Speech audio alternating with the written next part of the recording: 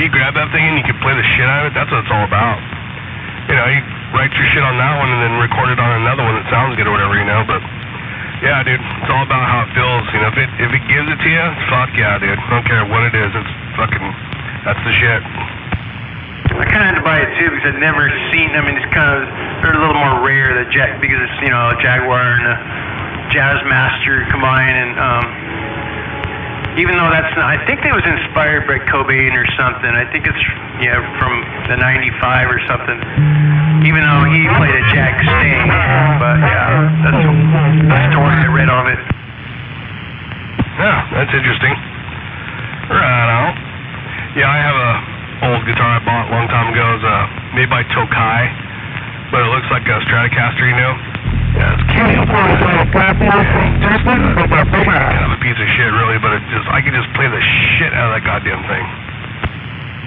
Well, I bet you it's probably made in that, there's a factory, I think, what is it called, Fujigen? It's like a well-known factory over there, and it's Japanese, right? I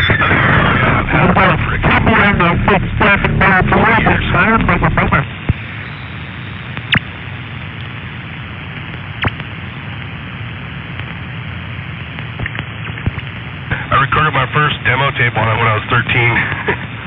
But yeah, I used to play the shit out of the thing. The bridge down below is just full of freaking flesh, dude. It's just nasty looking. Some of the little Allen head tails are just full of flesh and freaking, and basically kind of missing, some of the metal and shit. Especially on the top bass strings, but played the fuck out of that thing. Yeah, my buddy I played and I used to jam with, this amazing guitar player. He's kind of like this. You could hear like it's like Angus, Jimmy Page, and Randy Rhoads all rolled into one. It's all just right on. But he played an old Harmony. It was like a Jaguar, but it was Harmony brand. It's a piece of shit friggin' pawn shop guitar. It's all beat up, and he kind of fixed it up a little bit, but it basically kind of sounded like almost like the Kurt Cobain kind of, the shitty guitar sound, but it actually kind of didn't sound bad the way he played it.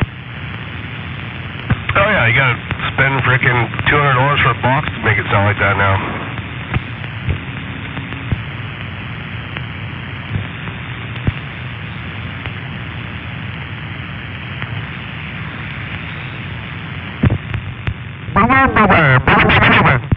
Yeah, a good guitar player can. Damn it,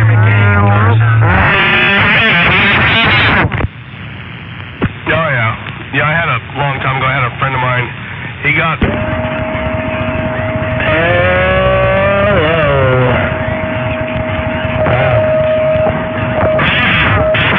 Turn that down a little bit.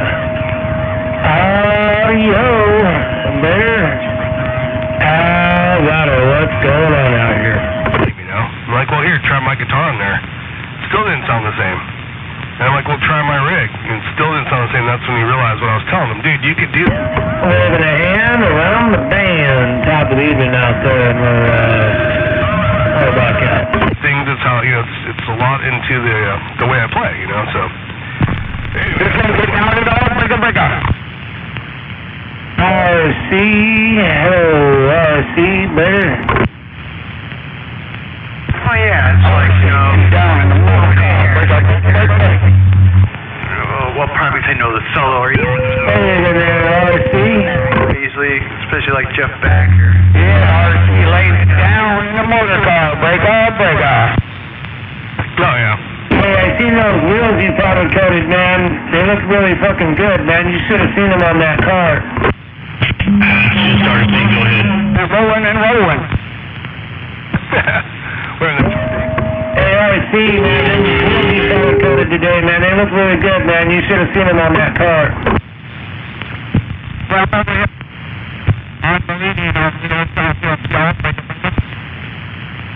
What are you doing?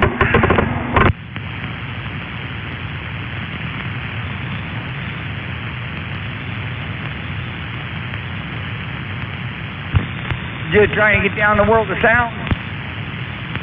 I'm trying to get down, and this space heater and my 4-pill are communicating back and forth, god damn it.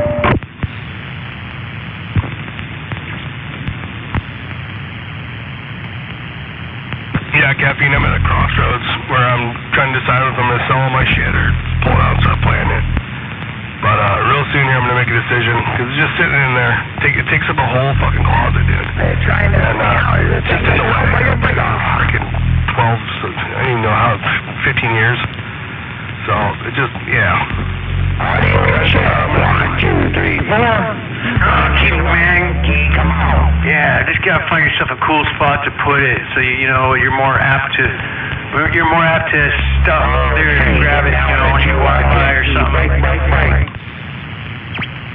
I know if I just pull it out and have it all set up. Hello there, RC. Waving a hand at that RC in the Mobile. I was like, I know down about where you're cool in that motor car. I'll figure it out. It's good therapy to just Drop everything and go play for an hour, you know, and you're all stressed out. For sure. I've been thinking about that. Yeah, you got nothing to lose by playing it and everything to gain. Very true. There's a 5-watt dead key. Come on, breaker. What's going on there, RC? Can you hear me, Bigger? Hey, 2-watt dead key. Come on. RC, the referee, Bigger. Get up here. RC, the referee, getting down, breaker. Waving a hand there, RC. Now you can hear me. Hello, come in. What the fuck, over? Damn, you're a solid. Yeah, I'm 160 to the Meridian. Come on. I know I'm making a trip up there. Raven.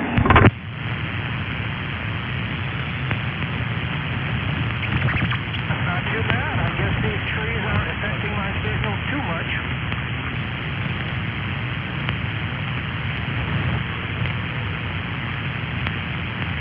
Where's Lake Young's? Now that I think about it.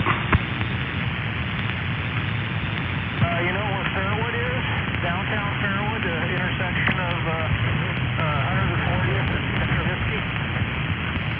Oh, okay, yep. It's a little bit south and east of there, maybe about a mile. And then the lake is probably about a half a mile long. So it's on the crossroads of about 140th and 192nd to at least 280. Oh, yeah, I know what you're talking about. I used to go fishing there at lunch. I was doing a big job down there, ran a big job down there, building custom houses, right there off Petrovisky, yeah. It's called the Grove. It's all $1 million houses.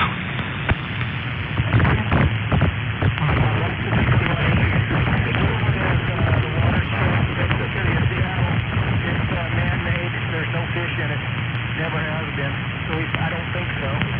But, yeah, I think you were over there by a different lake. Further south is Lake Young. Oh, okay. I'm saying I have to look it up, except that there's no fish in it, so that counts it out for me.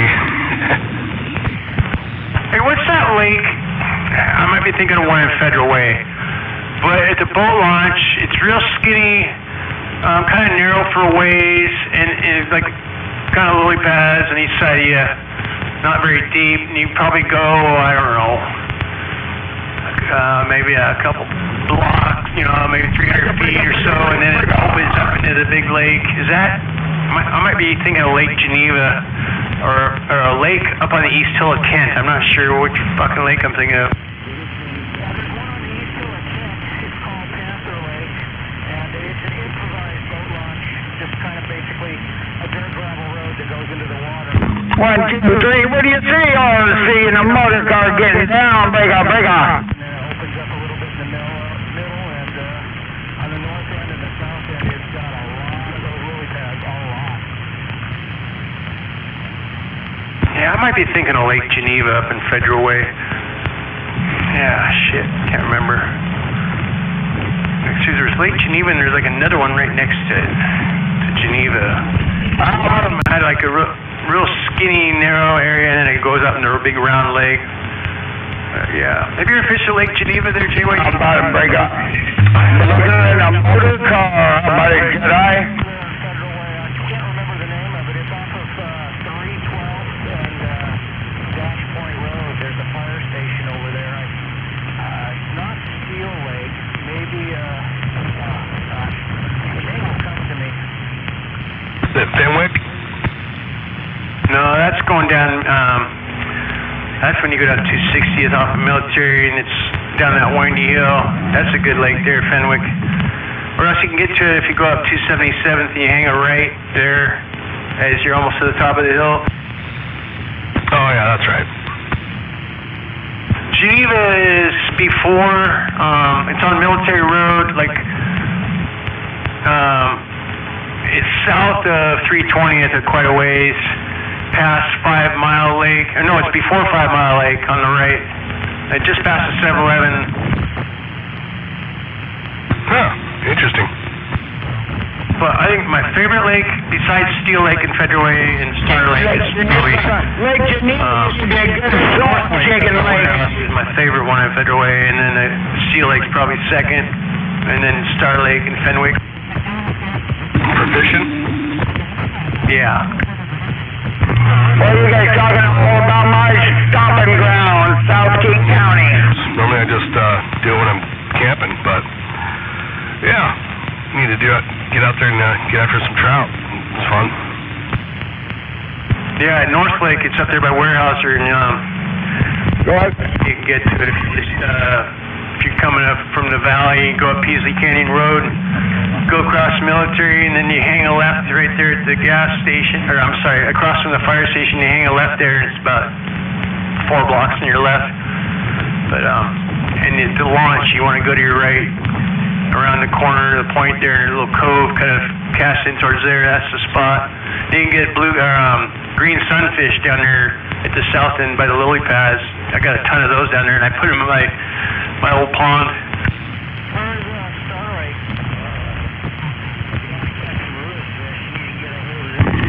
Them used to have a lot of frogs. My buddies used to frog jig them all the time. Yeah. I hear you, RC. We're waving. What was that? Star Lake is right off at 272nd. Well, it's like south of there. You can see it from 272nd. Yeah, Jedi got a copy on you. I hear you, RC. We're waving. Now you can hear me. 270th Star Lake is. I'm trying to think of the one you're talking about. I think they might have had a Who's these guys? I don't recognize these guys. I'm half deaf. The Steel Lake, that's up there on 3. Oh, I don't know either. The park there, you know, and the you're not thinking of that, are you? definitely not that one. I think that's Captain Caffeine up there. How about Captain Caffeine? Jedi waving. On the only other lake I can think of on 312th would be Mirror Lake. Jedi, you're laying a hammer down, brother. Yeah. Laying a hammer down. Hey, someone's got to do it. So, that's where I come in. Yeah, I think there's one right by there. Yeah, I think that's the one. It used to not be private, or it used to not be maybe a... Oh, seeing the motor car getting down, breaker. Yeah, I think you're right. And there's a little general store right next to it, and the fire station is a little bit west of that, maybe 3 blocks. Yep, that's the one I'm talking about. There used to be all kinds of activities in Shit, I remember. Yeah, now I remember. I went to a house party on a lake one time, and that was a fiasco. couldn't find anywhere to park. I remember the first time I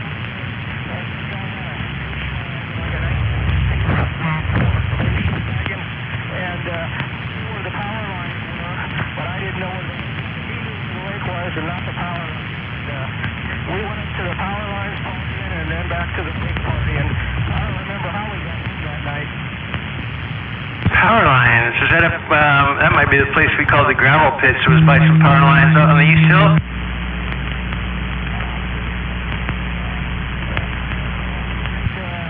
East of where Twin Lakes is now. Okay, I bet you Hamill knows where that's at.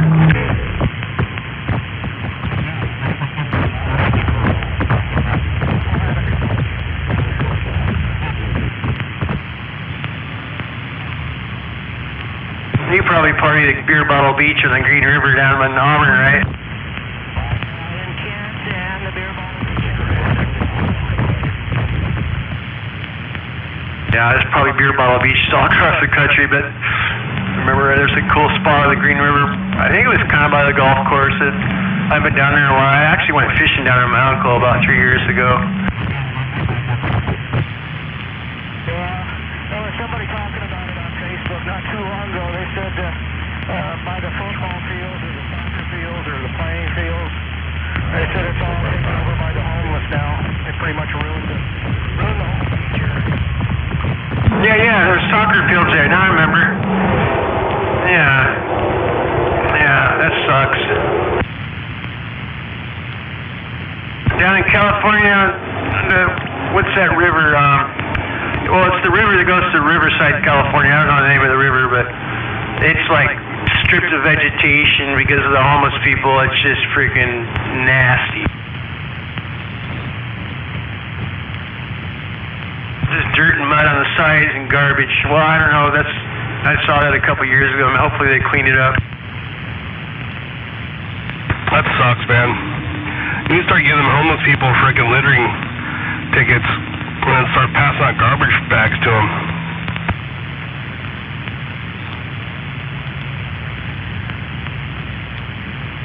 I mean, be homeless, you know, all you want, but why do you gotta throw your shit all over the goddamn place, you know? That's bullshit.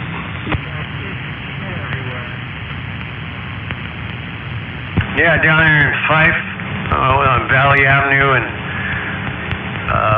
is it Freeman Road? I don't know. There's like an overpass there before you get to the business park. But the homeless people down there, they've got it's like the Fife jungle now. There's so many freaking parted out cars. And I went by there today. I was going to the smoke shop and they had a big old raging fire going, probably burning the rubber off the metal so they could recycle it.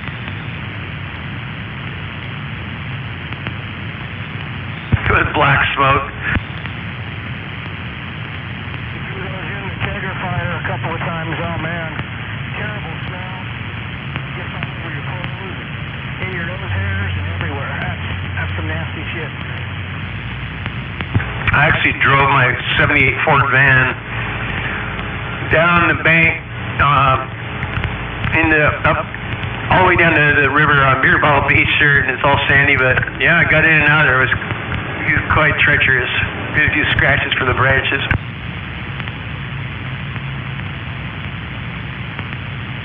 I brought two, and I had 2 kegs in there. That's why I didn't want to carry them down. I must have pulled about 3 vehicles that overturned somewhere, and they were in the Green River. Must have used my winch 3 different times over the years to pull it out of the water. And sometimes on a Saturday afternoon, you know, in the summer, nobody around, and all of a sudden the cops would show up, and they're like, "Well, where did this vehicle come from?" And I said, "Well, it was under the water, but now it's here for parts."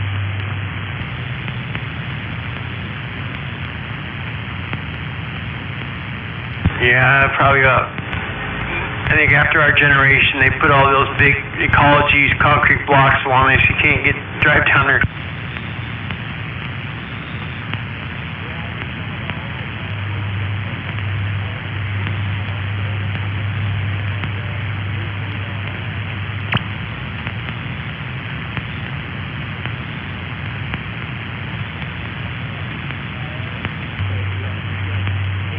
I got a good way for them to solve the problem if they just have some, start reintroducing wolves to Western Washington.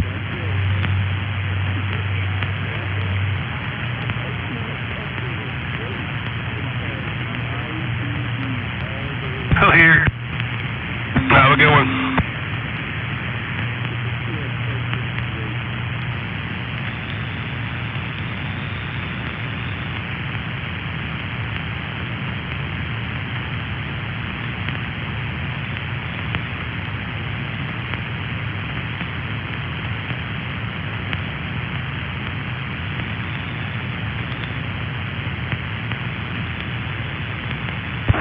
saw this YouTube video today of, I'll have to find the title. It was freaking badass. It was showing this over in Ukraine. They were shooting down these Russian MiG-29. They shot down, and then a bunch of these Russian attack helicopters. And they were using this freaking. It was called a. Oh, I wish I could remember. It was like a. You see these tracers, it was like a freaking stream. Like, it almost looked like a fire hose of tracer bullets. It's called a C-somethings. But yeah, it shot the rounds just like so freaking fast. And then they also use these like, I have to look it up so I can find the name of the missile, but it was badass. They just wiped those suckers out. Oh yeah.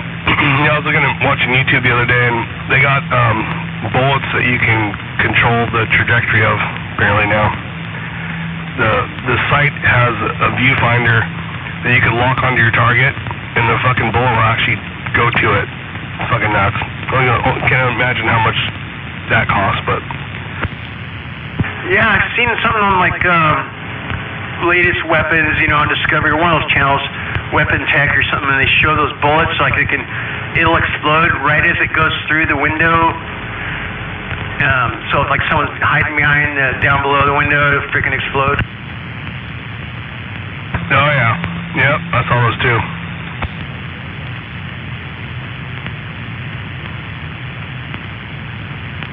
You're talking about like a guided bullet? Yeah, dude, it was on YouTube. Seemed like it was real too, actually, from all the coverage and everything they were talking about. Freaking nuts. It looked like something like a 5.56 or something like that type of round. It had weird fins on it and shit. So yeah, it's kind of nuts, but I don't know. Apparently they have it, supposedly. Well, yeah, I was watching that video of them shooting the MiG-29 down in those freaking. It was just crazy, the technology. I mean, the sound of that gun they were shooting, it was like a chain gun thing that the good guys were shooting in and those Russian attack helicopters were shooting this shit that was like a triangle shape, man. It was like space shit. Yeah, they're getting weird now. Yeah, we got machine guns, 50 cal machine guns that when they shoot, it's not even a pop, it's like a fucking, because it shoots like friggin' 100, who knows, like shitloads of rounds per second. It's fucking insane.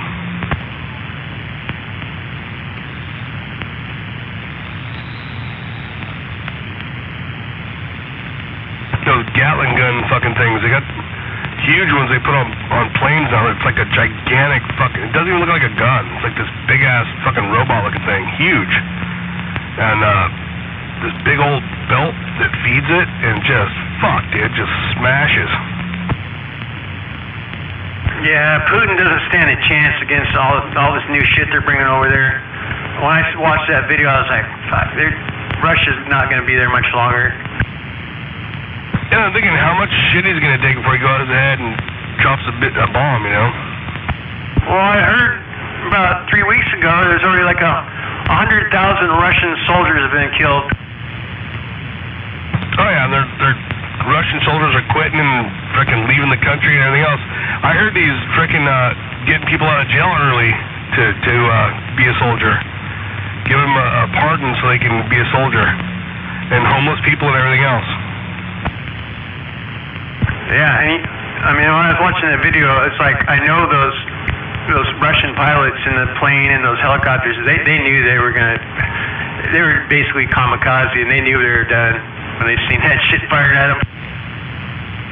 Oh yeah, dude, just a fucking stream coming at you. Almost looked like a laser beam, but it's like shit tons of bullets. Yeah, it looked like a fucking flamethrower, dude. And the bullets is crazy.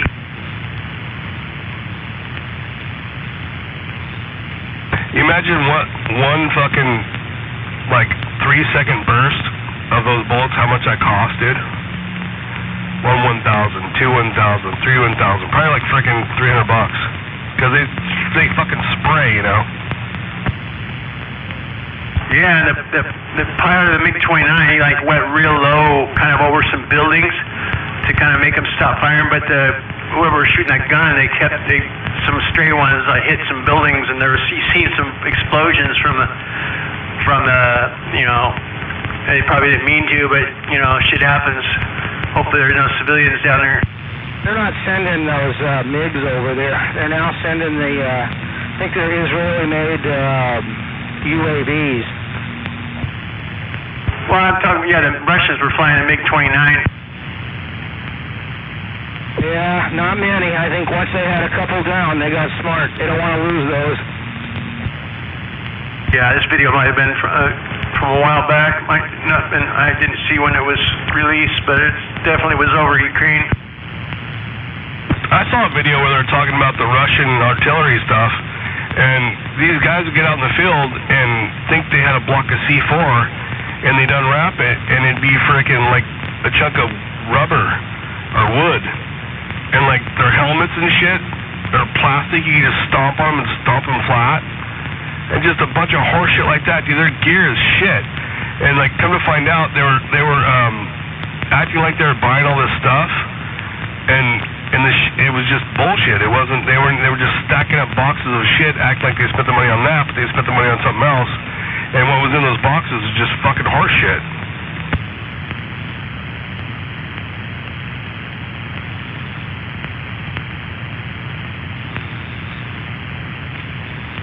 Well, I don't know too much, but I do know that the Javelin missile that I worked on when I worked for Texas Instruments and Raytheon, from what I hear from my compadres, they say there's not much that they can't hit with those, including moving targets, which they were never really designed for. And most of the stuff that Russia's using for the bombings are either real high altitude or they're drones that are going over there, or what do they call them, UAVs. Right. Yep. Yeah, their military is a joke, dude. You know, the one thing they got's nuclear stuff, you know, so that's been their big thing. Oh, you know, don't make us do it. Meanwhile, they're just getting chopped in pieces. Fuck, pretty soon they won't be worth a shit. It's like, fucking, might be a good time to frickin' make a stand. Although they do have China with them.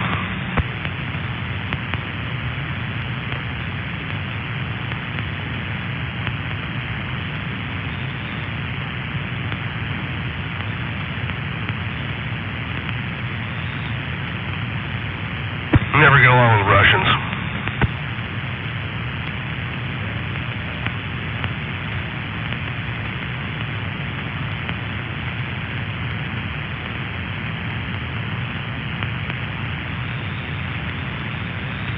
Well, hopefully they won't go to those dirty bombs. Hopefully they won't do the nuke thing, because there's not much history of those, and I have a feeling that if they do that, it's going to be like some of those places in Japan and those other nuclear facilities that melted down. And there's going to be radiation in that area for a long, long time.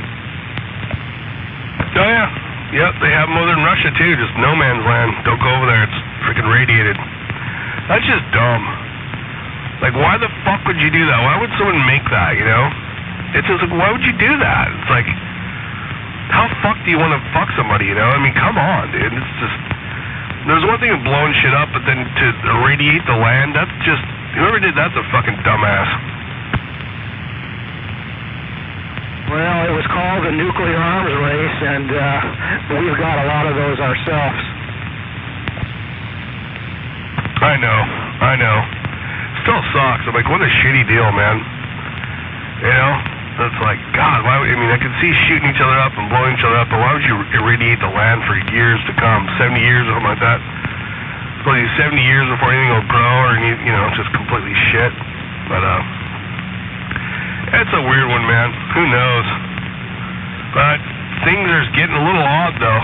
Things are seem almost, you know, stuff's getting weird.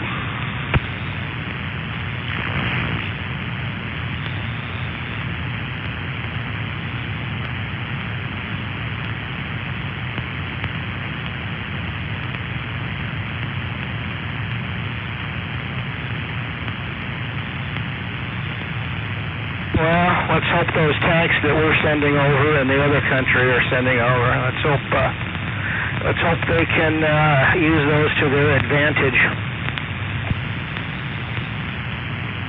Yeah, just, man, this has cost a lot of money. And in the back of my mind, I'm thinking, dude, Ukraine is not going to beat Russia. I just don't see it happening, you know? Because at the end, Russia will either nuke them or frickin' dirty bomb them, you know? It's just like, and we're putting all this money into this, and I don't see it. I don't see any way that Ukraine's going to win this, in my opinion.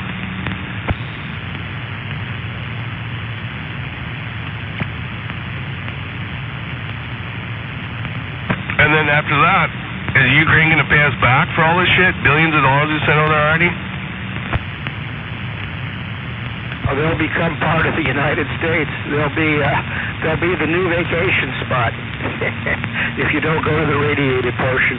I don't know. You got a good point there. That's an awful lot of money to hedge on a iffy bet, whether they'll win, lose, or come to a stalemate. But any of the wars, Vietnam War, Korean War, World War I, II, and whatever, none of them were cheap. So, you know, unfortunately, that's the way it is. Wars are usually not cheap. Very true. It's just weird because they're not even NATO. They're like put in there kind of on the side type thing. It's like, how big was this side thing we did with them that, you know, they're not even NATO? It's like, I don't get it. I just wonder how much longer they're going to be able to keep getting Russians to fight. Eventually, I don't know. They got that brainwashed, and then I just heard a couple weeks ago, or about a week ago, that Ukraine was getting ready to mount a big offensive against, like an offensive attack. So all the new shit they got.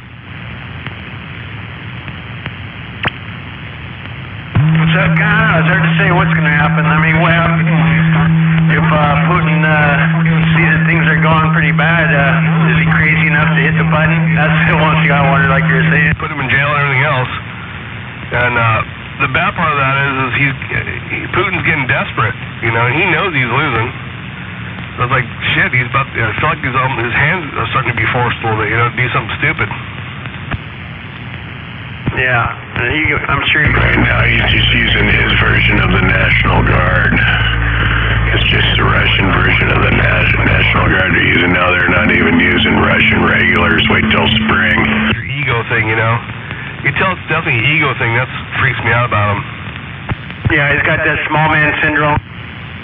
Yeah, his little smirk, little fucking asshole, dude. Just like, fuck you. You do not fuck with me. It's like, dude, you're fucking losing. Your shit's a joke, you know. I don't think it'll be too much longer before he fucking does something stupid.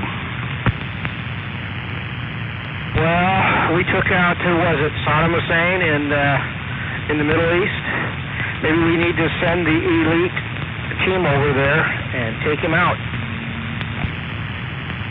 Agreed. Or that, or his own people need to go ahead and shut her down. Like, hey, you guys need to fucking fix your shit over there. You can get to him a hell of a lot easier and faster than we can. Just get her done. End this shit before it gets stupid. There you go.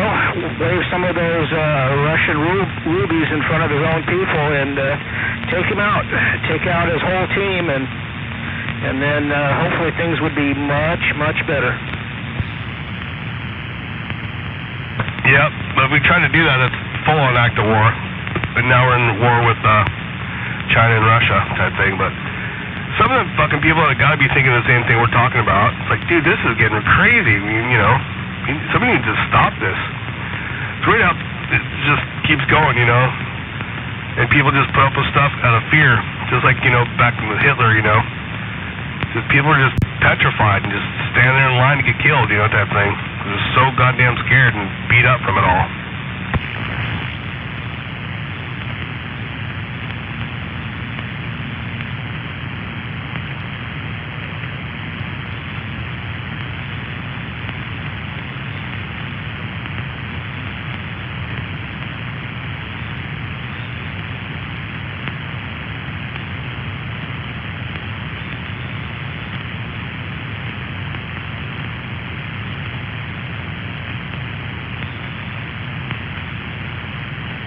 Kind of sucks that we still have to fucking kill each other by the thousands and millions. these days. It's like, how have we not progressed past that, you know? It's just kind of fucking weird. I don't get it. It's like, how are we still doing the same old stupid thing, you know?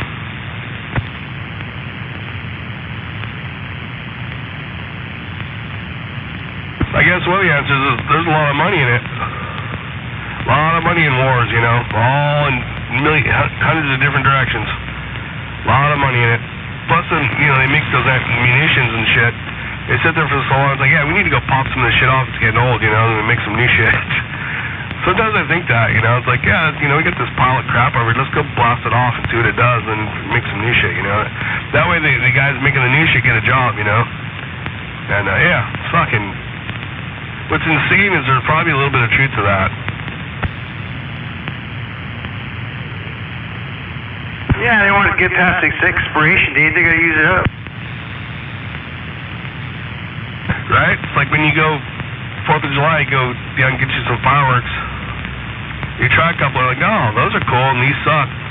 We'll go get some more of those guys and try those out, and you get something else new, and yeah. Then you save them over to the next year, and the next year, and they get a little pile. They're like, well, fuck, we might as well just blow these up so we can go get some new shit, you know? Yeah. I bet you a little bit of that happens. A lot of money and all that, though. Millions and billions of dollars and all that. And then you got the crew that comes in there and fixes it all, right? Okay, we're going to rebuild all this stuff, you know, for you now that we blew the shit up, so there's that part. But, yeah, Christ almighty. Meanwhile, the people are just fucking dying by the fucking thousands and thousands. And paying for the whole thing the whole time, too. That's the fucking crazy part. We're paying for this shit. Yeah, I wonder if all the allies that are helping Ukraine they're like kind of using that for test some of their new weaponry. That's what I do with my inventory of rounds. You know, I shoot the old stuff first and the new stuff later. There you go. Yeah, it's funny there, Caffeine. It's like, yeah, we take interest in this. We don't like what they're doing. We're gonna come out there and test some more shit too and get rid of some old shit.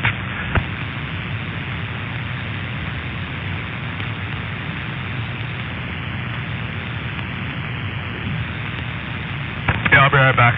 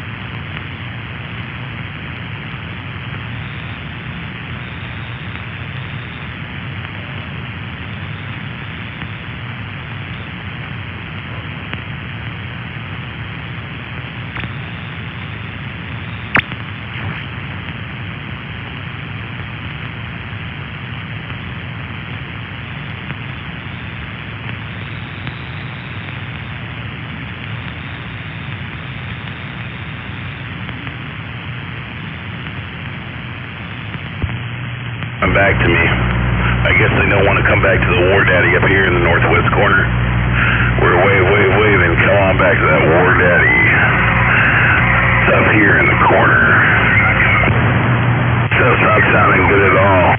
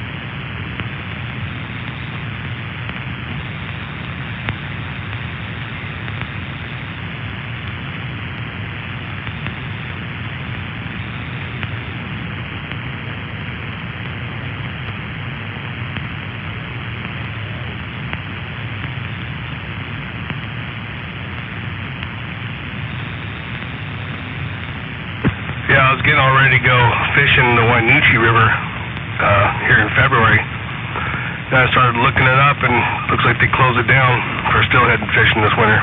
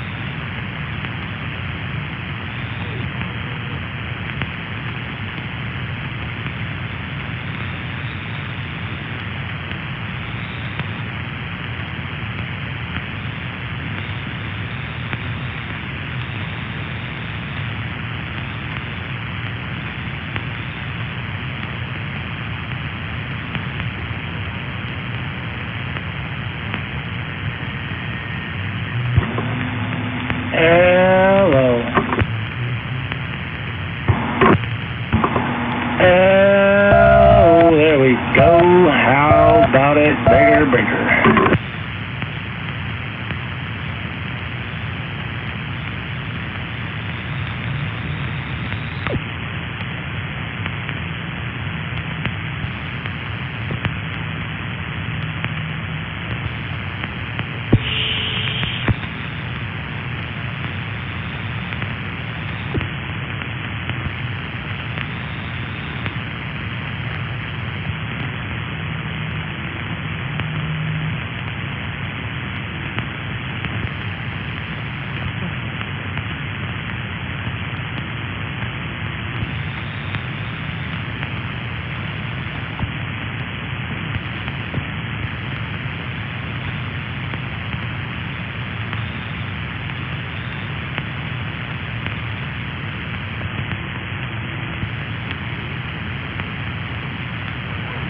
Be very, very quiet. I'm hunting weapons.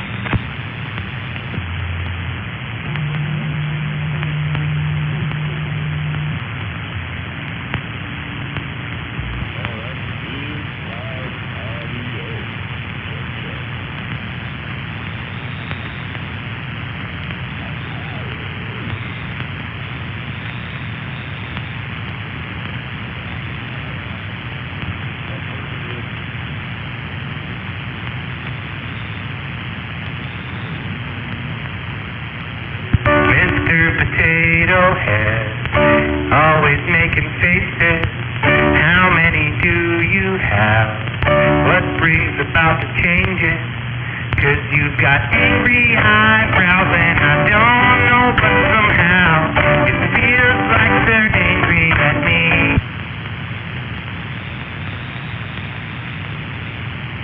Mr. Potato Head, always making faces. How many do you have?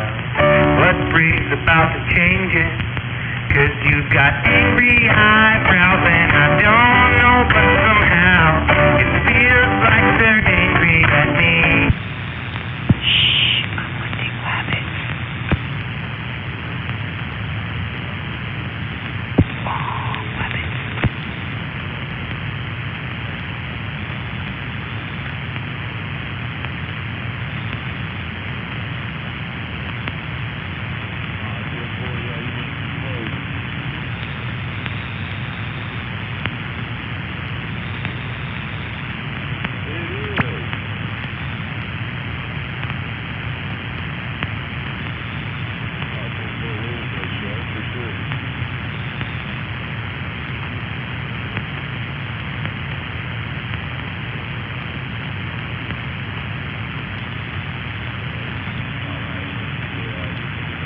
Hey, caffeine.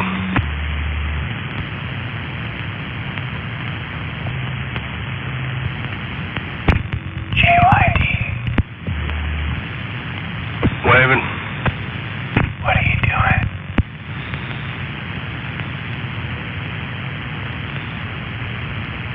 Executioner, you still out there? Yeah, go for it there, JYD.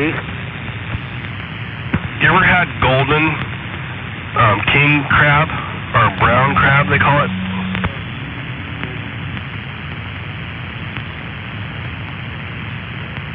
Golden or brown?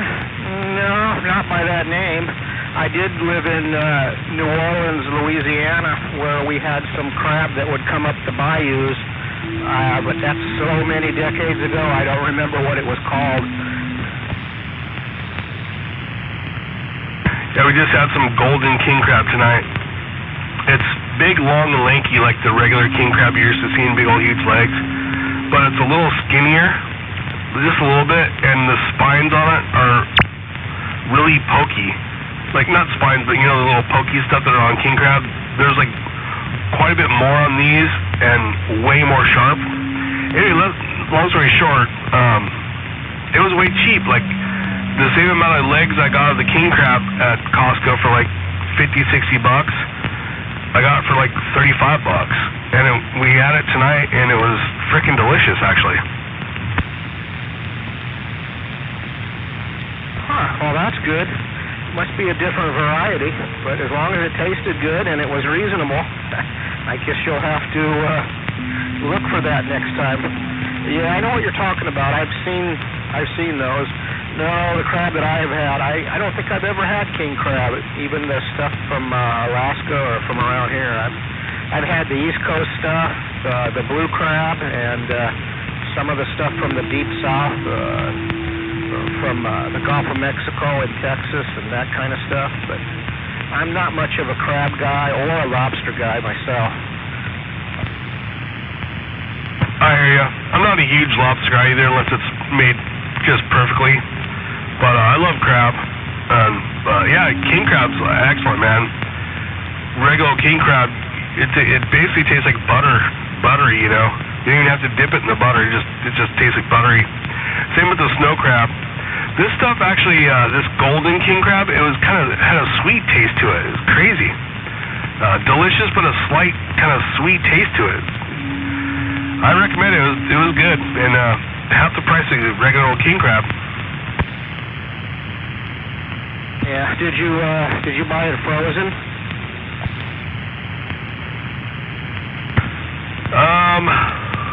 Probably so. Well, maybe not. No, I think it was fresh. Because it was in the open case, you know, it wasn't inside the box or behind the door. It was just you know, like the meat is, just an open cooler case.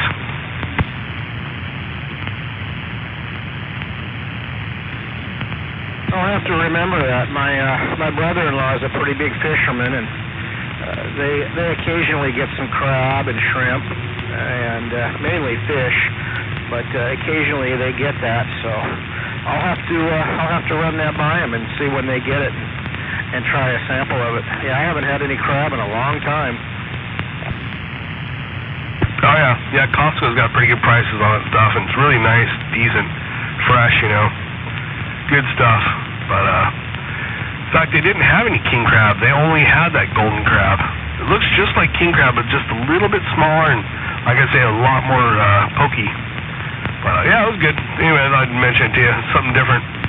Never tried before. But yeah, it had a little bit of kind of a sweetness to it. It's crazy.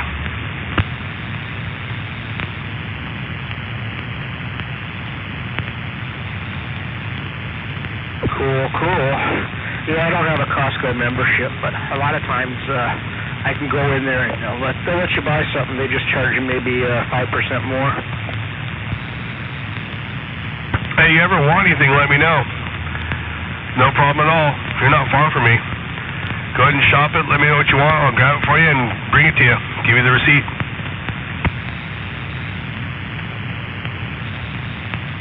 Yeah, maybe one of these days we'll hook up. I hear that they'll let you buy gasoline with a Costco gift card, and gasoline is always so expensive. But since I don't have a membership, maybe I'll give you some cash and you can get me a couple of Costco gift cards, and then I can buy gasoline with them. I don't know if they'll let you buy food and other things with them, but somebody said that for sure they'll let you buy gasoline with them. Oh, that's cool. Yeah, my wife's boss has been paying for ours for like 30 years. Or not 30 years, 20... Actually, shit, it might... No, it's 25 years, I think. Nevertheless, at the same time, if you look through Costco and find some shit you want to get, just let me know. I can meet you there and you just walk in with us. Grab whatever you want, good to go.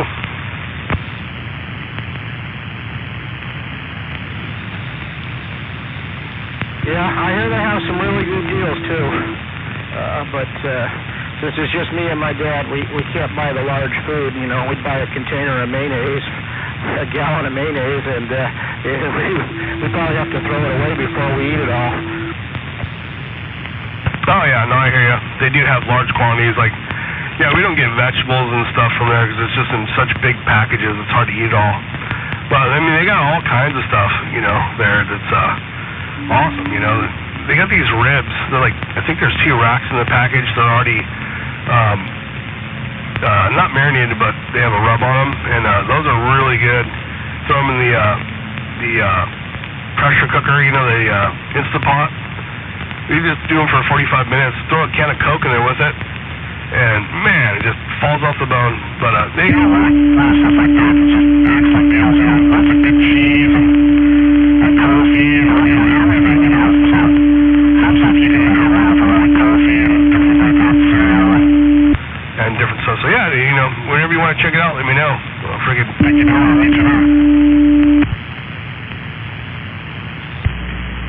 Yeah, well, thanks a lot. I appreciate the offer. Yeah.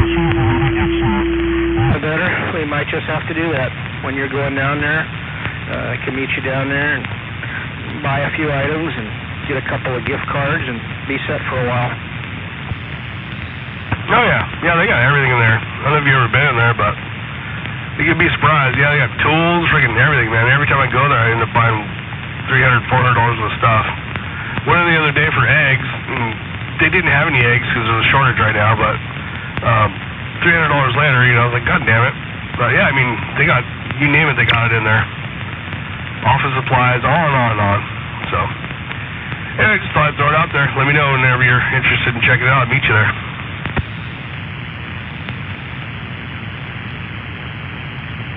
Yeah, I haven't been to that one down in South Center for probably a couple of years before the pandemic. My sister and brother-in-law, they have a membership. I think I went down there near the Christmas holidays, or maybe it was Thanksgiving, and bought a few things. So, yeah, I haven't been there recently, but yeah, I know what they have. I guess you can even do some online shopping, and you know, if they don't have it, I guess they can either order it in and either or ship it to you, or a combination of both. I didn't know that. Huh. Yeah, we bought all kinds of stuff from there. Vitamins, you know, on and on. But there's a bunch around, but I like the one in Covington best. It's always very chill, and not a melee in there, and the people in there are like pretty chill, you know, a bunch of jackasses in there, so we like the one there in Covington. Oh yeah, I forgot about that one. Yeah, that one's much closer to you. I'm probably about a couple of miles closer to the one in South Center, but still, I go to Covington all the time for one thing or another. Right.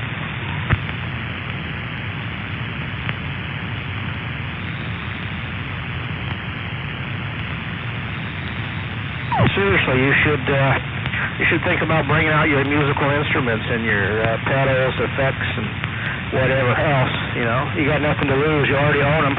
You might as well play them a little bit. I know. I'll definitely, you know, I was thinking a minute ago, I'll definitely do that before I just sell it all. And then, you know, go from there.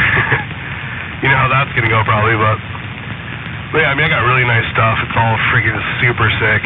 And just hours and hours into all the sounds and everything I programmed in, and got a couple ideas for where to put it, but my wife doesn't like my ideas. It's all big stuff, you know, but have to rearrange a little bit to get it where I want it, but yeah, it is what it is.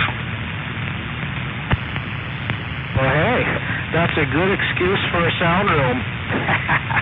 Build a little addition, and yeah, once you get it all out and start playing with it, then You'll have your favorites, and then you'll have your ones that are not so favorite, and then you can, keep your favorites and decide to maybe sell the ones that you're not so partial to. There you go. Yep. Yeah, I'm gonna definitely pull out and hook it up and mess with it a little bit, but it's almost like kind of selling old tools for me. It's hard to explain. I kind of stripped it, It's like almost like a job I quit, And it wasn't fun at all towards the end there. It was just work. I think it was 70-something shows a year. Just very stressful and keeping up with all of it. And when I think about it, it feels really stressful to me. That's what I'm getting at. It's just like right off the bat, I have to change a bunch of strings, and which is like whatever, but it just doesn't sound that fun, But I know when I get it set up and turn it on, and it's gonna sound freaking killer. Because my rig sounds super awesome. I spent a lot of money on it, but anyway, yeah, I'm gonna do that before I sell it for damn sure. I can't remember, but I think, didn't you tell me you got a two-car garage, And I think your radio room is in one of them, You just have to take over some other space or build out some other space and,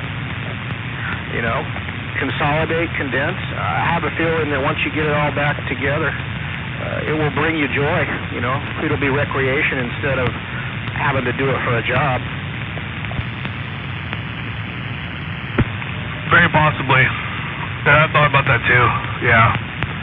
It could be fun. Plus my youngest stepson he's way into it right now. They're playing shows all over the place, so be something that I can have him over, we could jam a little bit and this and that, and so or I could maybe help him write some stuff too.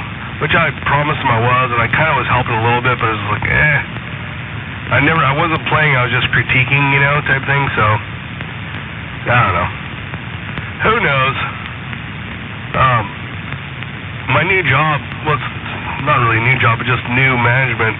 I'm not working crazy overtime like I was. I was working till 11, 12 o'clock at night all the time, and now I haven't worked overtime in like 2 years, So finally it's starting to have a little bit of space where maybe, it makes more sense to go ahead and have a life.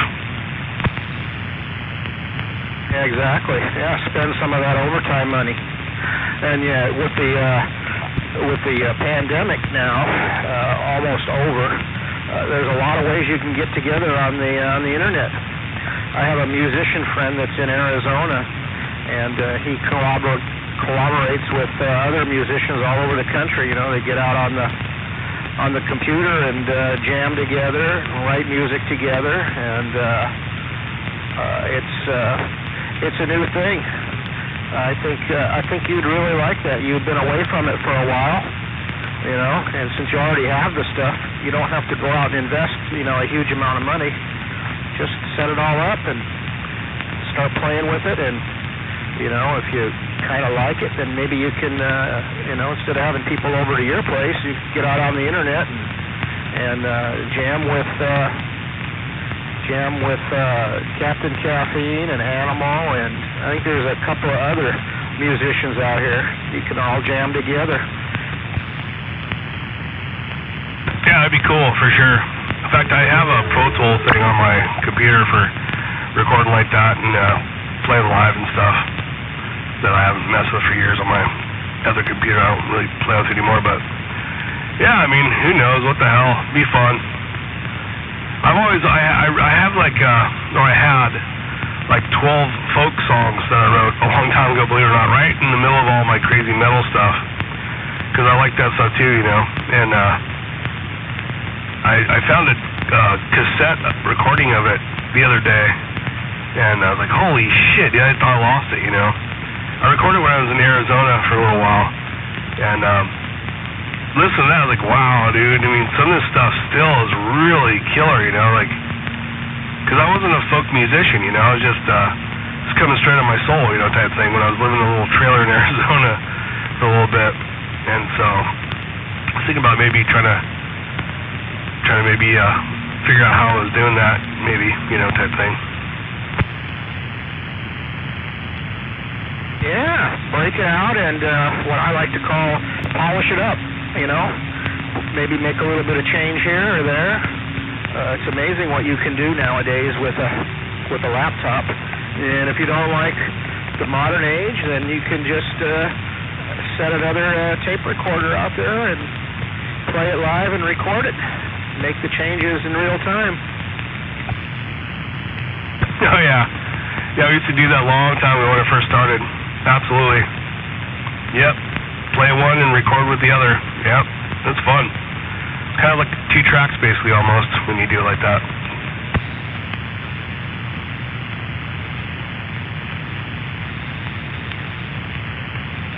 Yeah, I'm old school like that too. I don't know too much about the new modern stuff. I need to do that one of these days. I need to spend a little bit of time on the modern digital technology and see if I can take somebody else's music and massage it one way or another and make it sound better. Do you play music too? No, I'm not a musician. I'm more of a sound guy.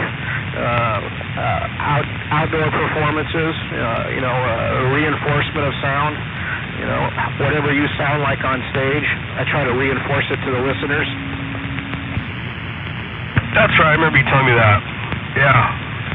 That's awesome too, actually. That's a whole thing. That's a whole other thing.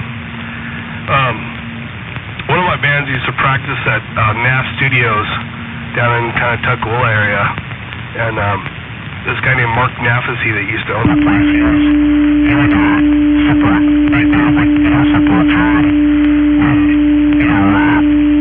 Horn and all these huge bands, you know. And in fact, Soundgarden used to practice there. Same with Alice in Chains and Queens. What is it called? Not Queens. What the fuck is it called? A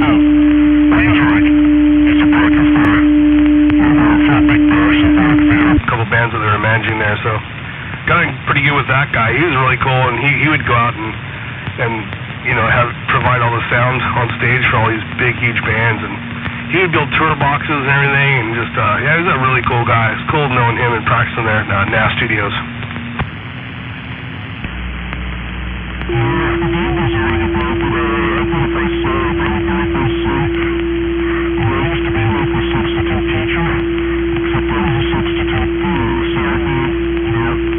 I wouldn't necessarily put the sound system together, but I would make the final product sound good to the listener. You know, after if somebody would call in sick or not be able to do a show, occasionally I would be a substitute for them.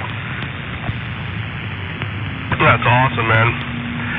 Yeah, he had a huge room that was open for big shows. So it's like you had a CD release, you could have a CD release party there if you wanted, and he'd provide all the sound, you know. And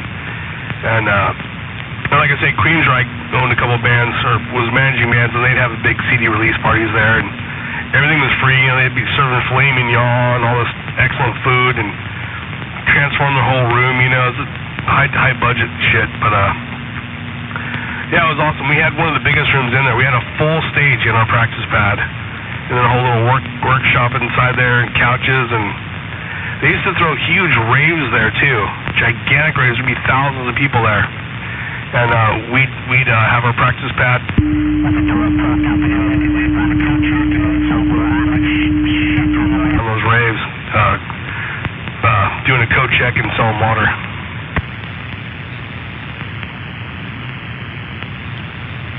Yep. I heard about some of those. I think I'd already moved to Texas during that time period, or right about that time. I was out of state, unfortunately, but I'd come back for the holidays for Seafair and Christmas, visit family up here. And I remember attending a couple of those. And you're right, man. They were pretty fantastic and very reasonable. Even if you didn't know somebody who knew somebody, they were still pretty reasonable. Oh yeah, it's a lot of fun, man. A lot of fun. Make a bunch of money on those nights. We're selling little balls of water for $5 a piece. You know, buy the whole freaking case of like 25 for like freaking $8 or something. that rave shit, ecstasy or whatever. So they'd be super thirsty and they'd just be frickin' buying shit tons of water from us. This is great, dude. Of course, the super hot chicks, we'd let them into our room, you know, because on those nights we'd just be like, you know, working, like literally physically working on guitars, or you know, because we had a luthier guy that would come in and mess with our guitars and stuff. So we'd just be partying in there and letting super hot chicks in and run the coat check and sell water. Fun. But after like 4 or 5 hours of that it used to start to get to me. I couldn't do it for more than maybe 2-3 hours. I'm just like, okay, you guys, right on. I'm out of here. I can't, you know. It's just even with the earplugs in, it just, you know, because they had huge speakers. So it just fuck, dude, it just drive me crazy. Yeah, I know somebody who didn't like boats. They'd get seasick. I knew some people that they got sound sick because of that. The trick is 50 dB earplugs and then headphones on top of it, and take breaks. Go outside or go into some other rooms and let your body calm down. I knew some people that they even went into mild cardiac arrest.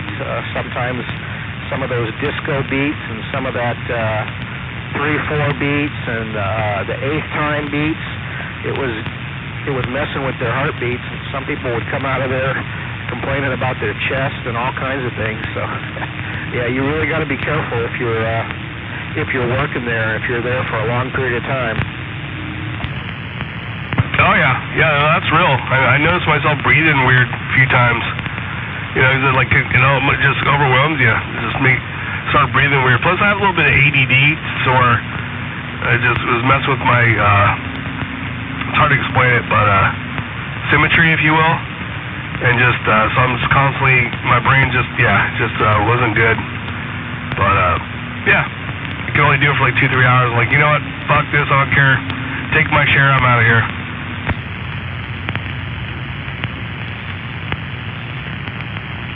Yeah, there's an old saying, too much of a good thing is too much, so yeah, your body definitely needs a break from it.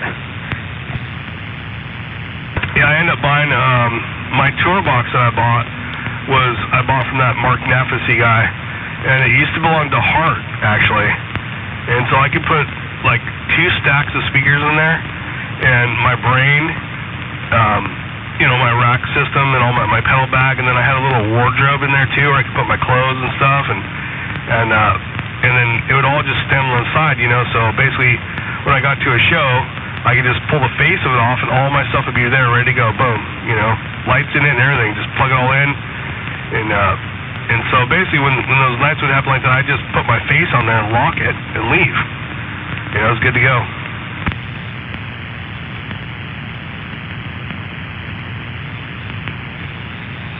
Put the face of the box on there is what I'm saying. Basically, the whole front of the box would just come off like a big face of the box, and but I could put it back on and lock it with actual little padlocks. It was meant for shipping. It was on wheels and everything. It was freaking cool. Yeah, the only problem with that is, it ended up, people knew what was in there after a while, so I knew a couple that got broken into, unfortunately, but, yeah, I've been there, done that. Repaired many of stuff that was inside of it. A couple of times I actually repaired the face too. Put them on some real sturdy hinges from the hardware store, and kind of made them like a bank in the safe where the wood was connected to some metal, so it would lock together, and so even if they broke a padlock or two off, they still had to know how to mechanically unlock it. Oh, that's killer. No, this is like an actual tour box with foam all inside and all built in and on wheels, 4 wheels, and it was inside of a practice pad.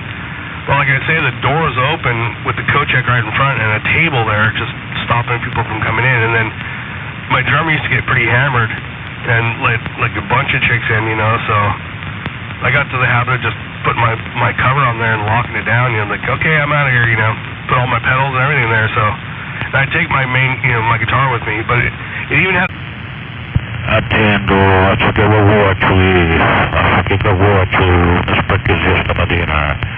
Ne capscari, ne ho pescato romano, che se voglio pigliare io calapa, romana mattina, che si siete, lo visti? Che si siete, ti vengo a pigliare io romano, calapa, che si siete, I was bigly, che c'era parlo in mezzo, capisti, romano, in mezzo, troppo.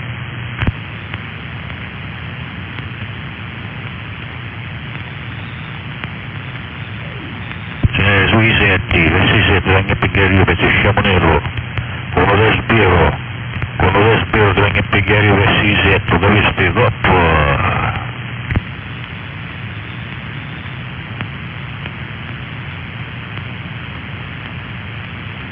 There he is, Mike the Extra, yapping away. He just got down, Wiener Bender Central. Li vengo a pigliare io pezzi in mezza, bestia 2,42, capisti? Bestia 2,42, sciamo nero, troppo.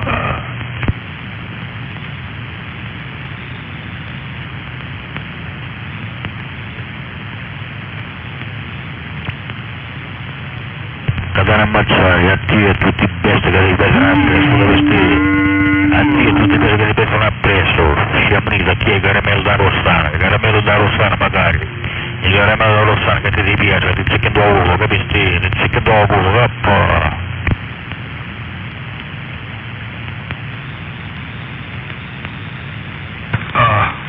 What? Shut up, motherfucker, shut the fuck up. You piece of shit, motherfucker, shut up, He's just butthurt because he got found out yesterday. Oh, tomorrow, not yesterday, tomorrow, motherfucker, shut up,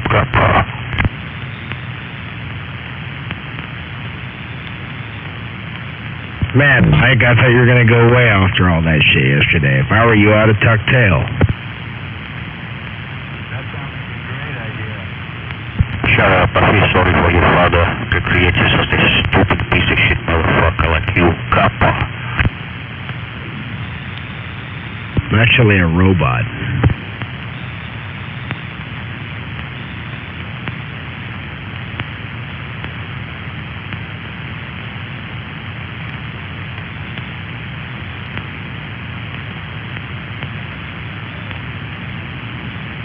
Damn, Potato Head, how the fuck you doing, asshole?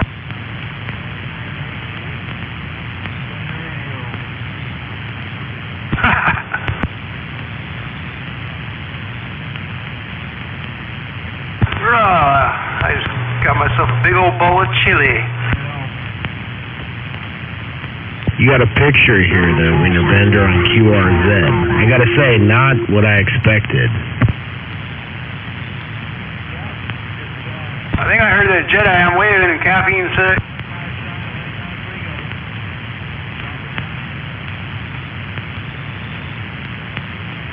Oh, maybe that wasn't Jedi.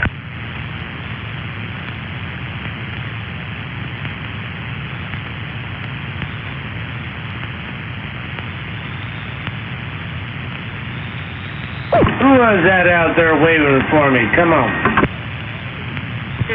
Attendo, se vuoi ghiacciare, rispondi, pezzi in merda, uno spacchioso capo. Oh, I'm sitting here running quarter power right now, so I don't think I'm going to get out very well as I usually do, but we're waving a hand around the band, no doubt about it. Or something. Even at a quarter power, you still crushed old Wiener Bender there, Jedi. Oh, I'm just running radio right now, man. I'm a 1.5 swinging 6 right now, so yeah, I'm only running quarter power. Yeah, Executioner, I talked to Ringer a little bit ago, and his 86th birthday is coming up on the 23rd of this month, or February. Hello, Captain Caffeine, if you can hear this mud duck hunk of junk. Jedi down here in Parkland Town, we're saying hello. Captain Caffeine, Vader? No. Oh, he's sounding good as always. Yeah. Radio sounding good. He's sounding good. Alright, well, I know in the wintertime one of his neighbors has a heater that turns on and off, and when it does, it causes him some receive noise, so he's not out here always, but I'm glad to hear that he's still kicking and still sounding good. I talked to him today. Yeah, I talked a little bit ago, yep.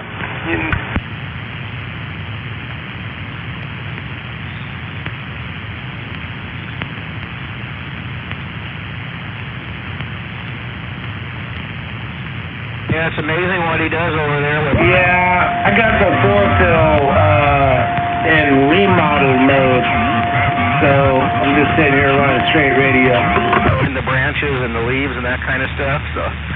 Yeah, I hear him all the way over all the time when I'm in my portable sometimes, or my mobile, when he's out there, and yeah, he's got a good sounding station, that's for sure.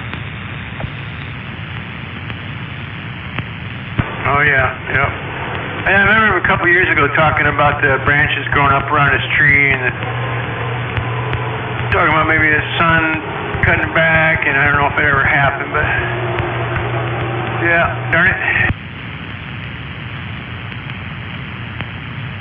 You get that Jason over there, yeah, get somebody over there, cut that shit off around his antenna.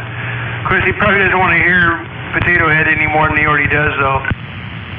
yeah, that's a two-way sword there. You get your antenna way up there, and yeah, you hear some people a little stronger than you want them to be. You just gotta flip on your dickhead filter. You know, we've been selling a lot of those dickhead filters lately.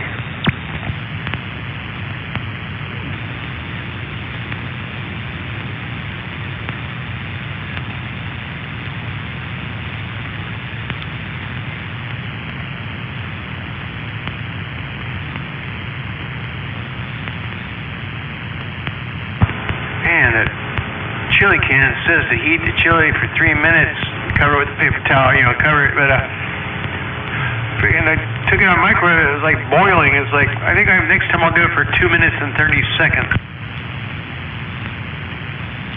3 minutes is quite a while in a microwave, right? Especially if it's a 1100-watt microwave versus a 800-watter. Yeah, don't burn the roof of your mouth or your tongue.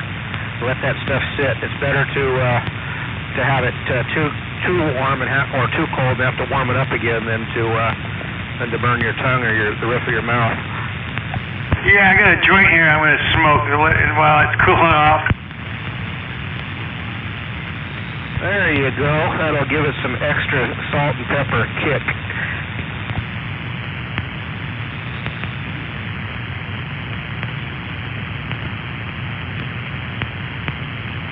Yeah, this is a 1-to-1. It's like 15% CBD to about 15% THC. Doesn't get you real high, but it kind of takes the edge off my shoulder pain, it seems like. Could just be in my head, I don't know. Well, as long as it works, gives you the desired result. That's the main thing. Did I hear a trailer park in there, maybe in his mobile? Oh, yeah, I'm waving their executioner. Good evening. On my way home, yep. I thought I heard you in there. Not quite over in my neighborhood, but still making a good trip over here. Yeah, I'm getting ready to go in a hole. Probably won't matter either way, but, yep, almost home.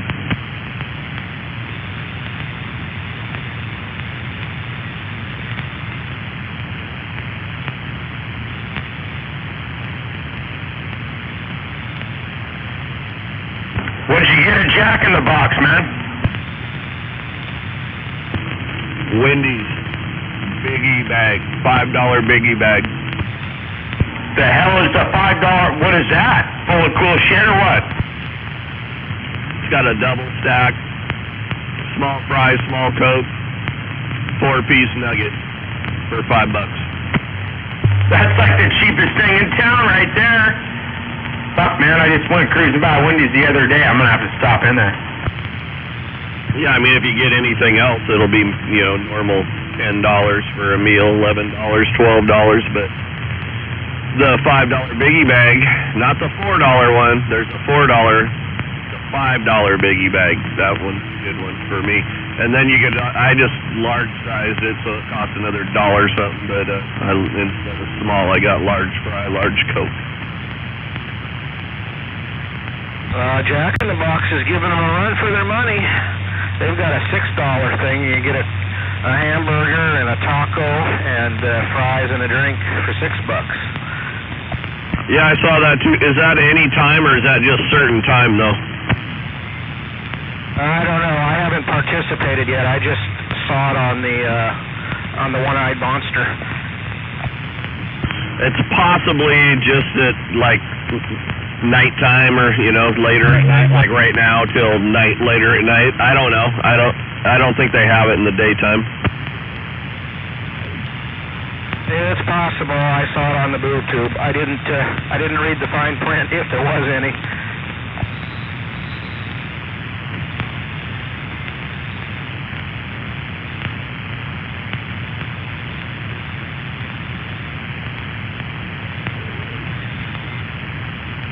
Brigger.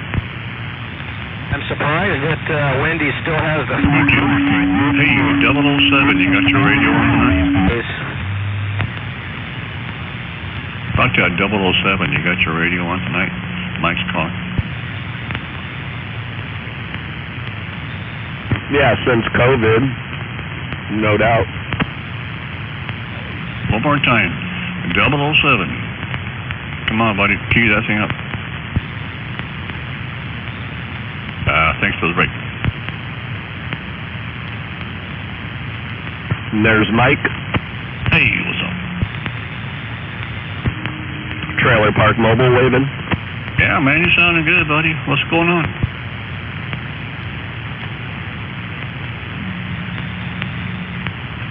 Waving back at you, man. What's going on?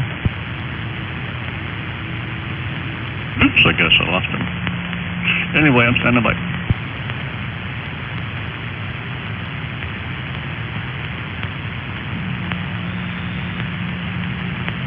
Where'd you go, Trailer Park?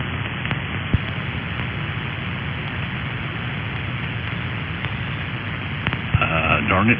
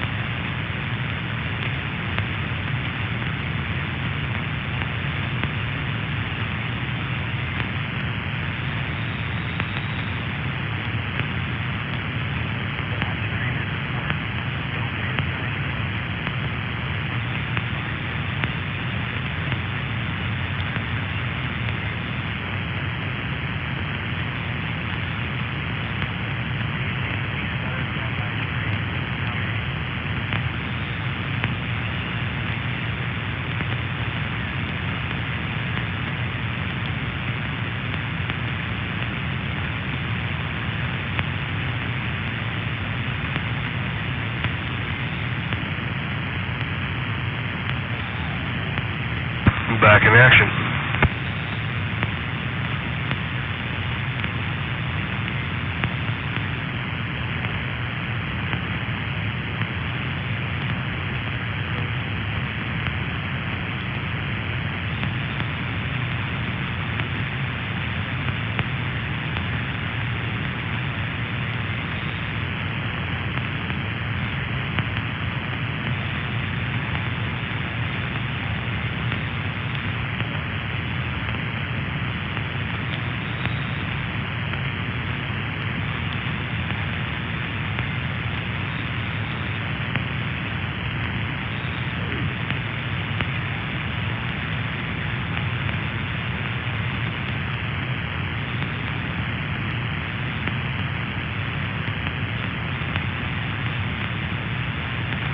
Attendo, affinché vado rossi. Oh, affinché vado rossi. Mi spacca sta facendo, ma scusa troppo.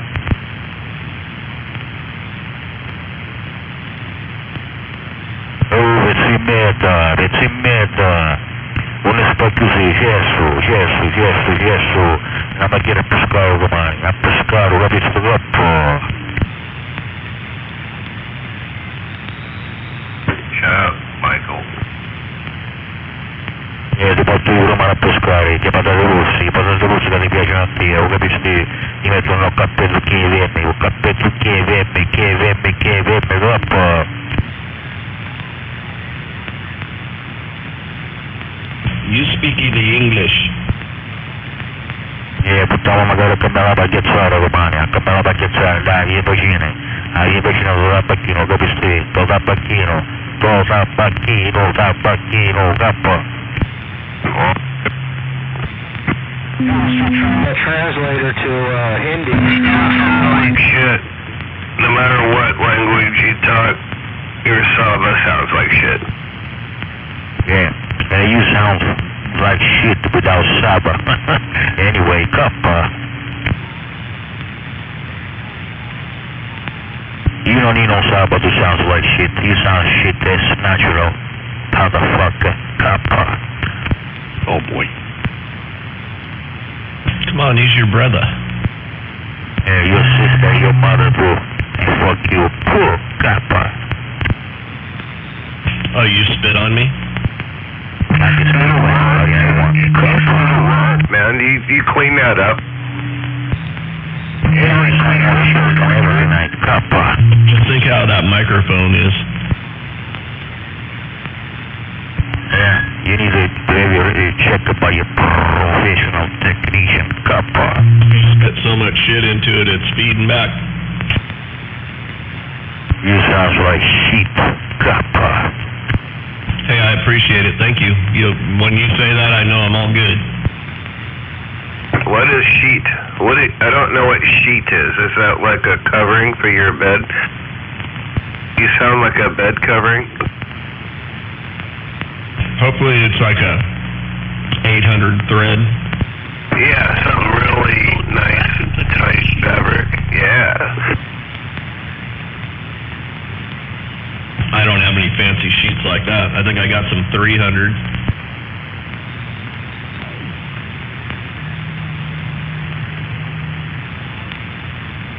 Some of them Nile silk, man. Fuck yeah, man. That's some pretty slidey stuff. Hey, Star Trek is on. There is no commercial, so shut the fuck up and go back to watching Star Trek, kappa. Alright, well, I'll make sure I'll keep sounding like sheets. Me too. Well, you're already there, kappa. Awesome. Don't forget to get a Hot Pocket, because I know you like Hot Pockets when you watch your Star Trek show. I don't need no pocket. I have over 3 pounds of beef between my legs, kappa. Yeah, that's a Pekingese puppy, and you better quit stroking it that way. There's a guy in Texas you should talk to.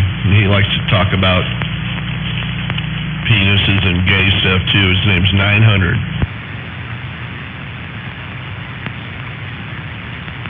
He like you.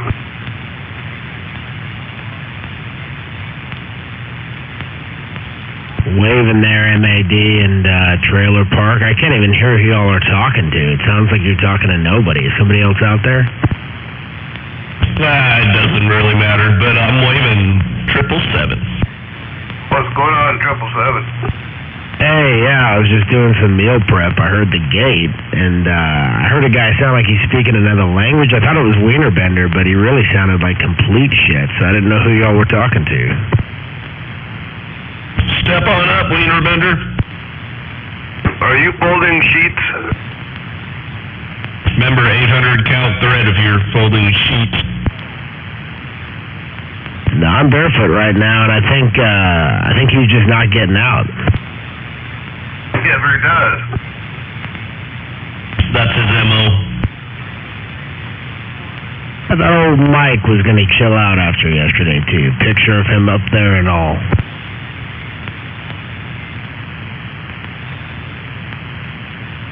I think he's floating down a river in Africa. It's called the Nile.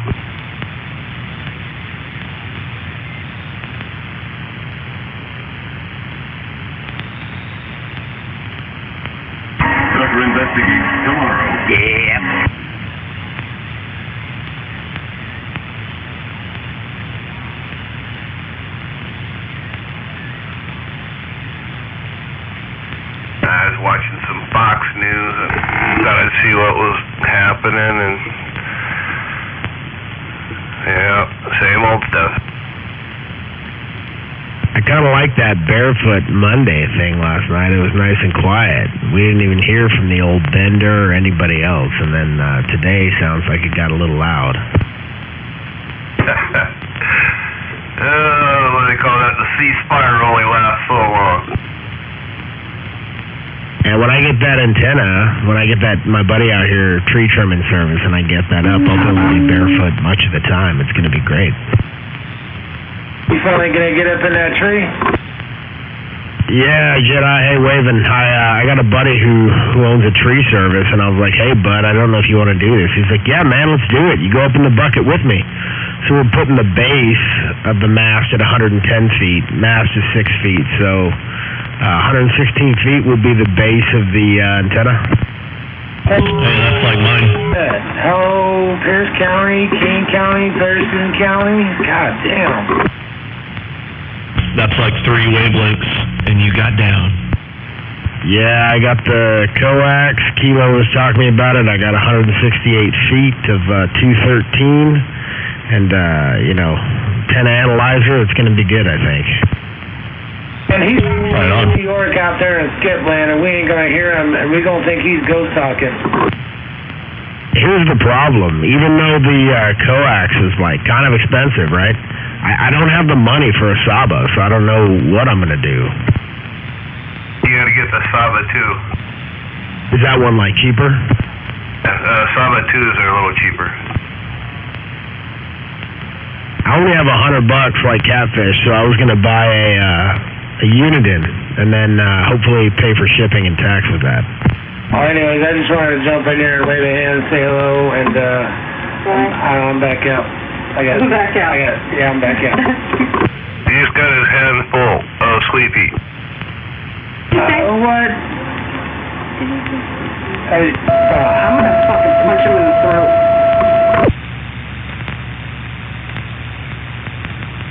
Okay. Wow.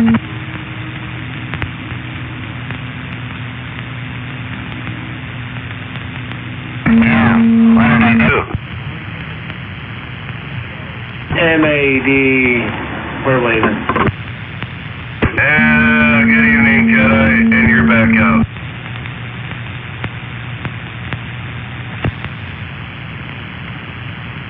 Yeah, that's how you walk.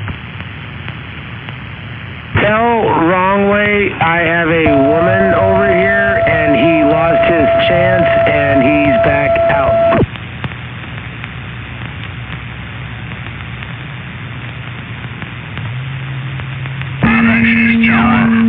Sleepy's jealous. Sleepy, you jealous because he got a girl over there, so you keying on him like that? That's bad, girl. You bad girl. Tell wrong way that I have a woman over here, and he had his chance, he lost it, and he's back out.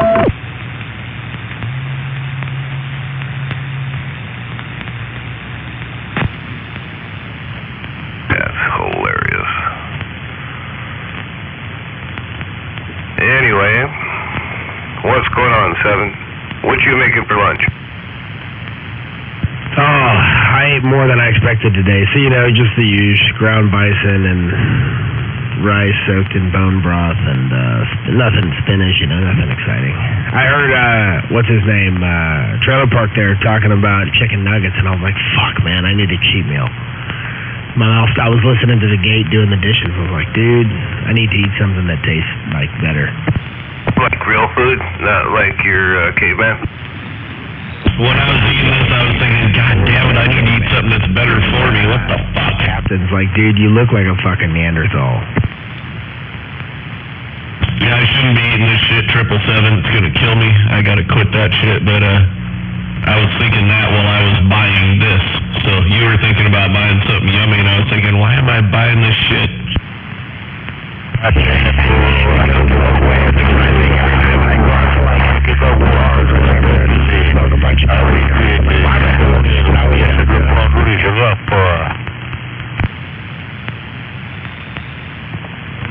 Oh, there he is. Attendo. Bidi-bida-bidi-boo-boo-bee. Goppa. Yeah, and then you throw up right at the end. Pidime Bonis, Benis, Lubisco, Salapales, Dominos, Crappa. Shut the fuck up, bro. You don't even fucking speak English. You're now trying to speak the other languages. Shut up. Go to school. Crappa. We're not even sure that really is another language. What is that, Wienerbender? Portuguese or what? Is it Italian? No, I have an Italian brother-in-law from Italy, and it ain't Italian. That is not Italian. It kind of sounded like Portuguese. I knew two Portuguese women once upon a time. This stuff kind of sounds like it, but I don't know. I'll give you a hint, motherfucker. You have to go all the way to the Far East. Kappa. Like South Tacoma? That's funny, you piece of shit, motherfucker. Kappa. That one's pretty funny. The Far East? Was it Bosnia? Bosnian? I don't know, that's all fucking Russian commie bullshit. I knew that anyway. Tell you what, you start with the M. M is a Mike. Kappa.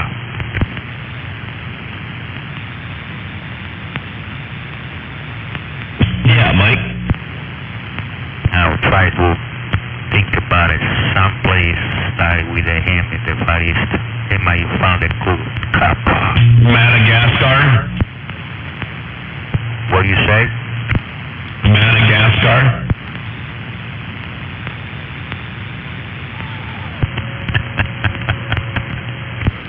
That could be a city, fuck, I don't know. Yeah, you don't even know who you are. Kappa. Oh, I know who I am. I'm trailer parking. You're Wiener Bender! Yeah! No. You are a trailer, yes. But no park. There's no park where you live. Just trash around. Kappa. Oh, God. Yeah, so at the end, you are a trailer, trash. Kappa. No. And you like spicy girls. Kappa. I think all these things are your favorite things, not mine. You just gotta get them out there, though. My mama says stay away from the spicy girls. You'll never know what you'll catch.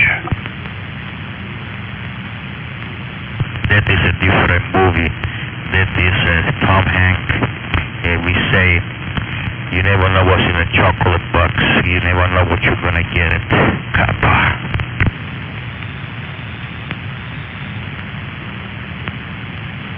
And that's Spicy Girls? I don't get... Oh, I see where he's going. Yeah, most people don't. The one that's called Posh. Kappa. Oh, you like Posh?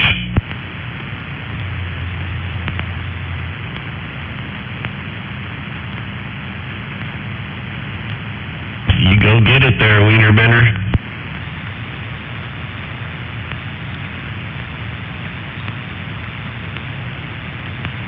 You'd have to bend it like Beckham Bender. Oh, Beckham doesn't have a Saba. Oh, yeah, them old Sabas, boy, they be kicking ass. And Sabas are the best ones around, I tell you what. They put out a new album this year, actually, it turns out. Yeah, and Abba, Saba, yeah, they're pretty good. Good one, Karen. He's excellent.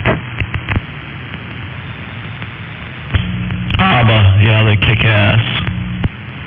Abba? Do you think Abba has Sabas? I don't think they got Sabas because they're not Wiener Benders, so no. They did put out a new album this year, though. Actually, saw on the news or something in the morning when I was eating my breakfast. I saw that too. They won an award this year too. They went in some Hall of Fame or something. That's freaking awesome. By the way, I remember the movie he was talking about. That is with Tom Hanks. And what he say in the movie, he say, life is like a box full of chocolate.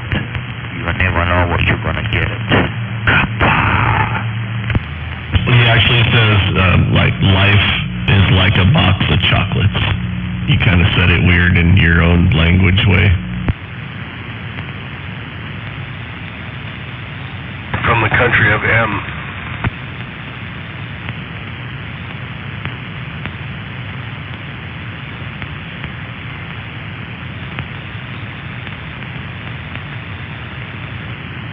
Okay, I give up. What country starts with M? They're, Wienerbender. Madagascar. I already said that. It said it's in the Far East. Madrid. Oh, there you go. Is it Madrid? Morocco. No. Dude.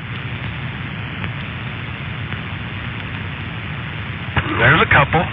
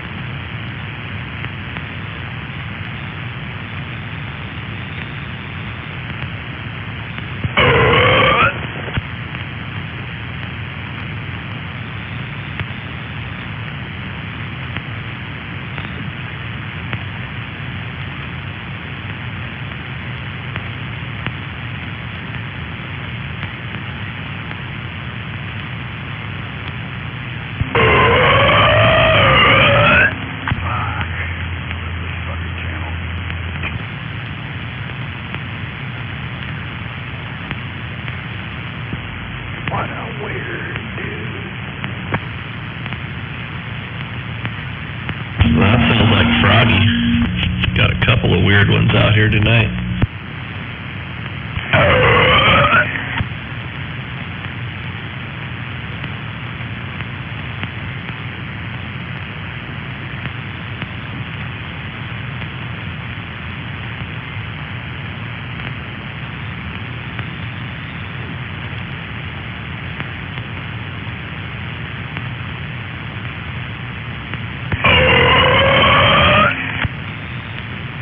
Come on, get it all out, man. Like, don't be eating that, man. If I go do that to you, man, don't eat it.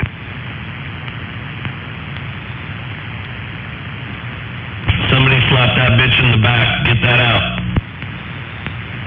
Stay out of the shower room at the truck stop. You won't get filled up like that.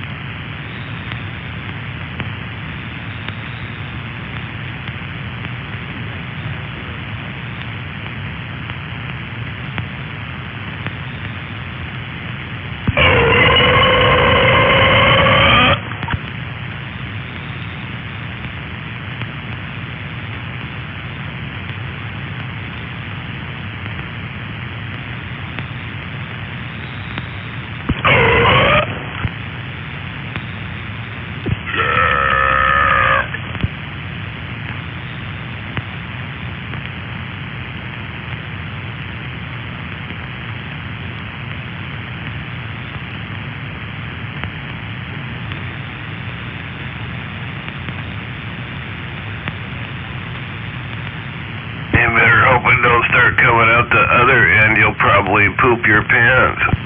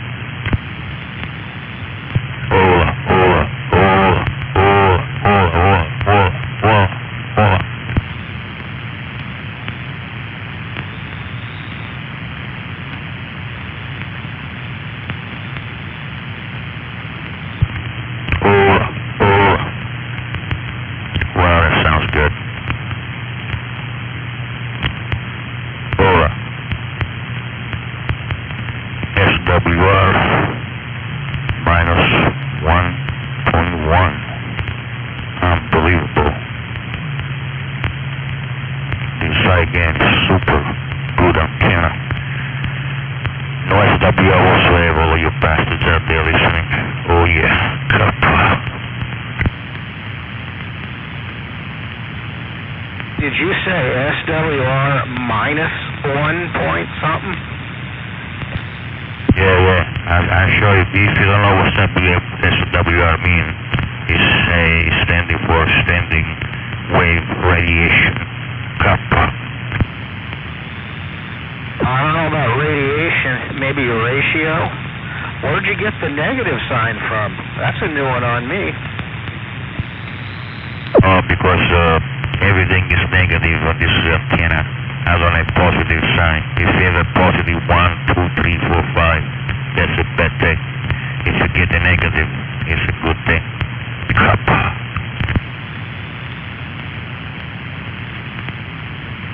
They taught me fractions in high school, but they didn't teach me anything about ratios, especially negative ratios. I guess I'm learning. Yeah, you should go to a professional high school, motherfucker. You probably went to the donkey high school, like the one from Pinocchio. You remember Pinocchio? You know, where the people become donkey? That's probably where you went to the school. Kappa. Hey, have you guys seen the new Wiener Bender 45 kilo video? He's getting really good at it now. Holy crap. You mean he's strong enough to make the gate? Wow. No, it's not on the gate. It's an actual video that Kilo made for Mr. Potato Head. He's made a few different little cartoon things on there too. This is the actual video though. And then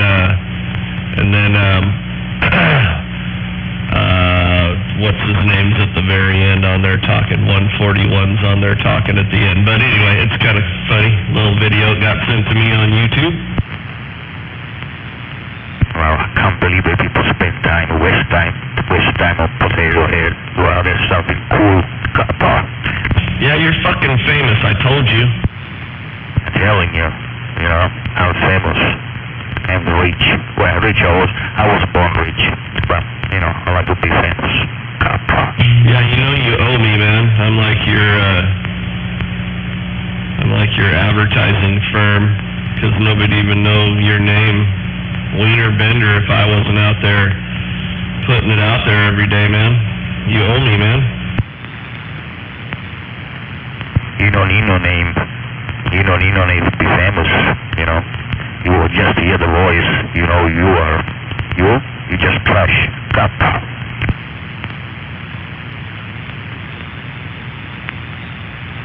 Yeah, cool, man. Thanks. Anytime. He owes you a little bit of that royalty money he's getting, For every SWR, he gets a nickel.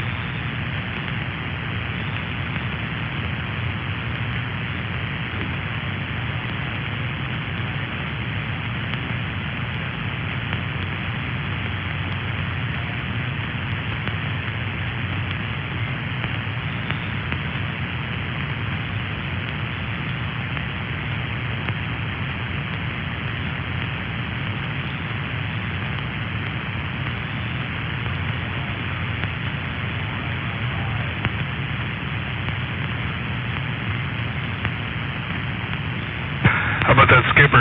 Skipper, you out there tonight?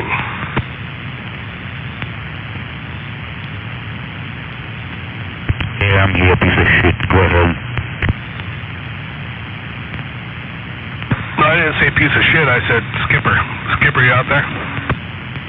Yeah, I'm here, piece of shit. Go ahead.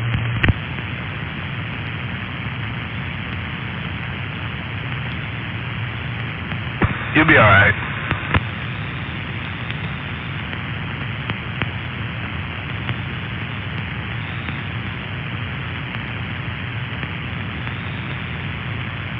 Negative, contact on the Skipper. JYD, waving hand.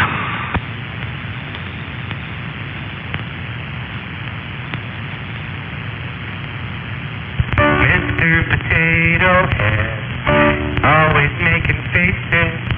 How many do you have? What brings about the changes? 'Cause you've got angry eyebrows and I don't know, but somehow it feels like they're angry at me.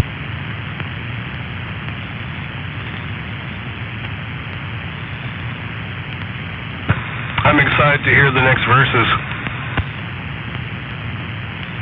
I got a good one for your girlfriend out there. Heidi. You call her what? I forgot, a piece of shit motherfucker, female motherfucker. What's the name of it? Kappa.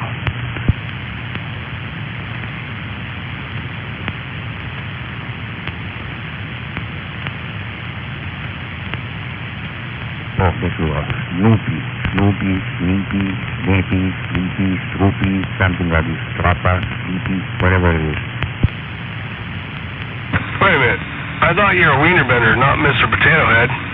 You're Mr. Potato Head? No, talk about your girlfriend out there, the piece of shit, Kappa. I'm just trying to figure it all out. Yeah, go back to sleep. You're too drunk to talk. Shut the fuck up, Kappa.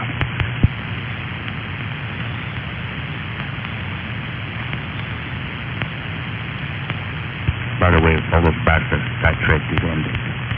Tomorrow's another day, Kappa.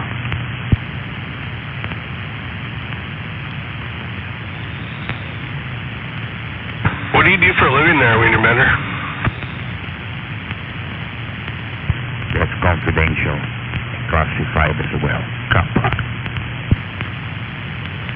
For some reason, I can't hear you, man. I don't know if you turn your stuff down or what, but I can barely make out what you're saying.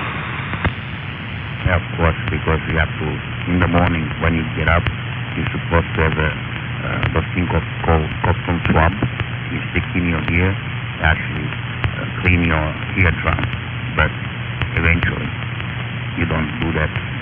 So that's why you cannot hear shit, motherfucker. You only smell like shit, but you're gonna hear anything. Kappa. Yeah, dude, I can't hear what you're saying, man. You're talking really quiet. I can't hear what you're saying. I mean, I can hear you. You got a good signal, but I can't hear what you're saying. You got to speak up. No, I don't have to. I don't have to speak up. You get used to a loud microphone that everybody blasting on it. This is a cyber radio, motherfucker.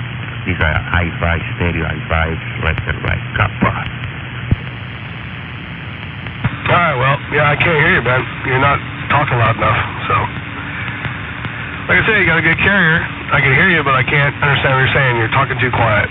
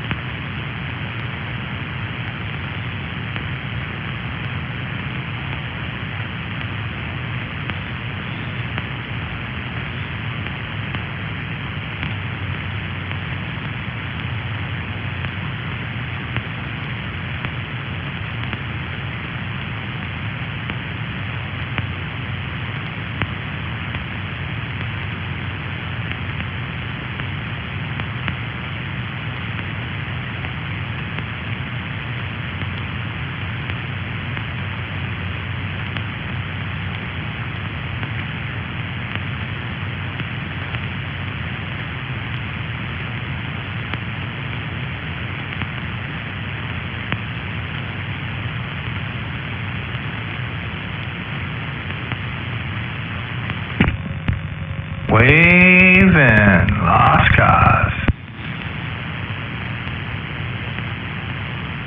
JYD waving as well.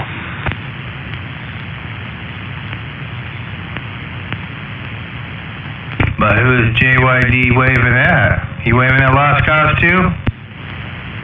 No, I can't hear him. Well, I was trying to, but I was waving at you too.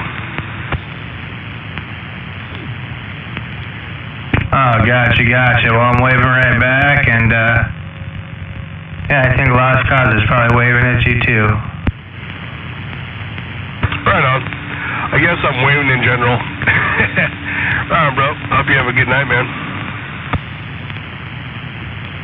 No problem. I'll catch you on the flip side. Hey there, Lost Cause. Yeah, that copper, he's trying to hide right now. It's all good. Yep. Just out here tying some fishing leaders. Fucking around the garage. Plans to CB a little bit. Right on. Yep. I'll be out here on the side. JOD waving. On the side.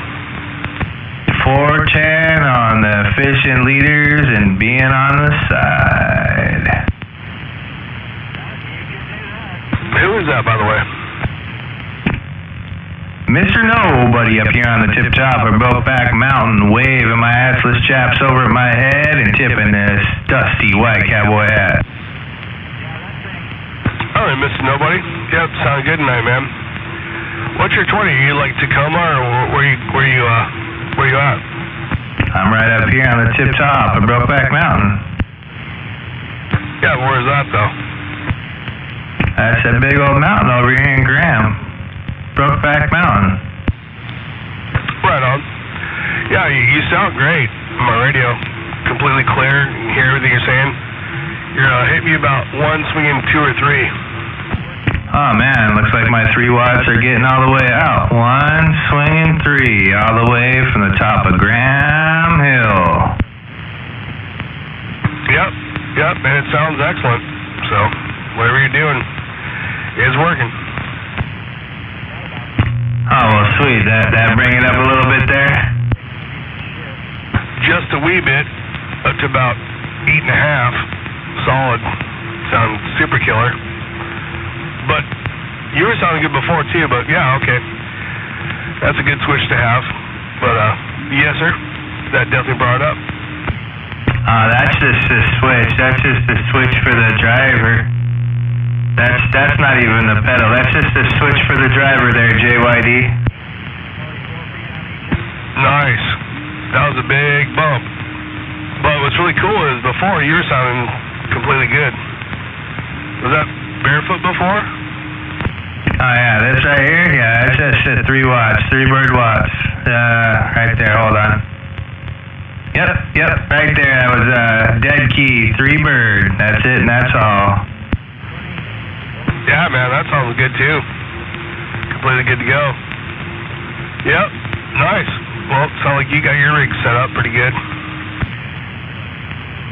Oh yeah, I've moved it around a couple times, but yeah, I know how she rolls. But I appreciate the flowers there, JYD. All right, man. Yep, like I said, just hanging out. I'll be out here. Have a good one. Right on, you too. JYD out there on the side.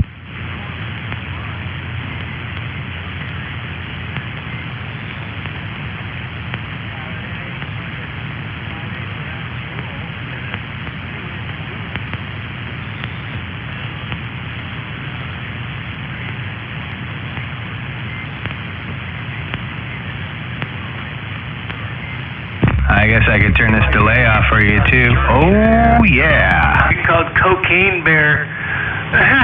I don't know if it's for real or what. It's like a commercial on YouTube. It's like a comedy.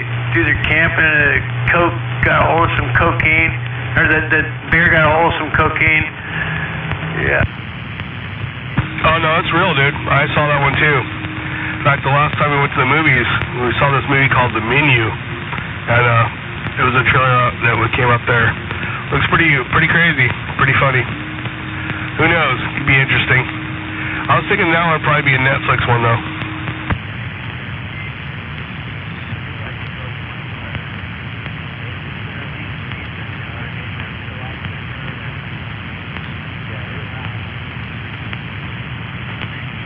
Waves and caffeine. Good evening.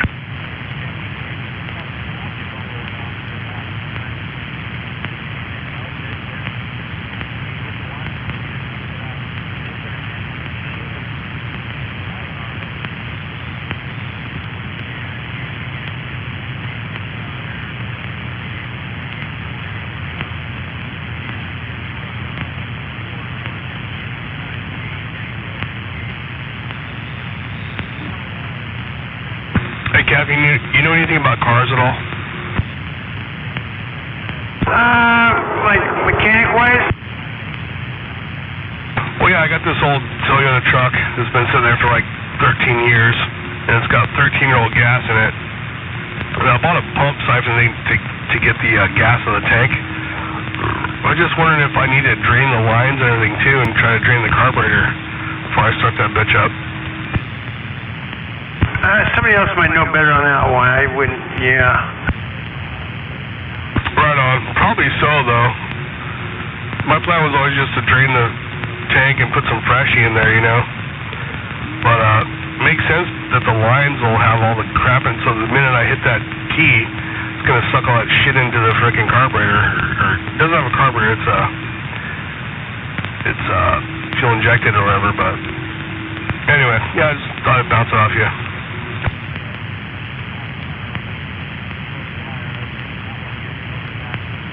If you get most of the gas out and just put new in, I would think you'd be alright. And you could maybe, you know, if you get it started up and then, you know, do the old, if it's got a carburetor, do the old, you know, carburetor cleaner, maybe,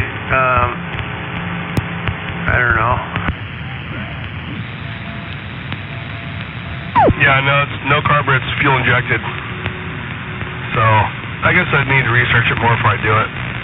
But yeah, I get this old Tacoma that I've had for years. Gave it to my dad, and he drove it for a couple years, and got it back when he died. And it's been sitting there for days, and I'm just going to sell it to pay off. Actually, I need to buy a little trailer for gravel and shit, so I go ahead and get it fixed up and running. But yeah, the thing runs like a top. Fucking awesome. And I looked it up, it could probably sell for like $4 or $5 grand. And anyway, so I just thought I'd bounce it off you. Hey, JYD, you already drained the gas in that thing? Not yet. I bought a siphon pump thing to drain it. I'm about to, though, probably this weekend. Yeah, so drain the gas out of it and look at the gas, and then what you want to do is leave the gas cap off, and then go up there to the fuel rail, and then you want to take the fuel rail off and try to force the gas back down the line backwards, back towards the tank there. Oh, okay. Yeah, that makes sense. To just try to get as much out as I can. Okay, I follow you. Or, if it's got a check valve in there and don't seem like it's going back the other way, what you do is you put some new gas in there. You put as much gas in as you can, because you're not going to be able to siphon it all out. There'll still be something in there. You put as much gas as you can so you can dilute the shit out of the gas that's in there, and then you take the end of the fuel rail off, and you turn the key on, and then you let the fuel pump just pump fuel out of the end of either out of the end of the fuel rail, or you take the banjo footing off and dump a couple cups of gas out of it. That'll clean the lines out. Now you've got it in the injectors. You just cross your fingers and hope it pushes through. If it did turn to varnish, that's what it turns to, is a thick, sticky, nasty substance. Turns into basically varnish after it sets for about a year or longer. Right on, yep. That's what I was researching. Definitely not a mechanic, but yeah, it's been sitting there probably 13 years, actually. I put a shitload of stable in it and then put more stable, but I realized after I did it, it's like, that's just the gas tank, and that's only good for a year or two. And it's been sitting there like 12, 13 years. No, not that long. Fucking, maybe like 10 years. Nevertheless, fucking, definitely way over 2-3 years, so I realized I have to really get into it to make it work, so Shit, I'm not a mechanic, so I mean, you're talking fuel rail and all that shit. Thanks for letting me know that. I'm gonna look that up too. I have no idea what you're talking about, except for I wrote down what you told me and I'll look it up. Yeah, basically the fuel rail is the deal that goes behind the injectors. Basically fuel is going to come from the gas tank through a fuel pump at some place, through a fuel filter, up into the fuel rail, down a line all the way to the fuel rail at the front of the engine, or the front of the car. It's going to go through the fuel rail. There's going to be a pressure regulator on there, and it's going to regulate the pressure inside the fuel rail, and then the fuel is going to go through the injectors and into the engine. So if you get the fuel diluted in the tank, and you take the fuel line off of the fuel rail, and you just open up the end of it, 'cause usually they have like a bleeder valve. You can just open the end of that and pump a couple cups of fuel out of the end. You'll know that from the tank to there is all new fuel, and the only place that there would be bad fuel would be between that rail through the injectors, and that's it. At the other side of the injectors, it sprays out. So you just say, okay, let's just let her rip tater chip, and then hopefully it just pushes through the injectors. Right, I follow you. So at that point, I've done pretty much all I can do other than full on take shit apart and dump it out and clean it out. So, right on. Well, thanks, man. Thanks for letting me know that. That's a lot more than anybody else has told me. Shit, I got a little more to do than I realized. But, nevertheless, damn, I'm glad I mentioned it, and glad I have the CB to talk to the fucking people that know what the hell is going on. Yep, no problem. Yeah, it's pretty easy. I just start, I don't know if you got an electric pump or whatever to pump that tank, but just start pumping the tank while you're pumping it. Go up in the front, unhook however the best way is to get that fuel rail open, just so it's already open. Put some rags down so there's not fuel dumping everywhere. Excuse me, residual shit that goes everywhere. And then come up with some system you can use to just catch the shit. You gotta have somebody else turn the key on, and it's gonna try to pump out like a motherfucker, that's for sure. And then once it's all out, put new fuel in there, and then turn the key on a couple of times, pump, like I said, a couple cups out of the fucking fuel rail. And if you if your thought process is, oh man, I should just pull the injectors out and do something, there's not even a spoonful in each one of those injectors. So if it's a 4-banger, yeah, you maybe have a fucking half spoonful between all 4 of them, and your best bet is to remove them and then take them to Dr. Injector, have them clean them, flow match them, put new filters in them, all that shit. Fuck that. It's going to cost you $150, $200 or something like that for 4 of them, for them to just go through the fucking things and clean the nozzles and whatnot. But anyway, you're trying to sell the motherfucker. So get the dirty fuel out of the fucking system, let the pressure build up behind it. If it seems like an injector's misfiring, then that's when you go ahead and yank the fuel rail, pull the injectors, go have them fucking done. Right, I follow you. Yep. So I'll do that first, and then if that doesn't work, then I go spend the money. Makes good sense, man. Thank you, sir. Appreciate that. Yep, no problem, man. There's always somebody out here that knows what you need to know. So true. That's why I love this damn thing. Yep. Well, none of my friends understand why I built this station. Like, you talking to your CB in your garage? Well, yeah, actually. And I quit trying to explain it, And in fact, a lot of times I don't even mention it, because they don't even understand what I'm talking about, So, and I realize is I really don't give a fuck. Actually, I don't care that they don't understand. Fucking don't do it, because there's just one more idiot on the internet or CB. So, yep, yeah, I'm thankful to have my CB. And I'm glad I built it. Hey, just remember when people say, hey, you talking to a box, to a bunch of people you don't even know, say, hey, don't you watch a TV set, and you don't even talk to those people, and you still don't fucking know them, you just think you do. Hey, if you don't know, you always say potato head. Good point, man. Yep, they'll never know, and I don't even care. Hey, you don't know, you always can ask potato head. Hey, nobody's asking nothing, Mike. Robinson. Mrs. Robinson. That's what I thought. You don't know, you just ask potato head. Too much talk back, Kappa. You sure ain't mine. Yeah, why don't you straighten out that antenna tomorrow?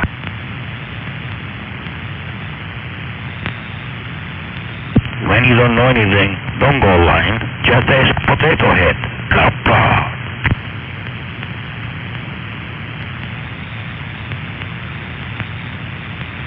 Potato Head know everything on CB.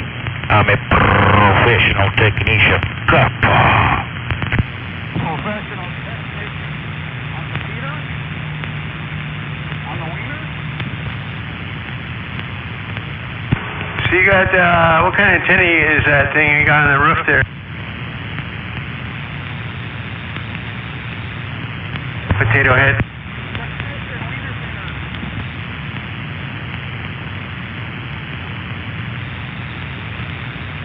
The guy's got like one like real short radial thing on the right side. I don't know what that is.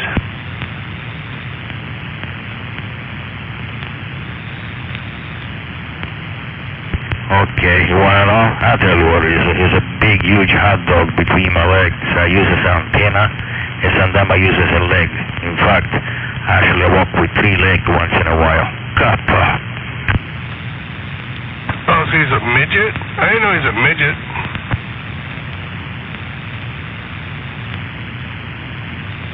I told you my hot dog right here between my legs is so long that I walk with 3 legs. Kappa. Yeah, my wife named mine Anaconda.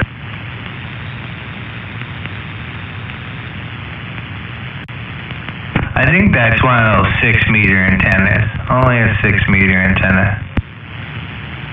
I think to the left of it, there's some kind of pole, maybe a wire coming off of it, like a wire antenna beside it too. Oh yeah, I saw it.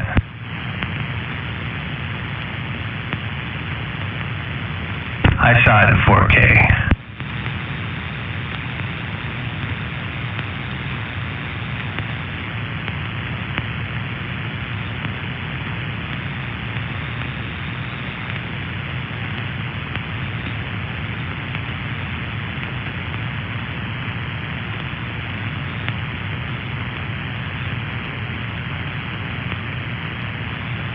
It reminded me of one of those trams, you know, the tram 1480s.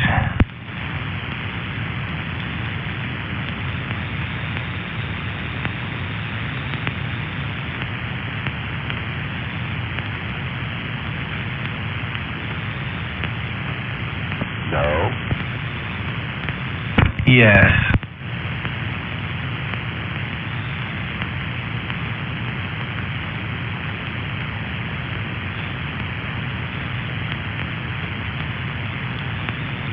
I'm checking out these guitar pedals right now, some of these crazy guitar pedals. So there's one called the Super Weirdo.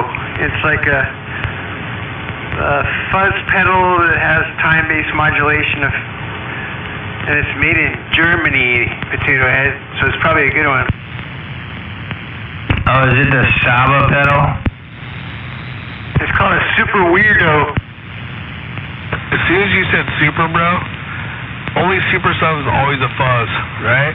Isn't that crazy? Like, as soon as you said super, I knew it was a fuzz, and then you said, yeah, fuzz, so. Yeah, that's kind of crazy. Super's always fuzz, I guess. I don't know, what do you think? Yeah, I like the super fuzz effect I've seen before. And then the weirdo part of it would be the time-based modulation.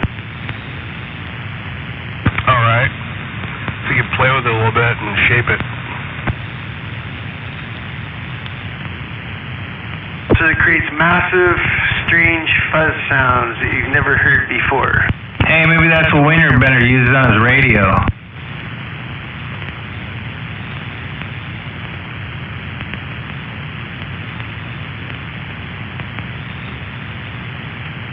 Like that song Spirit in the Sky, it's like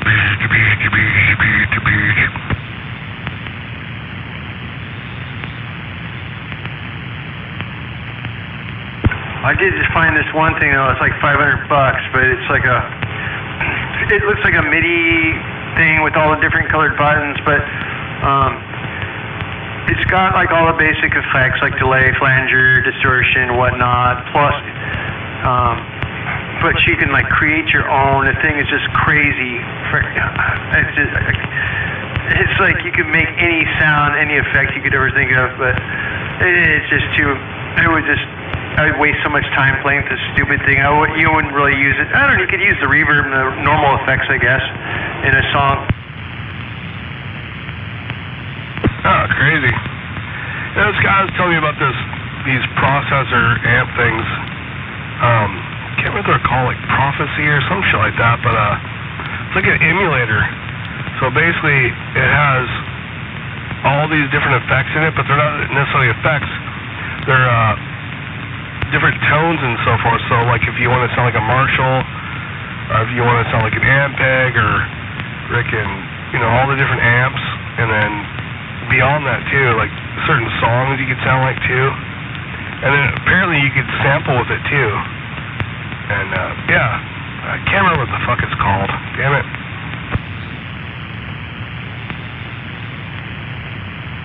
It has a website too that you can go and download stuff from and sound just download the thing and sound just like, whatever you're trying to sound like, whatever you download.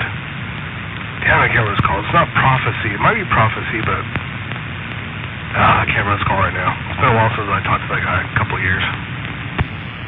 Yeah, I know what you're talking about. I've got my Katana, my new Boss Katana amplifier, and you can, I can hook the amplifier up to my, actually I think it's wireless, I can't remember, and I also got a cable I can hook it to my computer, and you can load IRs or something they call it in there. They're like, like you're saying, something like, I think it's I can't think of the fucking word though. Yeah.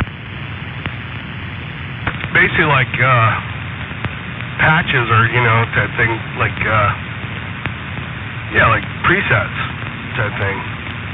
But this one's like got a shitload built into it too, like a crap ton you could choose from. Sound like old Marshall tubes, sound like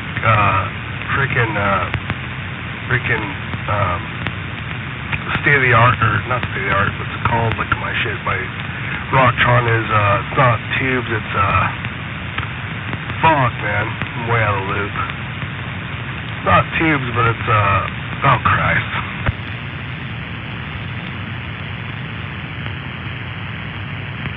Yeah, I bought this Boss Katana 100-watt amp, and then it's a combo. It's got a 12-inch speaker in there, and it's got the switch you can go between 100-watt, 50-watt, or 5-watt. I think you can turn it down to. And oh no, it's actually I just bought the head. That's right. I didn't get the combo one, but I have a 12-inch enclosure I use with it. But and it's got this awesome foot switch, with all for the different presets, and then but you can hook up the computer and you can like, I bought it thinking I was going to do this right, but you can hook up the computer and put in all your presets so you have your effects for each song. If you do that, it's pretty simple once you have it all put in there, but yeah, like I really ever got around to that now. No, I hear ya. That's like my Chameleon processor. I got I was going to say the newer one, fucking years ago, but it's the blue one, Chameleon, and I traded patches with people in like Switzerland and Norway and shit, and it's called Chameleon Online, so you can actually trade patches with people. So basically presets, like trade tones. I wonder if that is still working actually, because it's been so long, but. Anyway, no, what I'm talking about, this thing fucking has it all built into it. It like emulates all this different shit, dude. And then plus you can trade shit too, like you're talking online. Damn, I wish I could remember what that was called, but a lot of people run them, dude. It's not Prophecy. Goddamn, I'll figure it out. Well, yeah, actually, my phone, I've got the Katana library, and I can hook my phone or my laptop with the cable, and I can just load like Kirk Hammett, like all his effects on there or whatever, or Tom Morello or whatever. But you gotta pay money for some of them.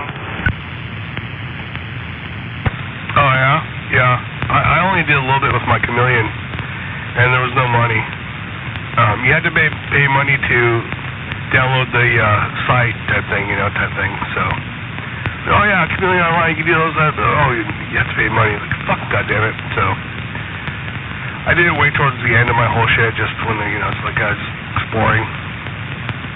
But yeah, I was watching some shit on YouTube. Been watching a lot of YouTube lately.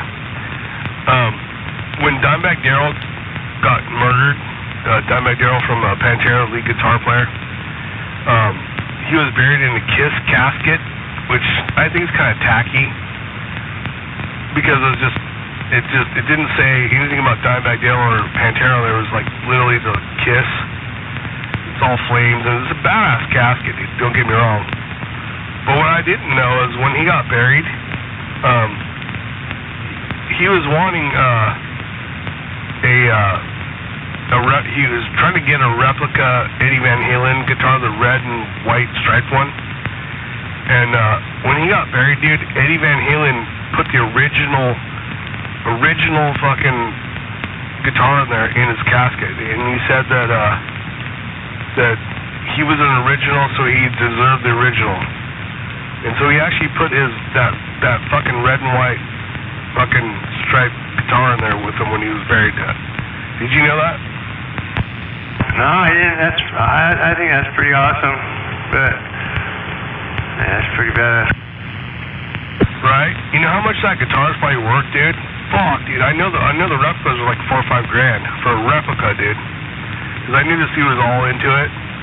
But yeah, I was just watching YouTube the other night, and I was like, and it was Eddie himself said this. So this is not just some bullshit. Eddie himself said, yeah, he deserved the original, and he fucking put that shit in there, dude. It's like, holy fuck, dude. That guitar is worth so much money, dude. But that's kind of badass. Yeah, I mean, that guitar probably it's definitely in the millions in an auction or something. If it, that's cool. It's just money, and that's pretty badass. It's super badass, except for I don't like it, bro. I don't like that the guitar is 6 feet under. It's like, what the fuck, dude? That guitar should be in a museum, or it should be not 6 feet under, dude. That was an awesome gesture. Fucking super sick and badass and super killer. But goddamn, dude, that guitar, dude, is so monumental. I mean, he's a trendsetter with all the tapping and everything. It's like a big deal, I don't like the fact that it's 6 feet under. But Dimebag was a bad motherfucker, dude. He really was. But I don't like that that guitar is buried in the ground. It's like fucking retarded, in my opinion. And it's a beautiful gesture, awesome, super intense. I just don't like that guitar in the dirt, God damn it, that's a special fucking guitar, dude.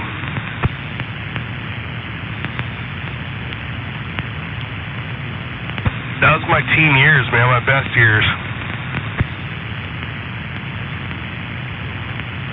It's just a hunk of wood and metal. Very true, but dude, I don't know. I'm sure it's buried in a place where there's some good security guards, because this was on YouTube, so a lot of people know about that. I'm sure some fuckers go try to dig it up and shit. But yeah, you're right. Definitely millions of dollars guitar. Fucking. One of these days, someone will go do it, get it done, and friggin', it won't be millions, but I don't know. Anyway, yeah, I just thought I'd share that with you. Just saw that the other night, watching shit, and yeah, Eddie Van Halen himself said that. It's not just some skeptical, whatever bullshit. He actually said that and did it. So yeah, it's buried with Dimebag Darrell, that original fucking red and white striped fucking guitar. All the videos, fucking Van Halen jump and all that fucking California fucking Ice Cream Man, all that shit, all those fucking killer videos, dude. Yep, that guitar's in the ground with Dimebag Darrell. Yeah, I think if I was like Eddie, I would probably would have smashed on the stage on my last show. Right? right? You know, or something. I don't know. He knew how much that was worth. I don't know. Thing is, that's a badass gesture, dude. And you know what? That's Eddie saying, you know what? This shit is personal, dude. This shit is fucking way beyond words and money. This is monumental shit. And he was making a fucking statement with that, you know, to the world. And be like, dude, music is music. You don't just push buttons and fucking play other people's music they wrote and fucking rap to it and shit. Fucking, we used to fucking write music and melodies and innovate and fucking, push it to the limit, And so, I don't know. And you talk about a gesture, that's a fucking badass gesture. That's badass, dude. At the end of it though, and I understand that, it's fucking killer, dude. But at the end of that, dude, it still kills me that fucking guitar is 6 feet in the dirt.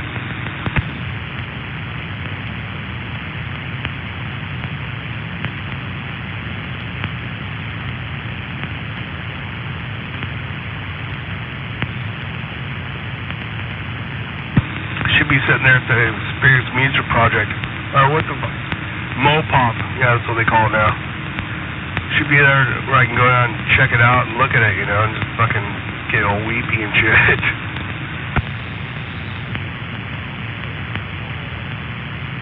Well, what the hell do you care? You ain't never gonna get to play it anyways, even if you didn't get buried, right?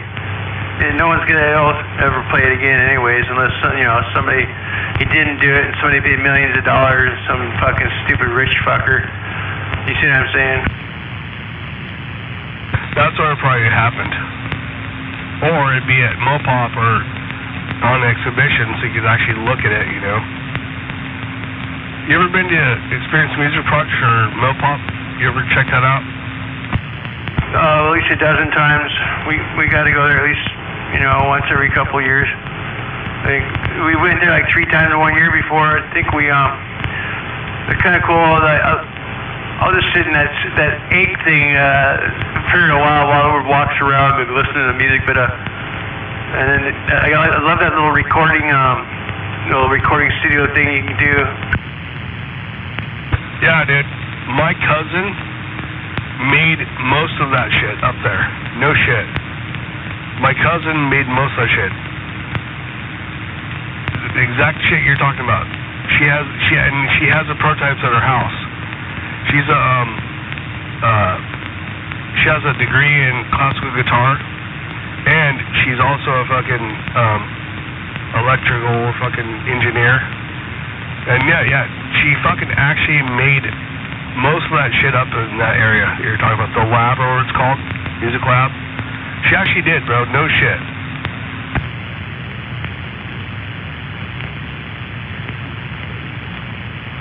Yeah, there's someone in there with my same name in the museum. He was a junior too, just like me. But a guy that played with Al Green and Jimi Hendrix. Very cool.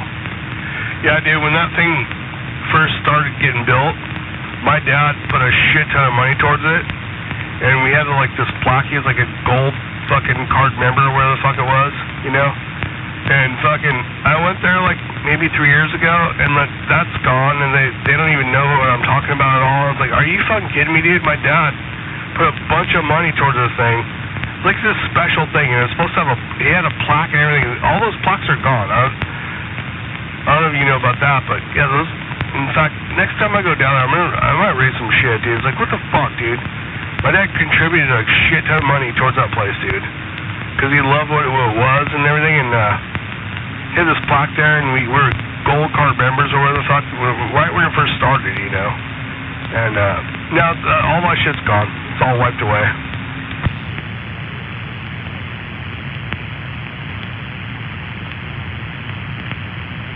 And now my dad's dead, so yeah, what the fuck, dude? I don't know. It is what it is, but and here's the thing. I'm not even sure how much money he put into it.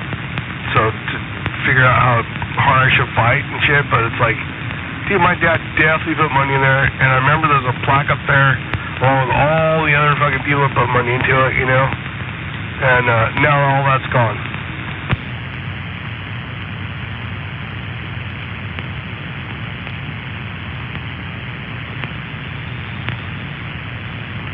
I didn't realize there's so many dudes with the same name as me. Holy shit.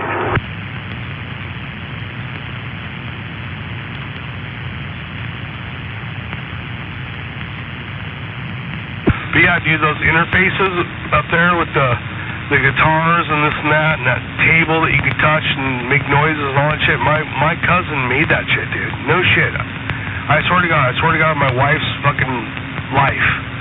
My cousin made that shit. No shit, I swear to God.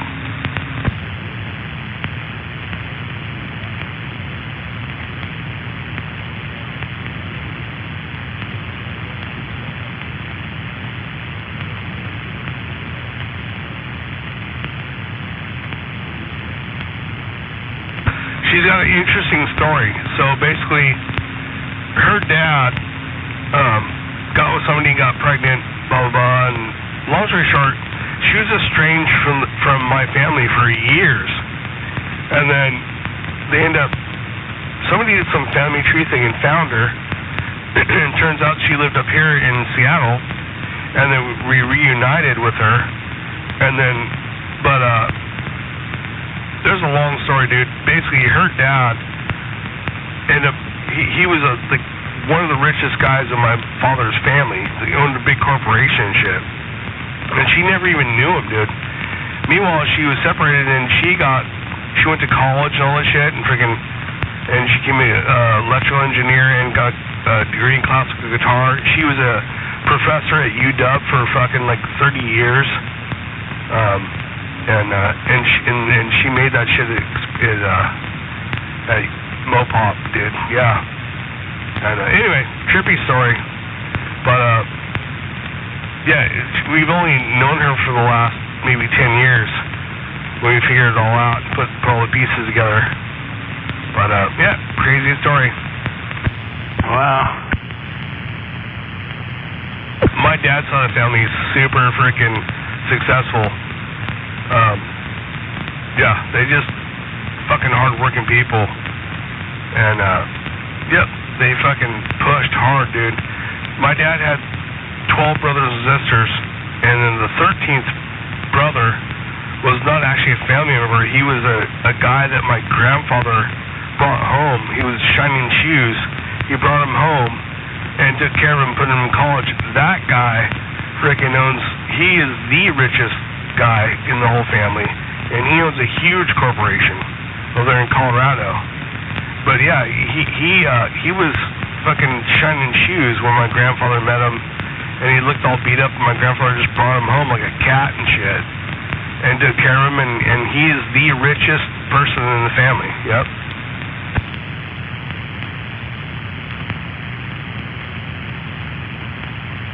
He's the 13th one.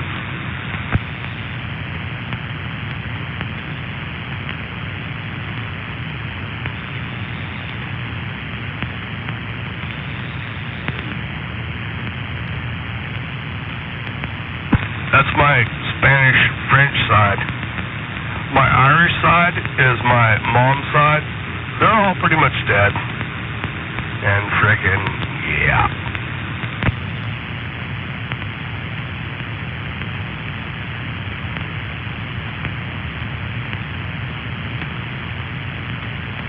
Alright, well, I'm gonna go check on the wife, and I'll probably be back in a few.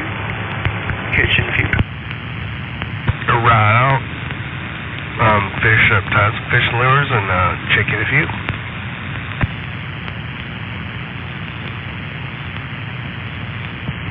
How about that hammerhead? Hammerhead out there tonight? Sandbagging?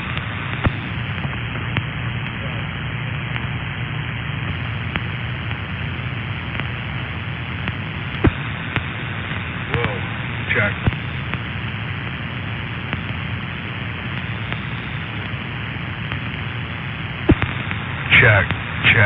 Check. Oh, I got backward swing right now. Check.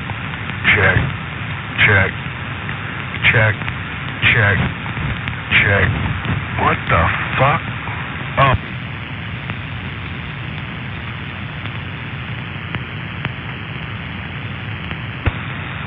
Check. Something's weird.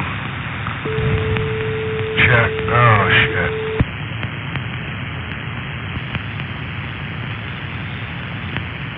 I hope something didn't get hot. I hope your fan is still working. Everything's good, but got backward swing all of a sudden.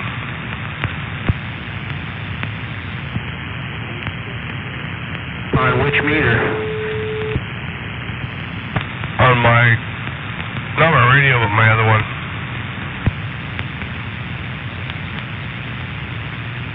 You have that one between the box and the antenna? Yep. For some reason, though, I got backward swing. Hold on.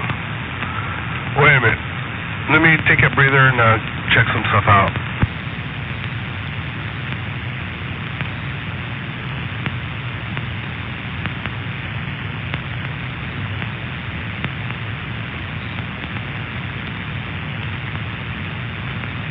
You have backward swing on what? You running your box?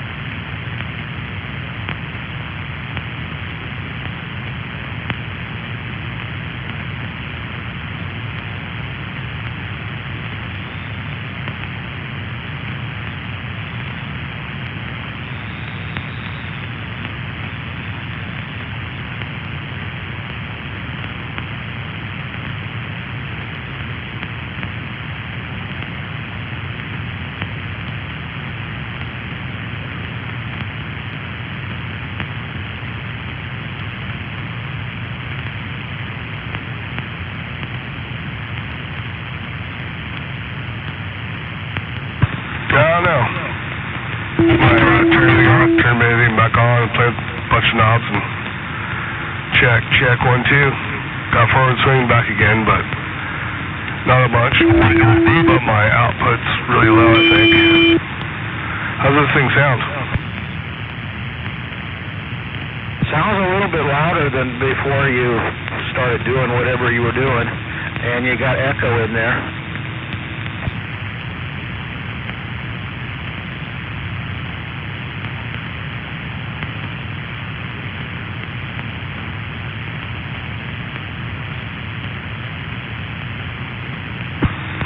Did the echo change a little bit now? Less?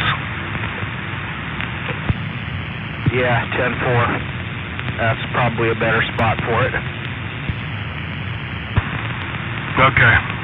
Check. Yep. It's all good now. What the hell happened? Interesting though, the output of my radio is a lot lower. So my deck key's lower and my output of my radio is lower. But my overall output looks like it's up really high, so maybe it's a good thing.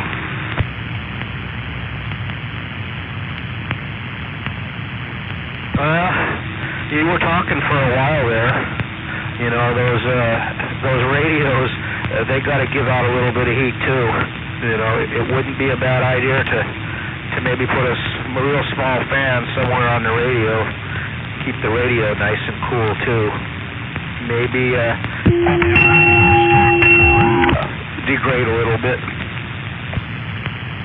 Nothing. I got nothing. Interesting thought. I just touched the radio and it's totally good to go. Mind you, I'm in the garage with the door wide open, so it's colder than shit in here. I got a fan in the box, so it's not hot, but never any issues before, but I was talking a lot tonight. But check. Yeah, it's got forward swing now, so everything's all good.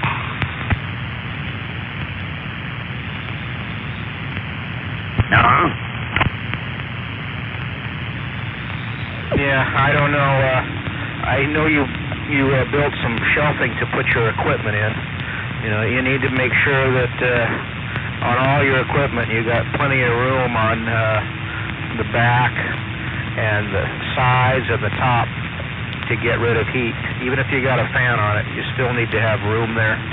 So it's always a good idea to make sure there's plenty of room for that heat to get out of your cabinetry. Oh yeah, for sure. Yep. No, it's all good. I was almost wondering about the fuse on the box, because that was one thing I had happen before.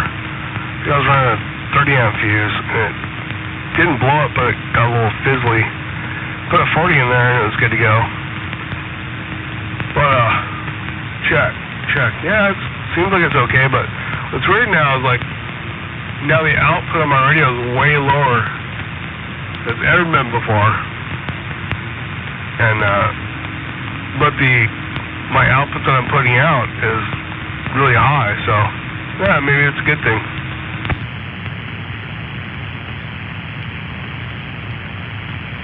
I bet that box will like that. The lower the radio puts out, the more that box is going to be happy. And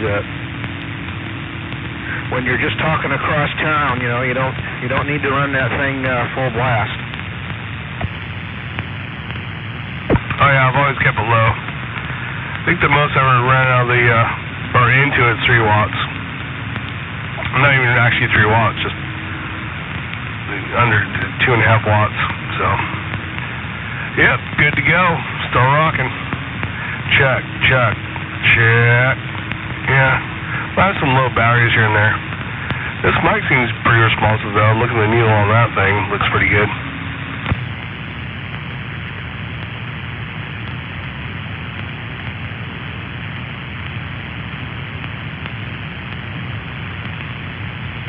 It is what it is.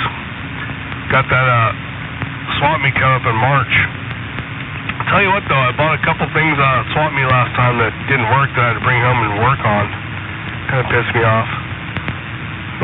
There's like $200 worth of shit I bought that I had to bring home and work on and have service to make it work. And it's like, dude, what the hell, you know? So I don't know. I don't know about you, but I don't know if you've ever been to the swap meet, but tell you what, I'm not really enthused about buying like actual equipment from there, because so far it's not been great. But buying coax and ends and different things like that, it's awesome for there. But yeah, last time I was there, I bought some stuff and I had to pay money to get it fixed. Yeah, I've been there millions of times. Probably will go there. Well, there's always that thing when you buy used equipment. You know, it's buyer beware. You're buying used equipment, and if you're spending a lot of money, you know, if you think you're going to lose it, then maybe you might want to see it work there. A lot of people have test stations there, you know, so you can see if a radio works or a microphone works or whatever you're buying. So, yeah, I know what you mean. It would be more nice if people were more honest about what they're selling and say, oh yeah, you know, maybe I haven't used it in a while. It might need a little bit of work, rather than saying, oh yeah, it works just like it was brand new out of the box.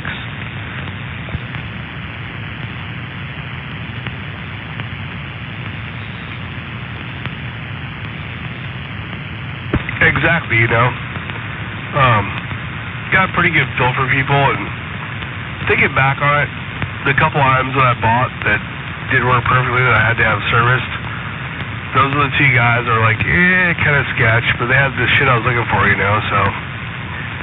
But, yeah, spent too much for sure, but had things serviced, like, for one, it's this bird meter, you know, watt meter. When I first got it and brought it home, it wasn't working. It's like, what the fuck? So, watched a bunch of videos, and that I turned to this place. If you go online, look at bird watt meters, there's this place you can send it to. $75, recalibrates it and everything. Came back, works great now. Type thing. So, $75 though, on top of the, I think, gave him $200 for it. You know, I was like, God damn it. Well, my wife was like, are you kidding me?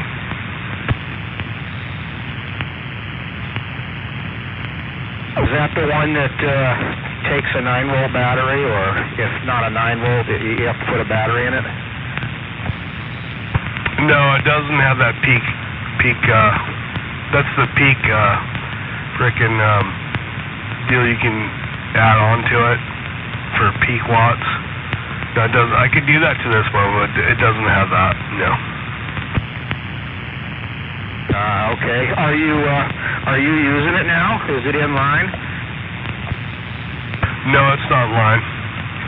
I got it going and checked, make sure it's good, but I got the believe it or not, I got my old Radio Shack meter in there because I can calibrate with it, you know, and mess with the knob to calibrate and check out stuff like that, which I can't do with my bird.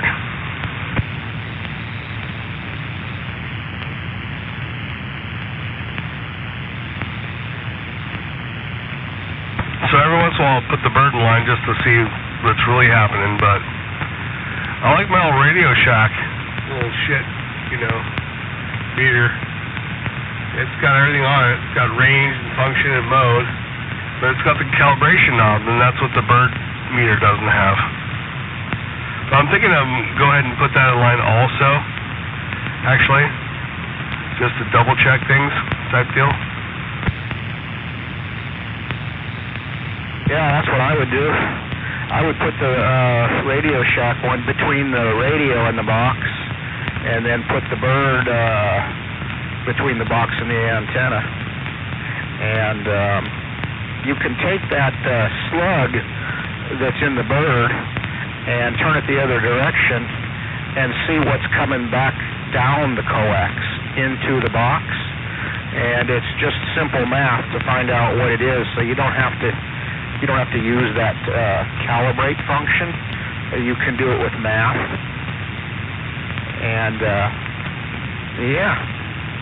be able to use the meter that you got a little bit of money into. And it will tell you for sure if you're swinging backwards.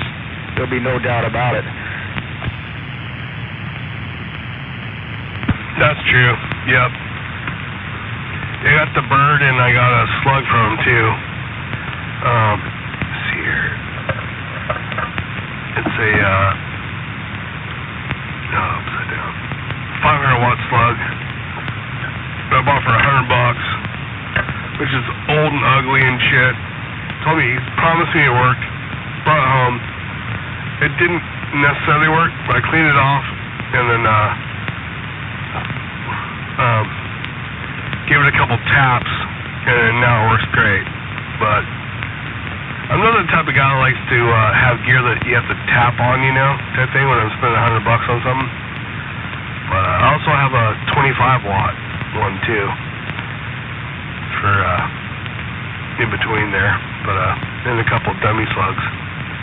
But yeah, I mean it's a good little unit. I'm gonna put it in line. I got one of those other switches too, those Alpha Delta. It's basically a coax switch. Coax switch basically. So I'm gonna hook that in too, and thinking maybe possibly run 2 different amps at the same time, possibly, and switch between them, or I'll run. I was thinking of just running one line down. Cause I also bought a dummy load, so I'll run one of the channels down to a dummy load, so I can flip over and check with dummy type thing. Yeah, I think that's a better idea, to put the dummy in one channel and then your regular setup in the other. If you try to do something a little bit more complicated than that, you stand a very good chance of operator error and letting the smoke out of 1 or 2 items, or maybe all 3. Oh yeah, yep, for sure. Yeah, definitely thinking of the latter for sure. Probably just because it's basically kind of designed for different coaxes, different antennas type situation. So I'll run one out to my antenna and then one to the dummy. But yep, just sitting here fucking unplugged. That thing works good. I've already tested it. It works perfect. It's a good unit. It's got 4 different settings on it, plus the main front one that's dead or whatever. So, but yeah, that's another thing I bought. I bought quite a bit of stuff from the last meet, and got it all working good. But just I don't know. You know how it goes. You just get there, and it's like once a year. It's like, start buying all this stuff, and yeah. So, but I tell you what, this year when I go there, definitely be more intense about things, not so fast and easy. And but I have my wife tug on me too. She's like, we had a plan for the whole day. It's like a certain amount of time there, and so this year when I go there, it's not gonna be a time thing. I'm just doing my own thing. Just have like maybe like $2,000 in my pocket type thing, and just like do whatever I want.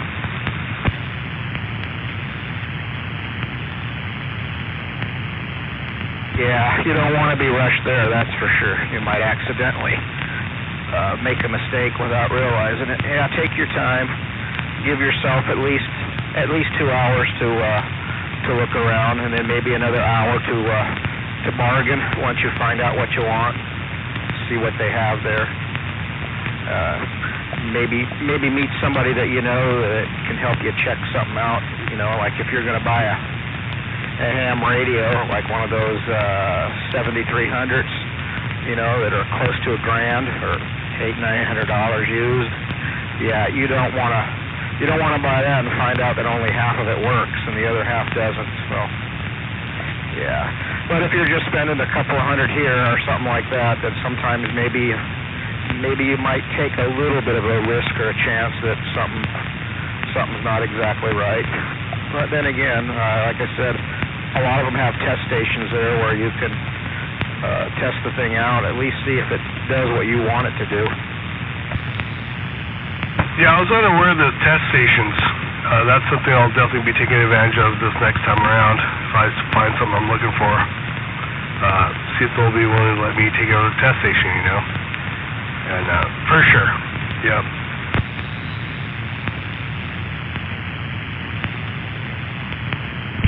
Well, you guys are up pretty late. Who's that? Who do you think it is? Oh, there, I heard your voice. Wait there, Hammerhead. Well, I think you're talking to Simone out there, too. I'm waving at him, too.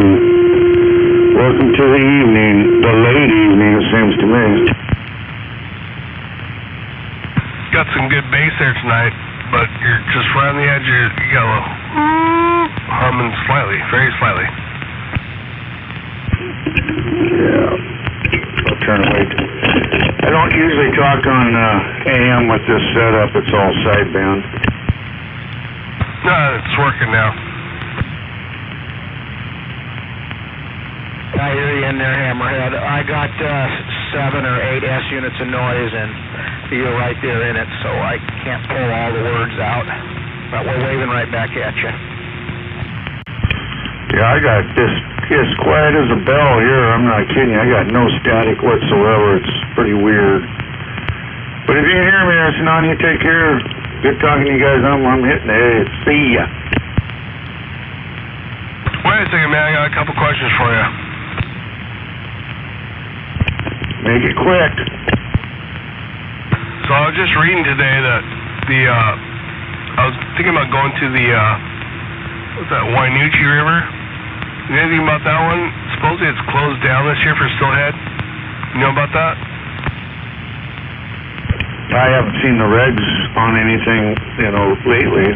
I haven't really looked, but usually that's open, this time of day it should be open, but they did emergency closure on it. They must have done the SATs up too then. I don't know. I haven't fished down that way. And, hey, next week I get my hip replaced, so I'll be in the locker room talking from there on out for a few weeks anyways. Oh, cool, man. Get her done. Yeah, I was looking at my reg book, dude, and Wainuchi's not even in there. Oh, it should be. Yeah, it's Wainuchi's in there. Yeah. Anyways, it should be open right now for Steelhead, but if they closed it early, I don't know. But right now is prime time. Let's see, January? Yeah, January. They might close it at the end of this month.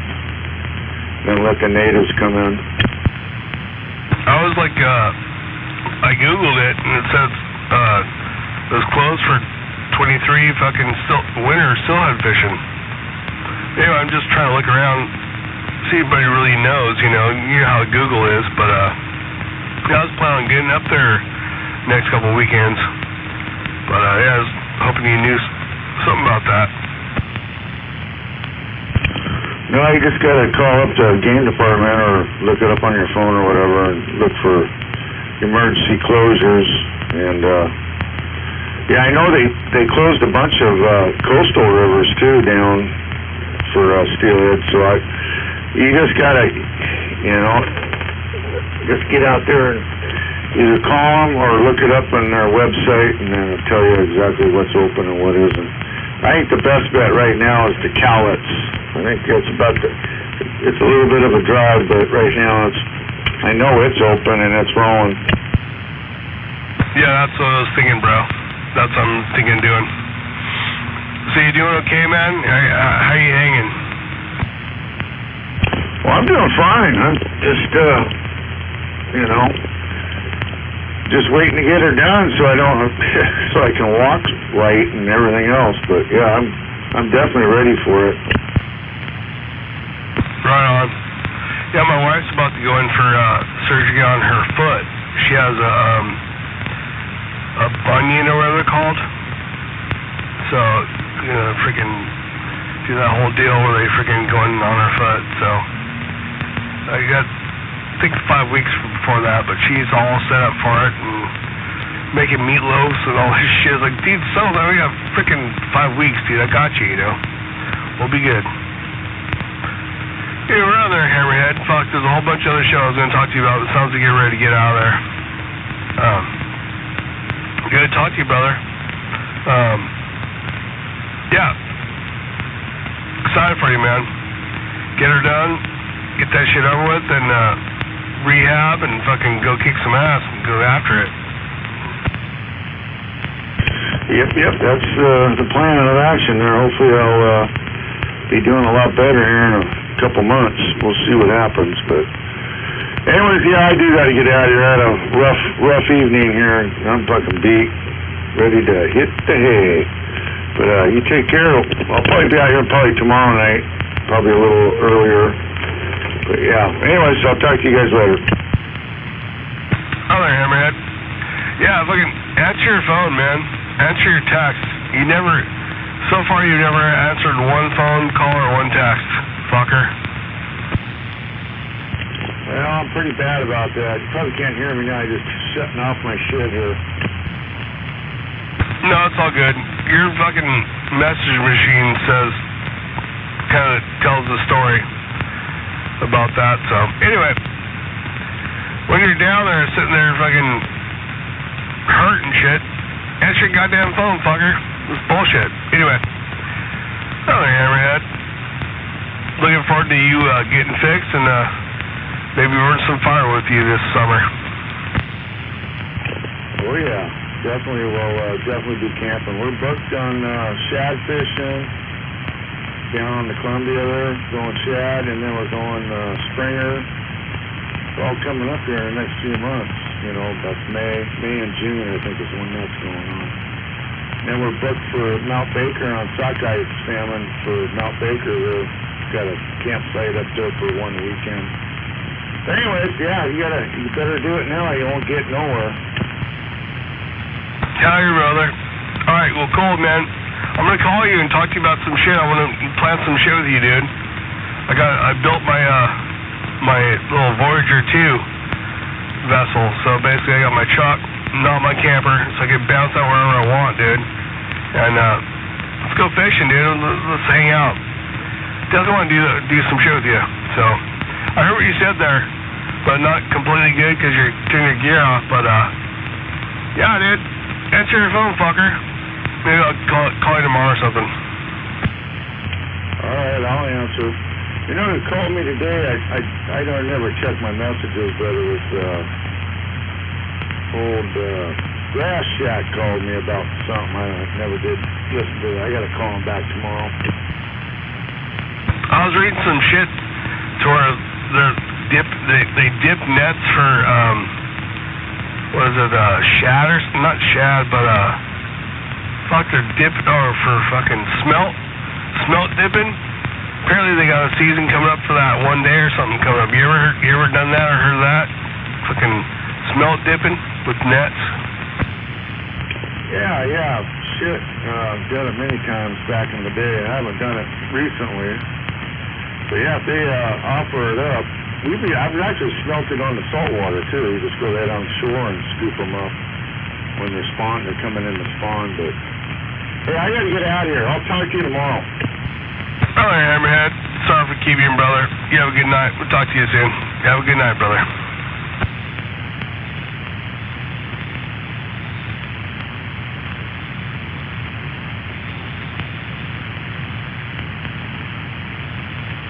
Fucking hammer keys up for 2 seconds and fucking bounces. God damn it. It's like the mania I like to talk to you about fishing.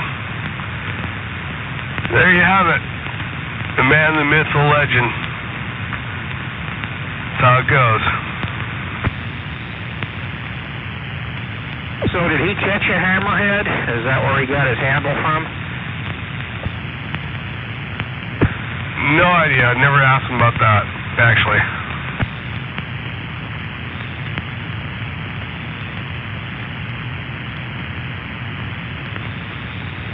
This is definitely an absolute fisherman and knows what's happening with fishing around here. Like more than from his wife, stuff around here. There's guys that say, oh, blah, blah, blah. I met this guy the other night, or like a week ago. His name's Skipper. It's going to put me on some fish and turns out I looked it up, and where we're going, that river's closed, and it's been closed for years for that. So, anyway, I'm not trying to beat on the guy, but I mean, it sounds like a good dude and all. I'm looking forward to fishing with him, but it's like, dude, what the hell? Anyway, old Hammerhead, yeah, he's always got the good actual fishing report. He fishes like crazy, and so does his family. So, good person to talk to about fishing.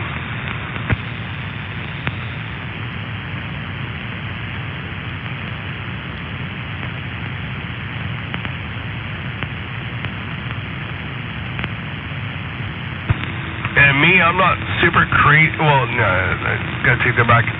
I used to be an absolute crazy fisherman, and now I like fishing, but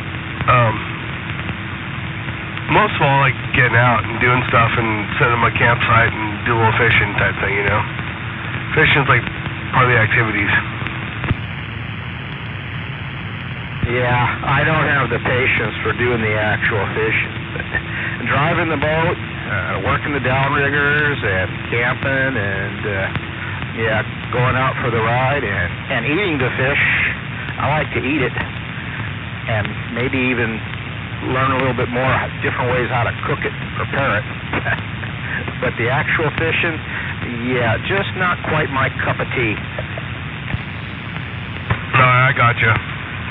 Yeah, I've always been a gear guy, construction working guy, so tools, start it, and then fishing, camping, so I love buying all the shit, is what it really is. It's insane. I need to not go shopping for anything until I shop at my house, in my garage, before I go, for like the next 5 or 10 years, because I got bags of stuff. I just found a whole bag of stuff not even opened, and probably like $300 worth of stuff, and I'm sitting there right next to you right now, a brand new bag of like $300 worth of stuff. And I got like 5 tackle boxes, but you know, it changes as it goes, and different styles and stuff. So anyway, yeah, it's a thing, and what's really bad is my wife is into it too. So yep, all good. Well, that's good. Hopefully you'll get your sideband working. You can talk to 312 Joe. He's pretty heavy into fishing. He actually used to be a skipper on a pretty good sized boat. All right. Yeah, I was thinking about buying a completely new box for a sideband. Well, I still offer to help you out, but I don't think it's the box. I don't think it's your wiring. I have a feeling it's your radio. That would suck. But after tonight, what happened tonight was kind of weird. I need to go ahead and take this box out of line and put my old box in and see if I can do sideband. That'll be interesting to see what happens when I put my old box back in line. Yeah, I will. And if it works, I would be extremely shocked. I hope it does, but it'll be interesting, and that's one thing that I've not done that I need to go ahead and do so I know what I got going. But dude, you don't need to help me, man. I mean, you sold me a nice box. This thing, I'm talking right now. It kicks ass. It made night and day difference in my station. You know, freaking awesome. Except for the sideband is the only thing, you know. Yeah, but like you said, when you turn it off and, you know, try to just use the radio on sideband, it doesn't work either, so that's what's got us puzzled. I heard you talking to somebody else too about it, and they're all like, they're thinking that it's not the amp either, so. But anyway, like I said, the offer to help is there anytime you need it. But yeah, you can definitely put your old amp back in line and see if that works. I mean, I kind of hope that maybe it will, because I know you want to talk on sideband, but I kind of hope that it won't either, because then that means there's something wrong with the amp.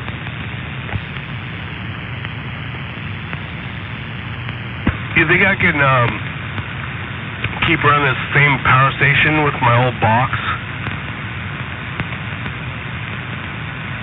Because, like, trying to think how that works. It should only feed it what it needs, right? I don't know. So I have my old power station still. But, it'd be just nice to just unscrew the old box and screw in the new box with your power station. Yeah, you can use either one. Just make sure that if you use the new power supply, that you don't have both of the amps on at the same time. You can keep them hooked up, just make sure that the switch is off. Oh no, I take one off and put the other one in line. See what happens.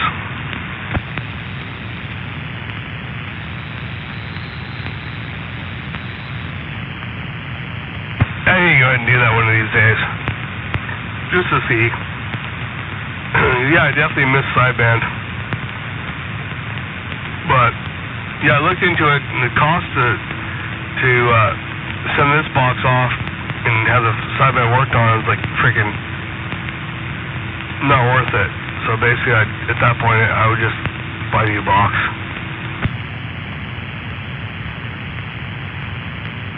Well, I don't know where you're thinking about sending it, but I think they would be taking your money if you told them that it that it works on AM but not sideband. They probably would be saying, I don't think I've ever seen one of those, but you never know. Some people, they're not like that. They'll take it and then when they get it, they'll say, oh, there's nothing wrong with it, and then they'll charge you for checking it, and you pay it shipping both ways. So I wish you had another sideband radio over there. That would be an easy way to check it too. Yeah, that's true. Yeah, I mean, this is the old freaking Galaxy DX2547, right out of the box, brand new. Never done nothing to it, just sits here. It's not that old. It was good to go, and just for some reason when I put the new box line, it doesn't do sideband. It does it, but it's groggly and stuff, and people can't hear me. No matter what I do. But anyway, I'll put the old box in line and see what happens. It'd be crazy to see what happens. But I need to do that instead of keep talking about it, so I know what I got, and maybe I need to get a new radio, which I'm not too unhappy about, because don't want a new radio actually. Oh, if it's the radio, there's a guy up in South Everett, North Linwood. He's real good on those. He can fix the sideband if that's all it is. It could be something relatively simple. I don't think it would be very expensive. It would be a lot less than whoever quoted you to fix your amp. If they're going to charge you as much as a new amp, then that's not right. But yeah, and also you said you might think about buying another sideband radio to throw in your pick-em-up truck when you go wherever you go. So look into that Uniden 980 SSB. They're a little over 100 now, but they're still bang for your buck. They're well worth it. That's a Bearcat, right? Yeah, Bearcat 980 SSB, made by Uniden. Yeah, those are killer. I've been thinking about one of those for a while. I should probably just look it up and pull the trigger. Yeah, those are good radios. And they got the wireless mic configuration that you can get with them too, which should be fun. Yeah, exactly. Yeah, pull the trigger by the radio first and get the feel for it, and then afterwards, once you go camping a couple of times, then you can figure out if you want to do the wireless thing, and if you don't, you can resell that radio and get most all your money back. So I would say it's probably the best deal going for a sideband radio, without spending a lot of money. Yeah, they do really good on sideband, actually. That's one that old, what's his name, Range Runner has, and that thing, excellent sideband. And And it's not that's not much money, like $200-300, you know, but no big deal. Yeah, I've got one. It's an early version, and it's got this gosh darn beep whenever you change the channel or push any of the buttons. It beeps, and I just hate that.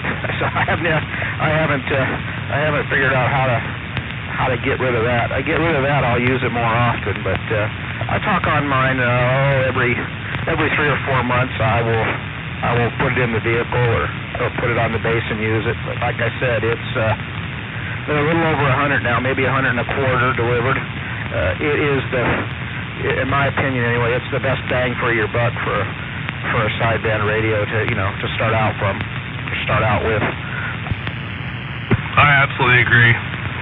Yeah, I'm so basically all my bonus money that I get is mine to spend on whatever I want, and I got definitely some bonus money, and I got a $500,000 job right now that just turned into 1.5 because they want to redo all kinds of crap because they like how we're doing, and so I get 2% of that of the profit. So that's gonna be a little tasty little bump on that one job. So I definitely got some money coming my way for sure. Should be like 10-15 grand on that one, and I just got. Well, I shouldn't be talking money out here, but I got bonus money for sure. I got definitely a little, and I put that right in my special savings too, which she knows about. It's my money, it's special shit. So, but I buy her stuff out of that too. But definitely got some money bills out there where I'm looking to do something with.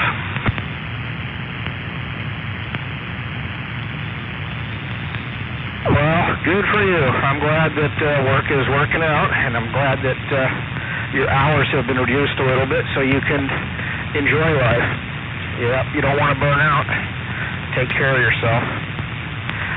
I'm going to get out of here for a few minutes. I need to go get something to drink, and I think I'm going to grab the newspaper, read a little bit of the newspaper, and I'll come back to the radio room in a bit.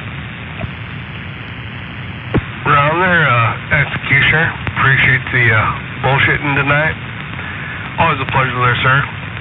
And yeah, man, I appreciate you. Good talking to you, and enjoy that newspaper. In fact, you know what? I haven't read a newspaper in a long time, man. I can almost smell it, actually. Something about a newspaper. Haven't had one in a long time. All right, there. Ron there, Executioner. Check you out a little bit. JOD on the side.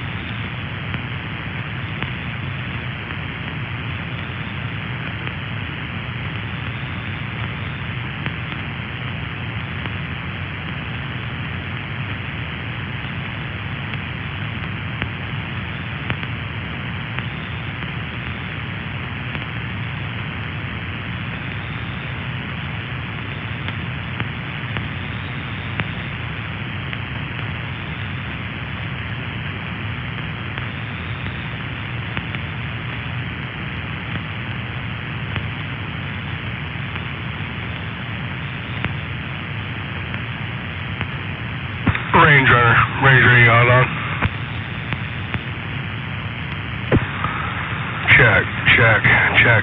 1, 2. Ah, everything's all good now. Check, check, check, check, check, check. 1, 2, check. 1, 2. My room, we're a little saucy. Check, check. 1, 2. Check. 1, 2. Hello.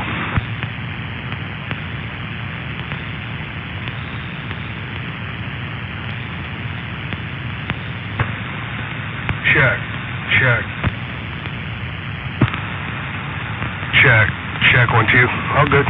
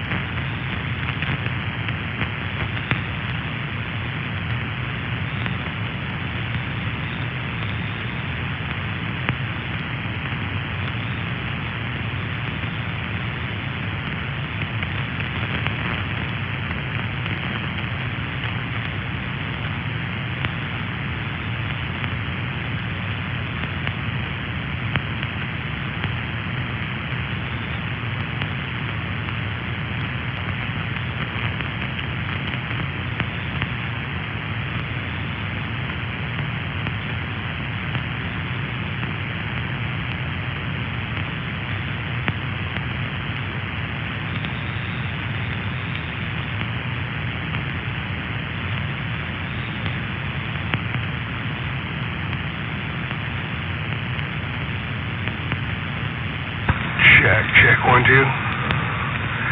Check, check, testing, testing. Testing, check, check, check, 1, 2. Is this thing working? Check, 1, 2.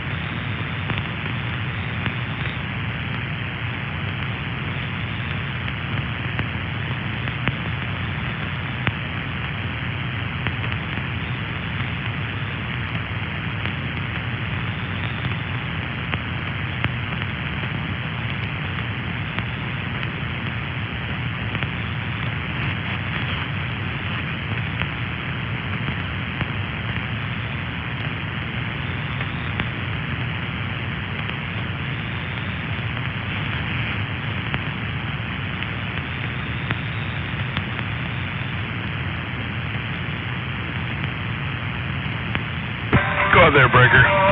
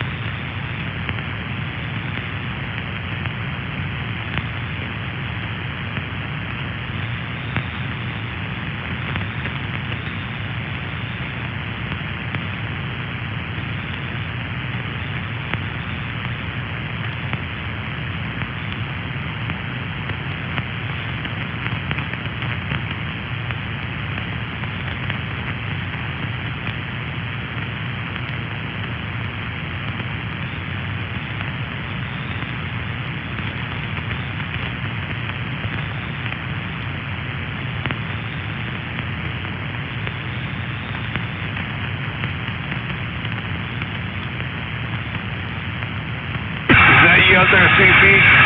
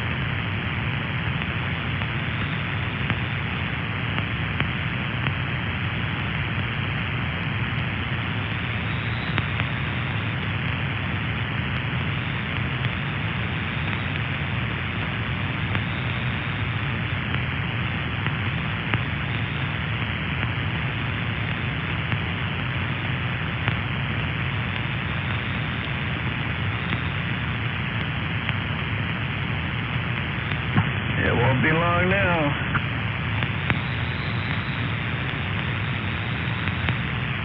We're waiting on snow. We could be and not know it. Snowing up north yesterday. It felt like it here. Good morning.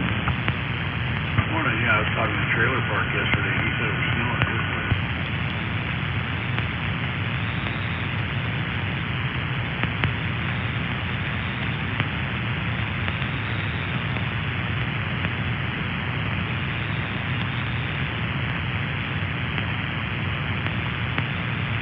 Well, they can keep it up there. That is exactly what I told him.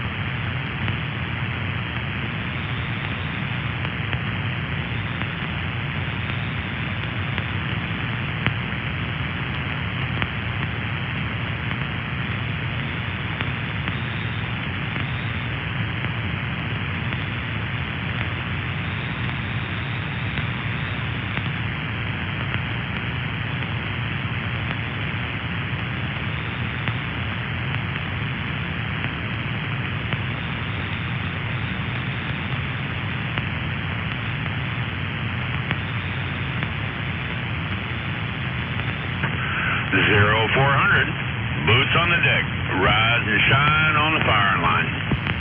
Morning time, Mr. Victor. Good morning, Air Gunner. Well, I got a whole bunch of stuff done yesterday. Having all the parts and the bits and the pieces all there when you want it, and you just boom, boom, boom, just zoom right through everything. You got your boat all put together finally? Real close, man. A couple of last things.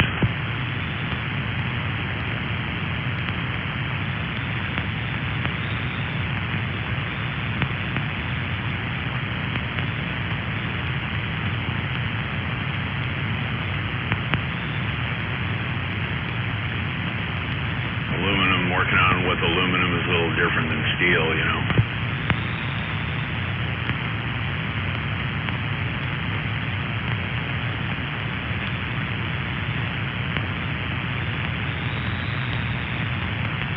I always found it easier. In some ways, yeah. It's like you have to switch from a grinding wheel and use a cutoff wheel, sure, but for like deburring edges and that shit, you need a sanding disc instead of a grinding wheel and all that.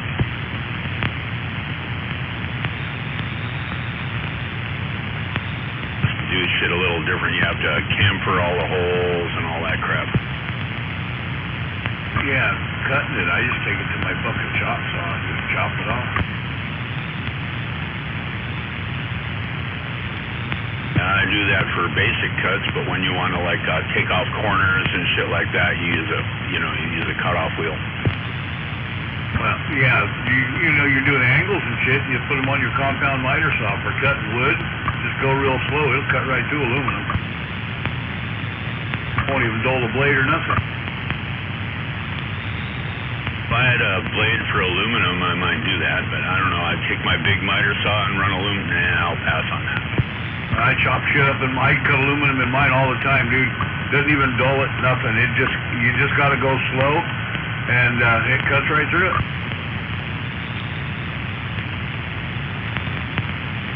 I have tools that do that, so I don't have to mess with that. I had some, what is it, quarter inch? Eighth inch by 2 inch strap. I was building some pieces out of them, and I cut like 15 or 20 of those on my miter saw, and fuck, it just zips right through them.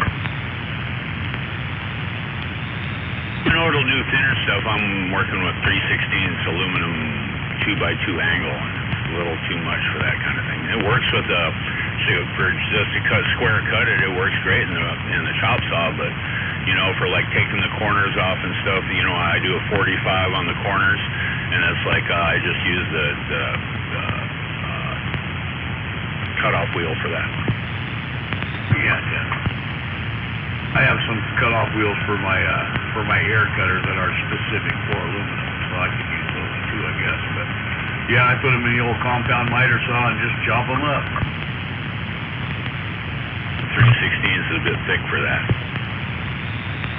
I seen a guy cutting 1/2 inch square stock, half by half, on his miter saw, and it didn't bother it, it went right through it. You can get a blade for that, yeah. No, he was using a fucking Red Devil wood saw blade, 62. Well, I wouldn't ruin a blade by doing that. Well, that's the part that surprised me. The blade doesn't seem to mind. You're using a piece of carbide to cut through a piece of aluminum, and that carbide's not going to get bothered by it. The time I've seen that happen, it's like you go to cut a piece of wood with it, and you get all the wood ends up all fucked up. Yeah, aluminum seems to melt and stick to it and mess it up. That's why you got to go slow. Or put the blade on backwards and just go ahead and melt through it.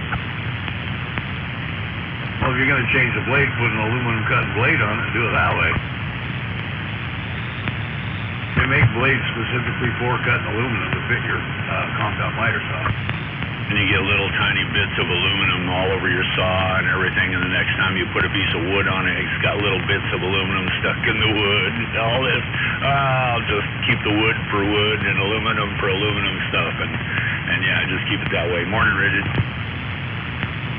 The biggest drawback I found was having the aluminum fucking all over the front of you when you got done. Good morning.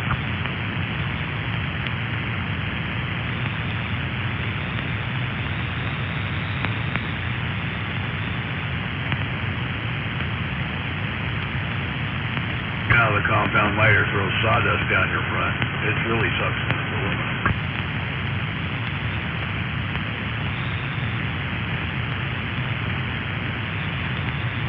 But I got a whole bunch of stuff done yesterday. Well, that's good. It is.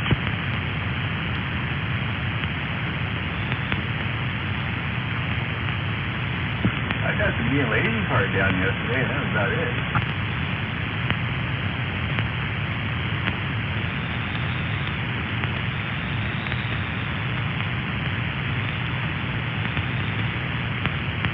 I went out and bought a couple of storage tubs and put some stuff away, but that's it. I didn't do a whole lot yesterday.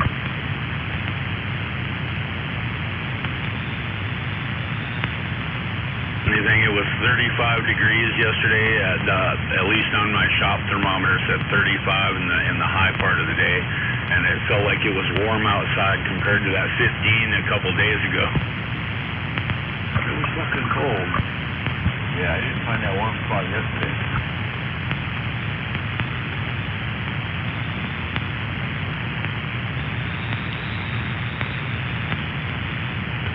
I haven't been warm since Saturday myself.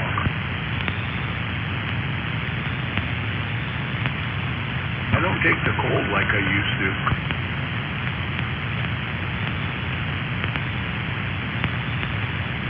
Funny, people think 30 degrees is cold and wait till it gets down to 10 or something, and then you go to 30 and it seems like it's summertime.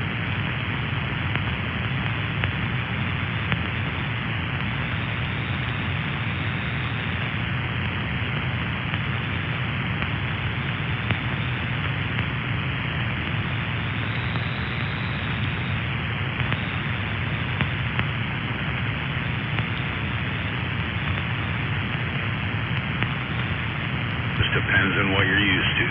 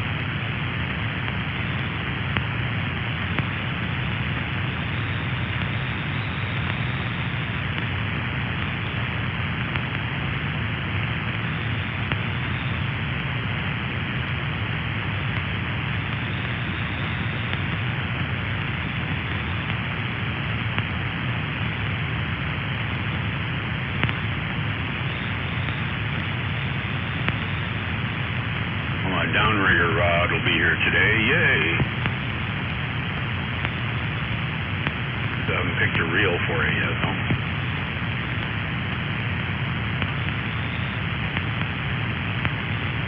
What was that line counter when you were looking at? There was a couple of them. I'm looking at the Cash King Recon right now, and I was looking at the Okuma Magda, but a lot of people are complaining about that one. They got that one at fucking Walmart. Which one? The Okuma. Right. I seen it yesterday. I went wandering through that section looking for something, and I seen those up there.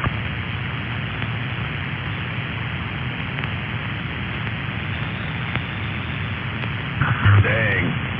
I just saw something on the internet. I guess they're adding Flex Seal to their oil to stop the leaks. That has got to be a libtard thing.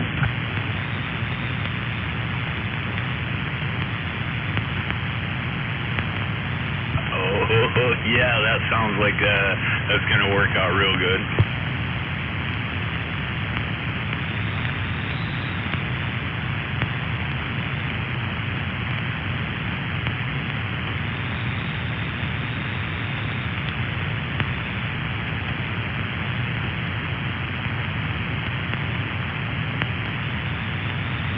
Yeah, I'm guessing we'll keep our cars on the side of the road if we do that.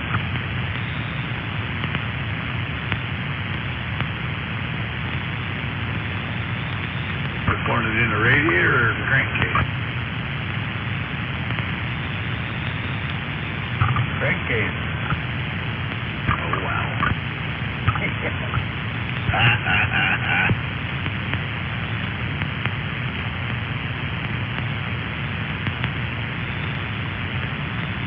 I guess you really want to get rid of gas-powered cars, that'd be one way.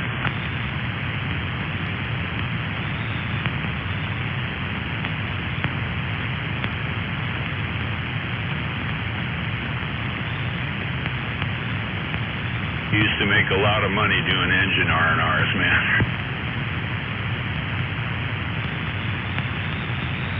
Cash cow job, that is. Yeah, if they're flat racing, yeah, you bet they are.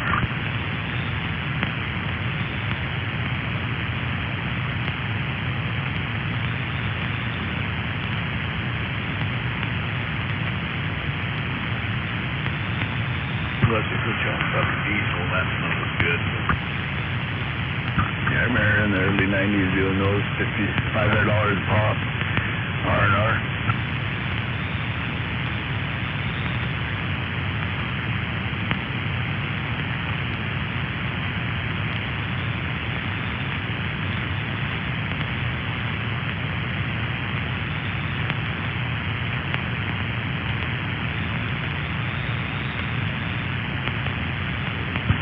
I have no idea what it would cost nowadays to have a motor replaced.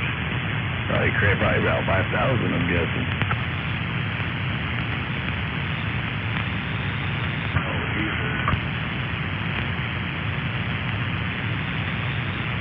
Well, last time I checked on the price for a 550 engine for like a 5.9 Magnum for one of my Durangos, it's like $2,500 for the motor on the pallet. $2,500. And then you still got to have it put in. Yeah, I go through all the crap and taking all the parts off yours and cleaning everything so it's like pristine, repainting it all and then putting it all on the new motor, blah, blah, you know. Oh, yeah. Figure between 12 and 14 hours plus add-ons. You get all kinds of add-ons, recharging the AC, all the goodies. I agree.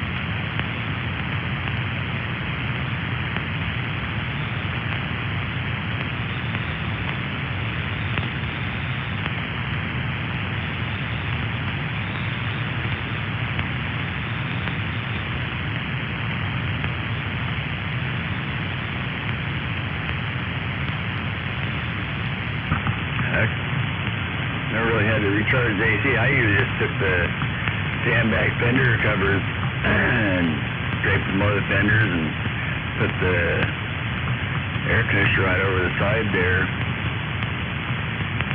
Put it back on when you're done. Yeah, some of the earlier stuff that worked okay. The late model stuff doesn't happen like that. Yeah, imagine they probably didn't give you enough hose to reach over there. Some of these newer rigs, you got to pull the AC unit to change the alternator.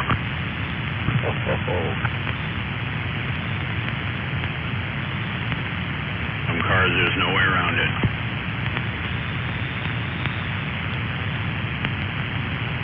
A lot of this front-wheel drive shit, changing the alternator, you got to jack it up, pull the front tire, pull the inner fender, and one exhaust manifold, and then take the fucking alternator out through the wheel hole. I just helped somebody do that on something. I can't remember what it was. Yeah, been there, done that recently. I'm glad I don't do that anymore. Kick it down, no shit. Even had to disconnect the tie rod. Oh, yeah.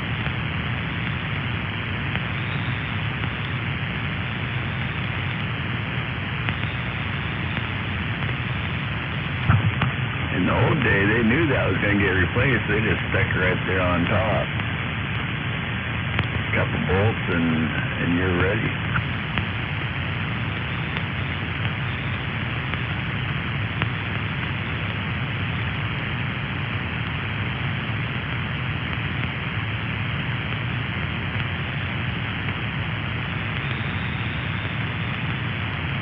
best money jobs I ever did was I flat rated a guy and his wife. Actually, it was his wife's car on a Subaru station wagon, turbo station wagon. It had needed a clutch, and I quoted him $550 flat rate, parts and everything, and then I did it in an hour and a half. You pull the motor or did you pull the training? Motor. Yeah, I got pretty good at pulling Subaru motors. Four bolts, a couple motor mounts. Pretty much, yeah. It's like they're real fast, real easy.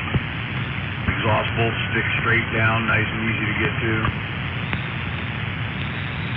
And as a rule, the exhaust studs don't break on Subarus, so you don't end up drilling shit. If you have two people there, you don't even need engine hoist. You can lift the motor out on its own. Yeah, on the earlier ones, yeah. Yeah, how does it go on those old Chevy V8s? They had a habit, especially if they were around any kind of salt water or something, exhaust bolt. Man, that was... Especially on the side with the heat riser in the manifold. Yep. Yep, you'd be drilling them.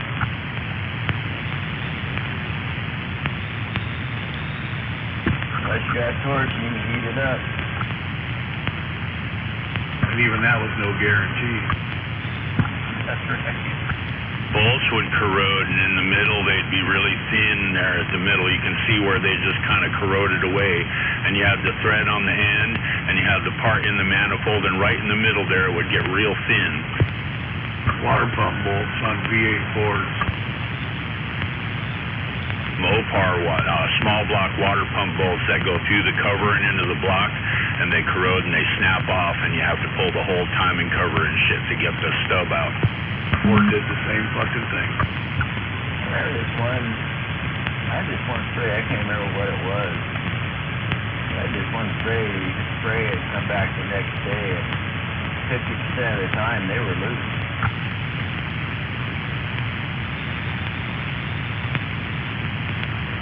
Well, the Mopars have that same problem with the water pump bolts on these 5.9s, man. Same problem.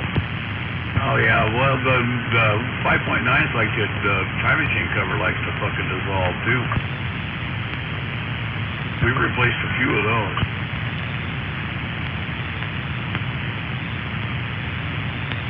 They corrode real bad. Right. But that's usually because people don't change their coolant.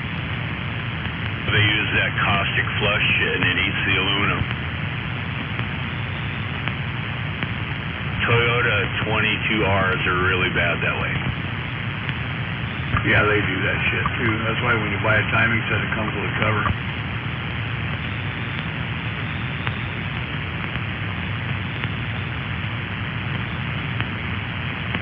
That and Toyota mounted their oil pump in their timing chain cover.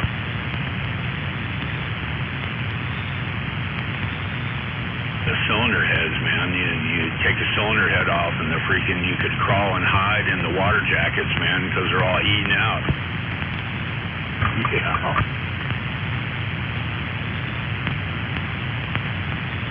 Get a new head from the machine shop, and it's got a little freaking hole there, and then you look at this one that you just took off, and it's freaking huge, man.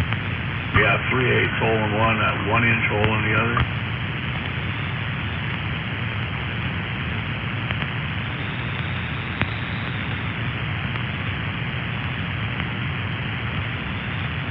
That's what you get when you use melted down beer cans for aluminum.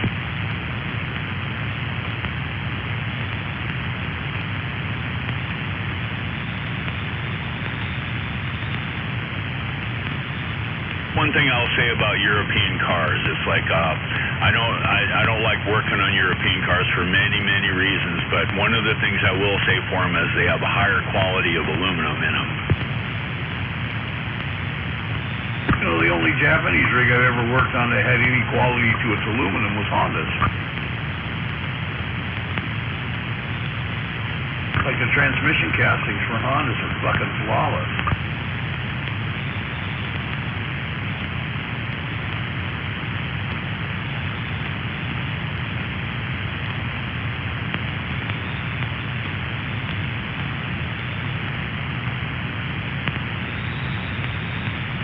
Japanese aluminum is like, I mean, the European aluminum, you can actually put a stud in it and it's going to hold and all that, right?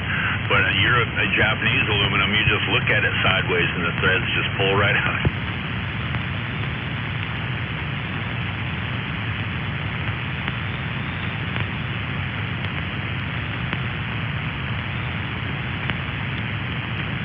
Motorcycles are that way too.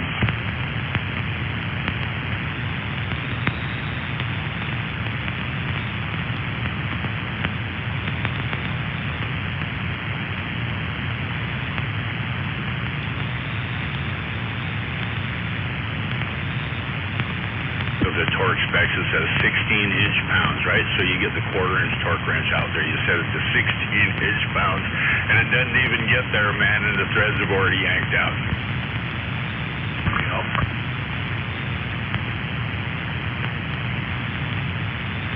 Been there, done that.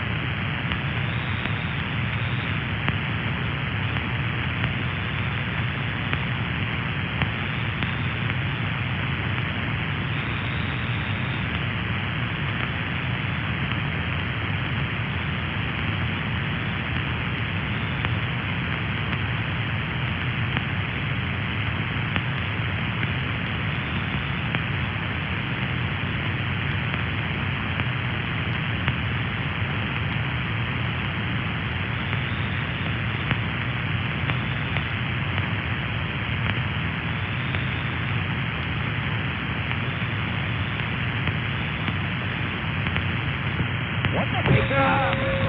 You speed up, you slow down. Get in behind you, hit your fucking brakes.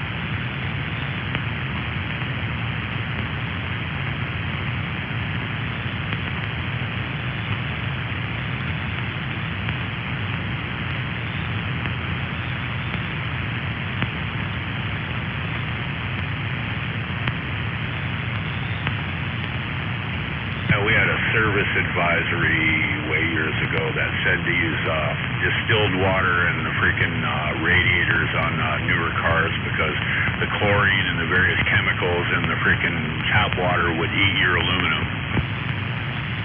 Yeah, that was like 89 or 90 or something I seen that one.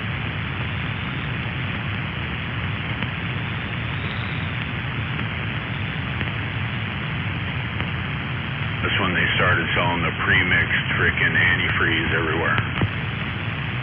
Started putting deck school in Chevrolet. Right.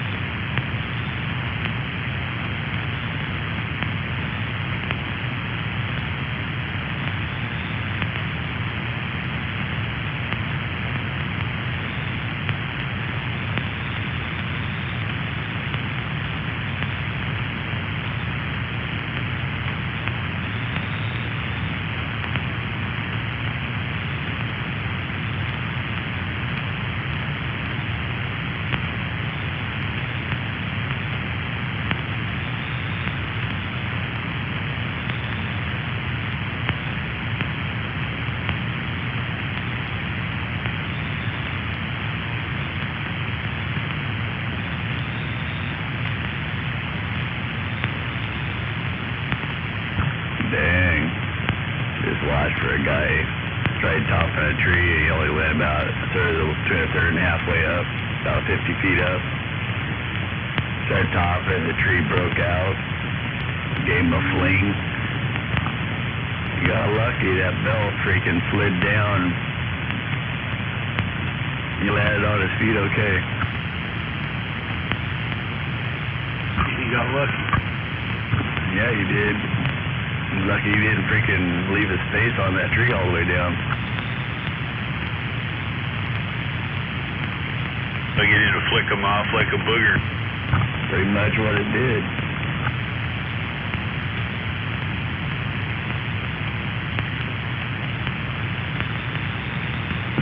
Yeah, he needed to go a bit further up.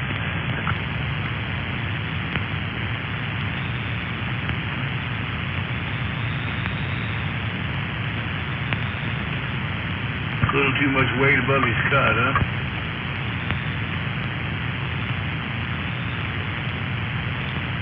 Oh yeah.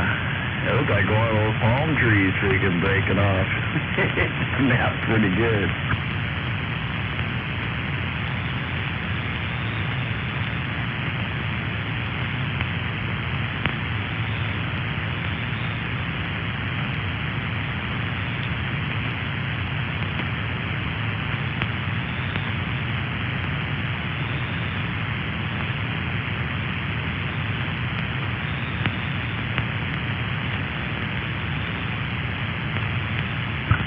People don't realize that's why it's important to have good ground crew. You got somebody down there running their lips, freaking not paying attention when things are not good.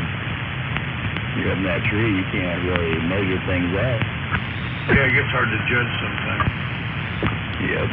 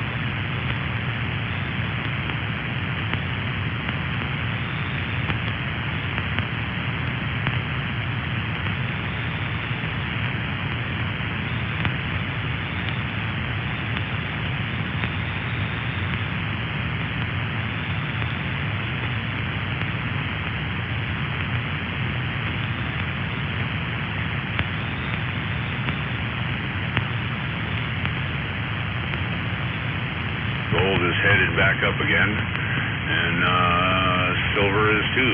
Not there yet, but it's getting back up there.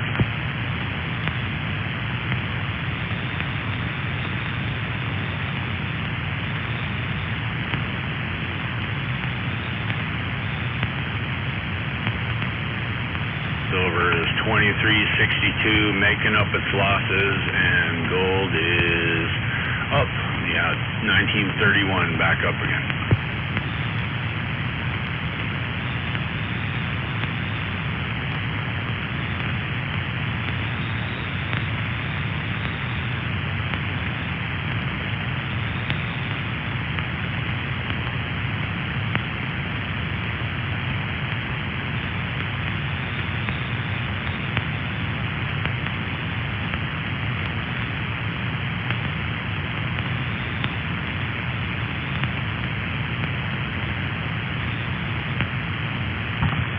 There isn't a morning that goes by you have the news on and somebody up there in the city's shot and killed, yet they want to tell us what we need to do with our guns.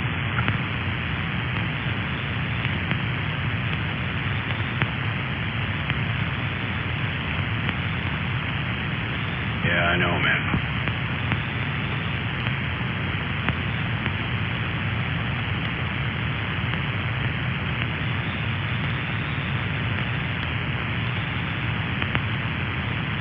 If we could have only got more of them to get vaccinated.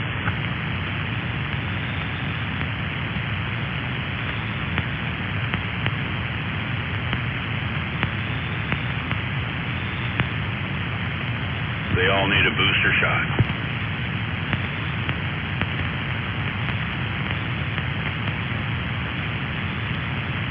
I'm telling you, maybe we can get a GoFundMe page to get them all free transportation.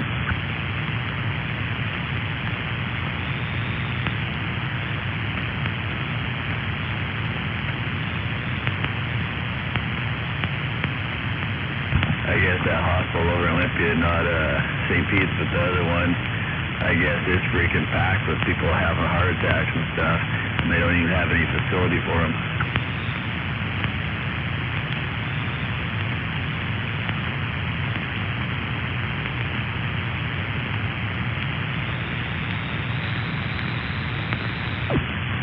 Kind of sad, but it is what it is. Group of people I used to hang with before the epidemic, they want to call it. They didn't like me anymore because I wouldn't get the shot. They're having family members fall over right and left. Freaking 3 of them in the hospital right now over in Olympia. Did you say I tried to tell you, man? I don't even say nothing.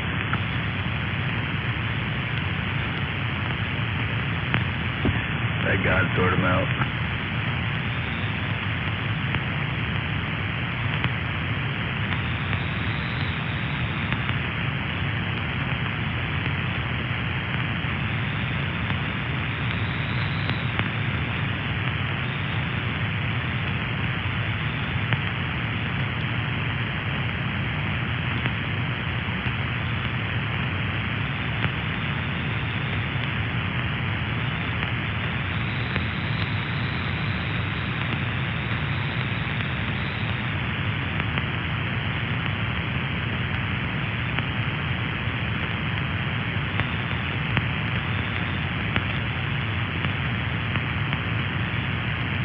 Annual gold sales increased last year 18% to 4,741 tons.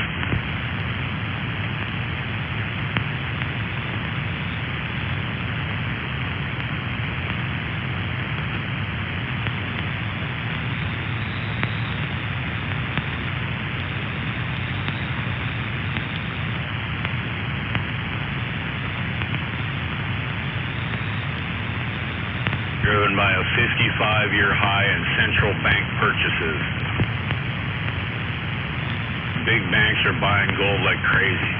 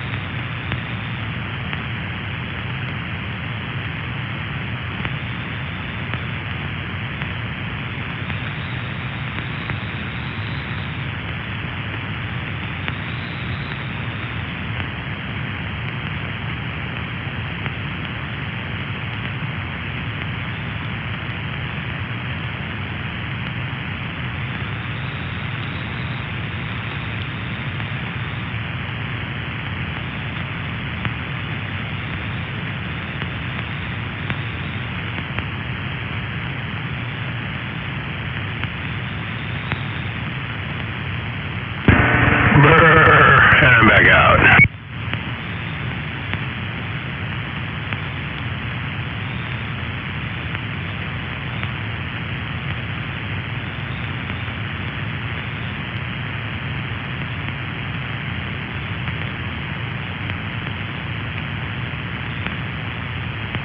Who's out there this morning?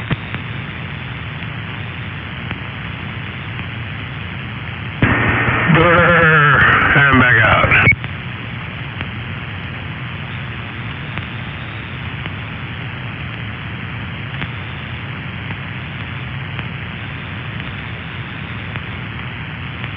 Didn't sound like much to anybody. Morning, Cruz. Morning. Getting out there a little late, eh? Yeah, a little bit. I woke up first time around 3:30, and I didn't think I fell back to sleep. I'm glad I didn't turn my alarm off. And of course, next thing I know, it was 4:30 and the alarm's going off. And it's like, wow. Usually I get up before my alarm goes off.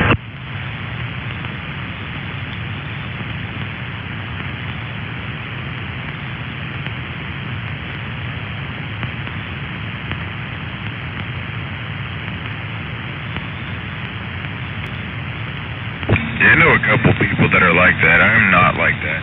I hear the first alarm go off and, I'll wait for the second one.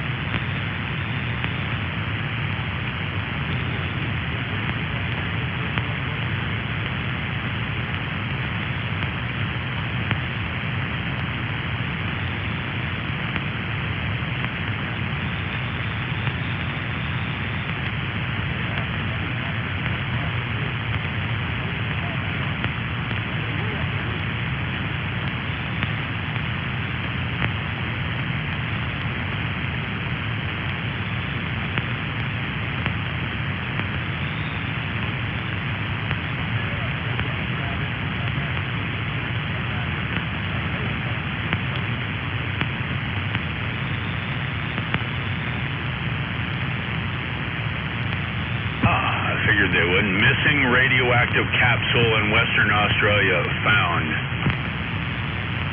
How many people got poisoned before they found it? I'm reading.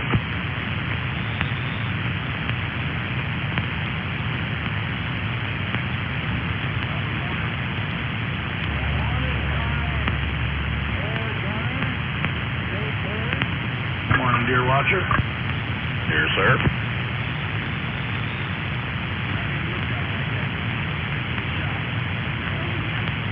They don't say, or maybe they don't know, but apparently they just drove a crew with a radiation detector, a Geiger counter down the highway, and they found it.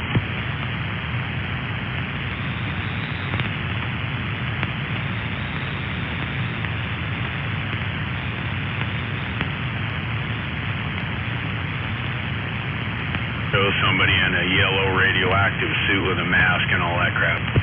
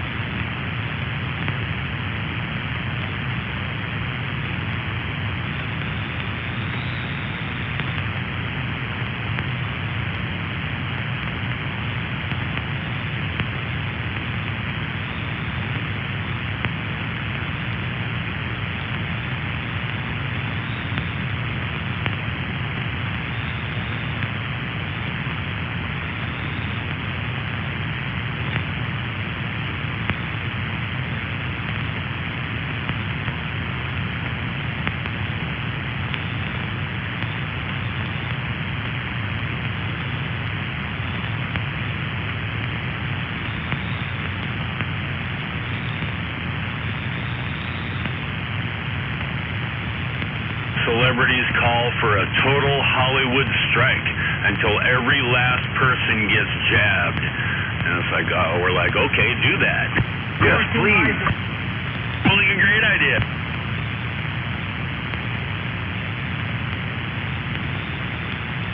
You looking for people to carry signs or anything?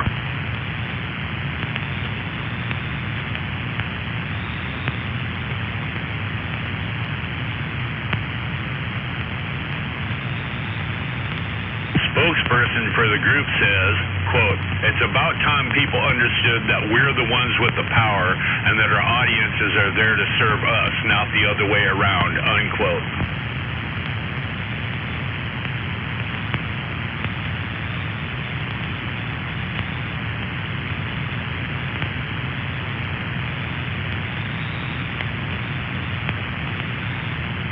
Those self-absorbed pricks think they're actually that important to society or what?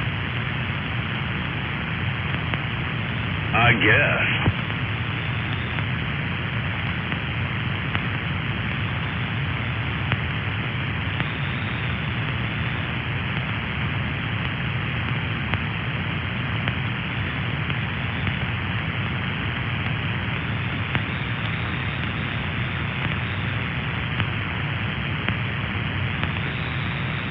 Quote, "Millions of people in the U.S. and around the world are filled with deep anxiety, fear, and disgust.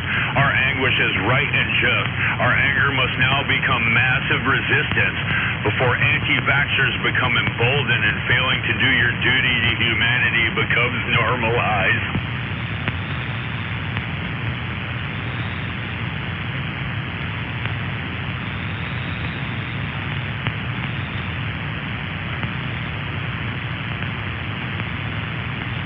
Calling for a general strike that would include every single person involved in making... No smuggler this morning?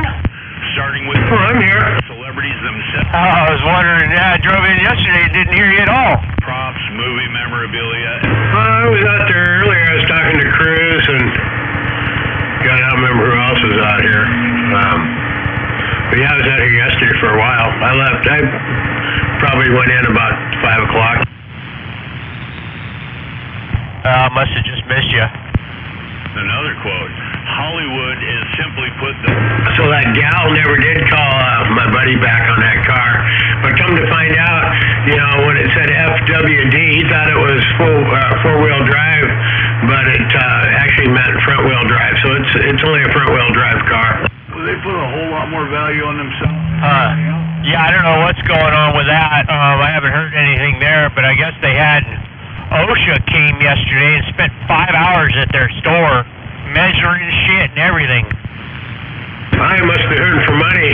Gonna fine him $10,000 for being a quarter-inch off, huh? Unless the unvaccinated realize how real the danger... Yeah, I don't know. It's kind of weird. I've never really heard of them doing that unless somebody complained or got hurt, you know what I mean? On the subject between you and... Yeah, wet floor, I don't know, it's hard to say. You know, they're usually the bathrooms and stuff, when they actually build them, they're built to code. You know, they won't even sign them off if they're a quarter-inch off. Right. Yeah, they were all over the store checking everything. I think they ought to do it. One of the people involved is Gene Simmons, you know, from KISS, and he says, this douchebag says, unvaccinated people must be identified and forced to get vaccinated because these people are the enemy. Whoa.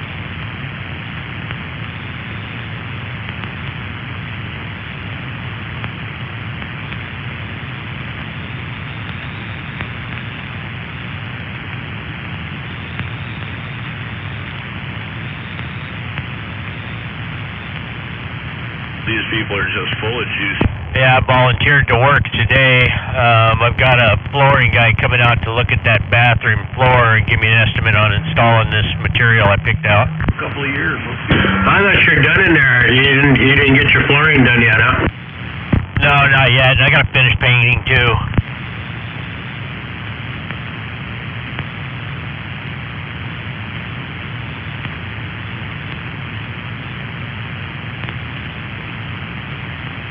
I picked out some pretty nice material, and it's only going to cost me about $150 to have this guy install it. And I figured, fuck it, I don't have to be on my knees. I'm going to do it. Right? Yeah, it's pretty cheap. That's why they call it. Yeah, it's 72 square feet of floor space. Actually, a hair less when you take out all the other angles and stuff, but 72 square feet of floor space, and it's like $180 something per install. Last year, I think, and watched it. And you going through a company or a guy just doing it on his own? No, it's a company. You know where the Samurai Steakhouse is there by the Royal Y? Oh, yeah. There's a flooring place right next to it. And they got the okay.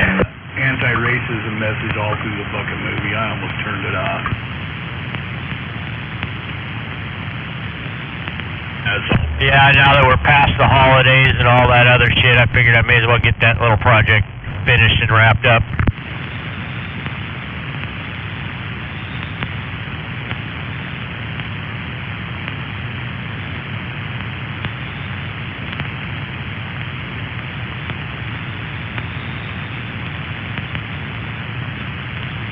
You look through history for decades and decades, you watch the stuff that they put on the movies seems to come true of their programming later in life.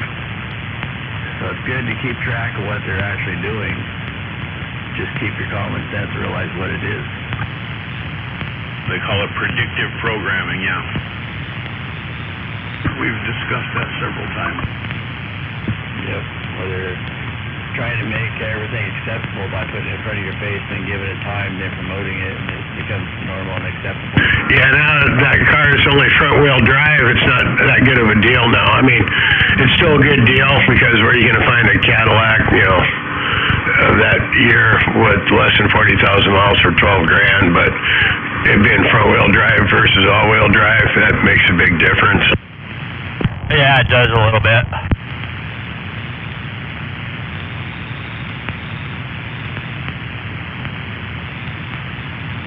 Especially when you're looking through market on Facebook and the shit, what they're asking for shit in there, it's ridiculous. Yeah, I know, it's crazy what they're asking for shit now. All the people involved in this are all the usual suspects,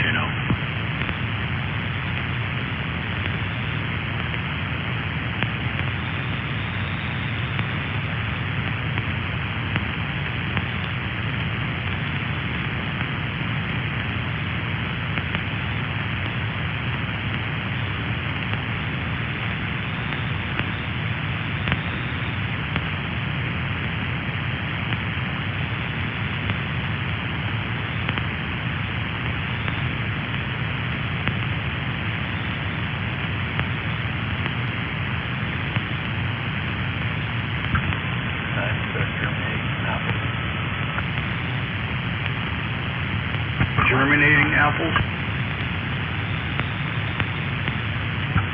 Thought it was supposed to warm up, but it's another cold morning. Yeah, it hasn't been as bad. I mean, it's like 28, but yeah, there's still frozen shit around here. Every year. I was reading somewhere that growing... Except for George. The other two kittens went out. George come back in, and he's getting some lap time right now. He's up under my jacket and stuff with his head furred away. Whatever you want to call them, where they've... Cool. When are they getting fixed? They go in on Friday the 10th, all three of them at once. Well, that's kind of cool. Get it all out of the way at one time. I was going to do... Yeah, that way they're not, because you're supposed to kind of keep them from being wound up, and I figured, well, if I got two of them done and not the third one, then one of them's going to be wanting to play with the other two, and they're not going to feel like it. So if I get all three of them done at once, they'll all be feeling shitty together, and they won't be fucking with each other. Right. Apples, pears, cherries. In the old days, they didn't do that. That was, about the 70s you first started seeing some of that weird stuff? Well, there were apple trees that were exceptions. Kings were one of them. But shit like Yellow Delicious, Golden Delicious, those guys, you gotta graft them. A Fuji you can grow from seeds. A King you can grow from seeds. And then there was one of the winter apples that grows well from seed. I did the Fuji, and it didn't. One of the, what was it, about 10 years ago? I took a Fuji seed that I got down there at Deer Creek, and I grew it, and it didn't work so well. I actually bought some Fuji trees, and I never could get production out of my Fujis. I don't know what the hell I did wrong. They grew nice trees, but never got fruit. I get tons of fruit off that thing, but the apples are only like 1.5 inches, 2 inches across.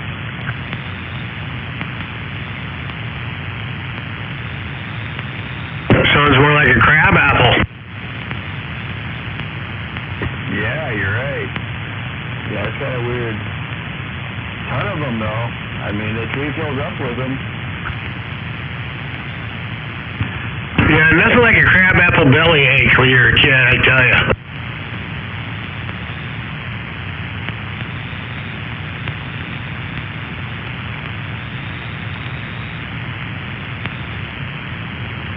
Yeah, because back when I ate apples all the time, Fujis were my favorite.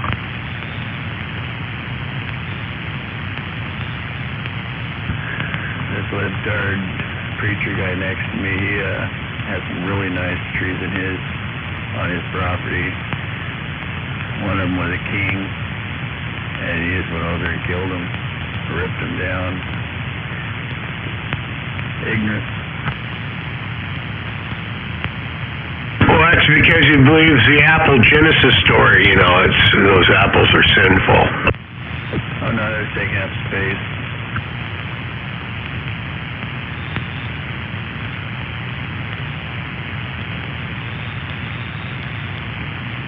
It ain't that he's doing anything with the land, but it was taking up space.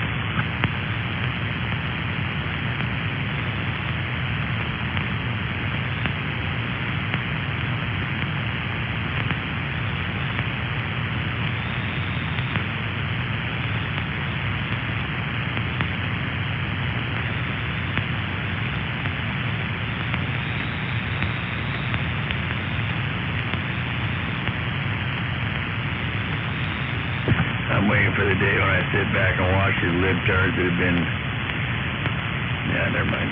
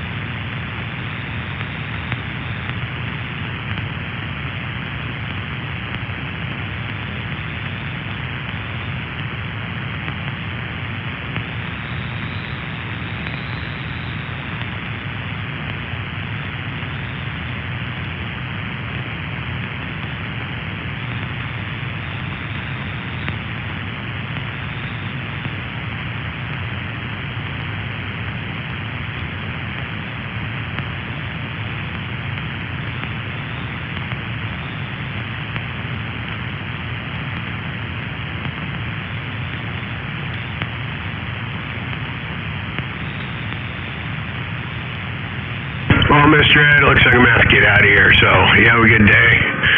Enjoy your volunteer work day.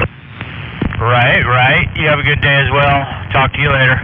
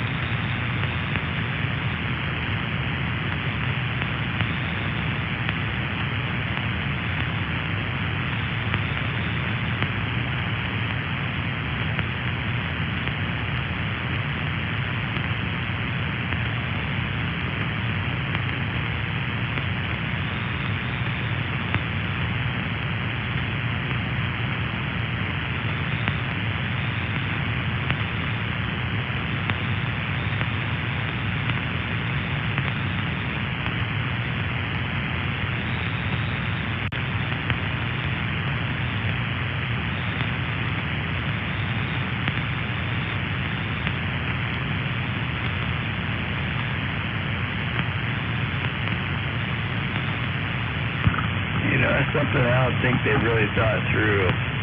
They wanted to make this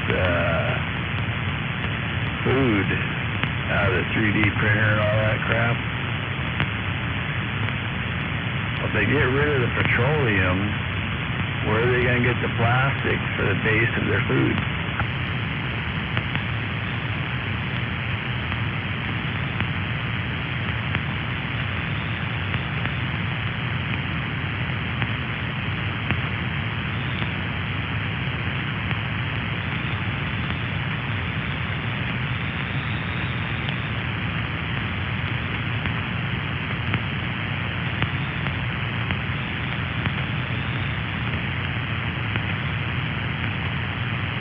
They get rid of petroleum products like they're taught, like these kooky leftists are talking about, the whole world is going to fall apart.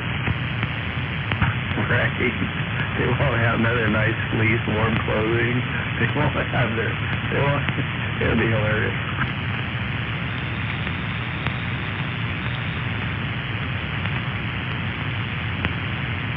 I'll be okay. I'll stock up and I'll survive the rest of my life. But the kooky leftists will die, and I say okay with that.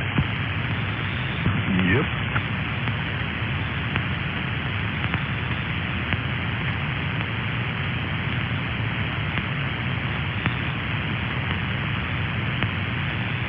They're the problem on Earth anyway.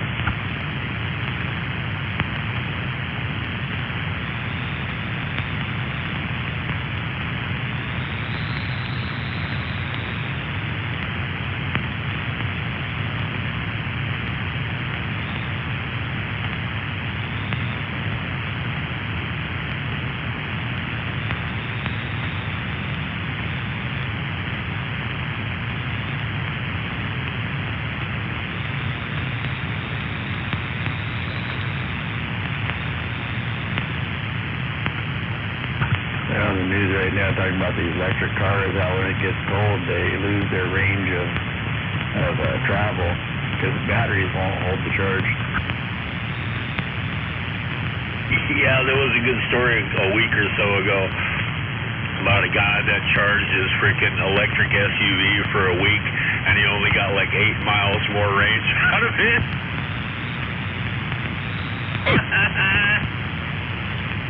Yeah, he was in Colorado.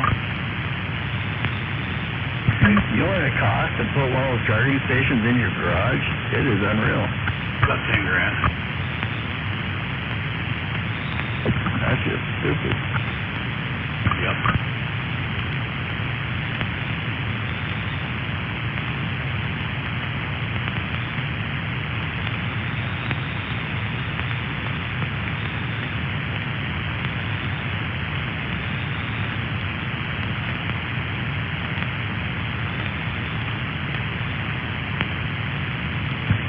I'm wondering how long it'll be when they'll have some kind of cyber bed at these stations.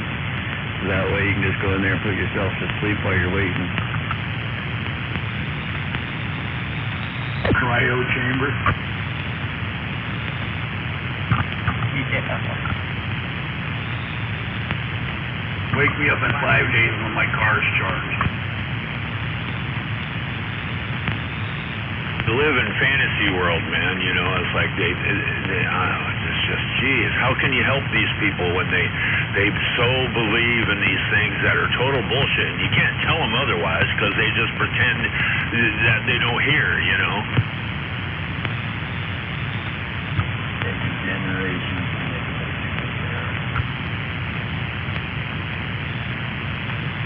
And there's a lot of them out there.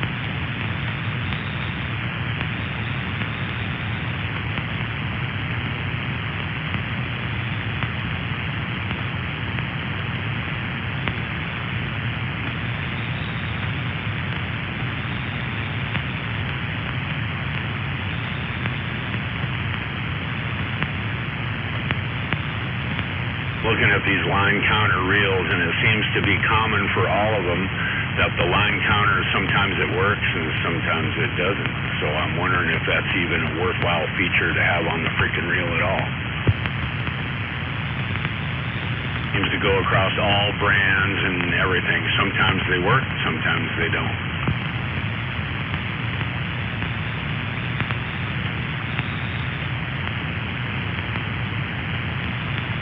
Well, I don't know that I would pay extra for that feature. Price is the same with or without, you know. You might as well have it. I mean, if the price doesn't change, then it's the reel you want. And if it doesn't work, then it doesn't matter. It'd be the same as if you bought it without it, right?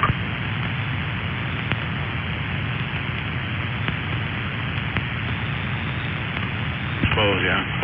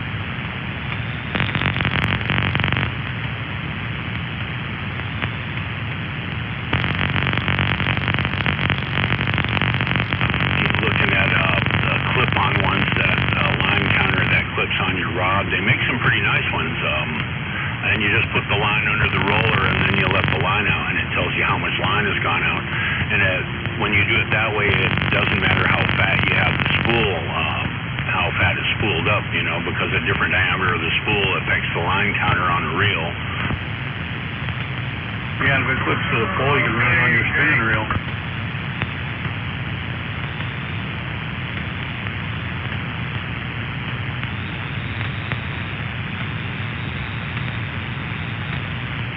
That's the point too. It's like, that's why I haven't bought one yet. How much do the line counters run?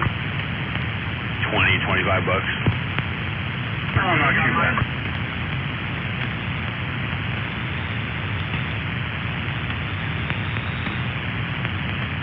You make cheaper ones that are like $8, $10, but I don't want one of those.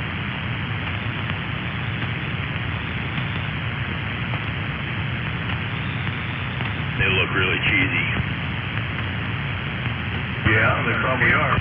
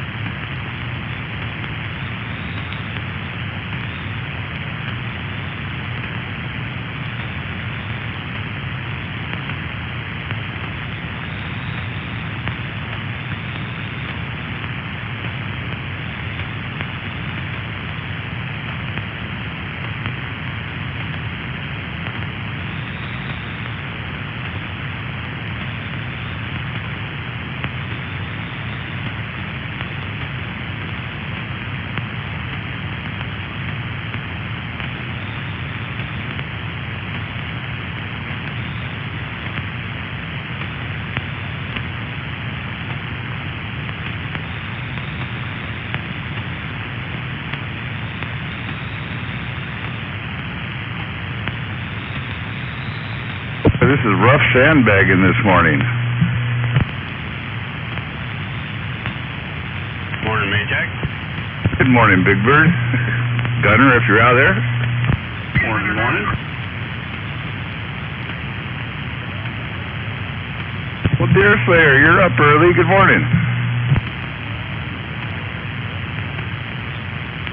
Oh, wow.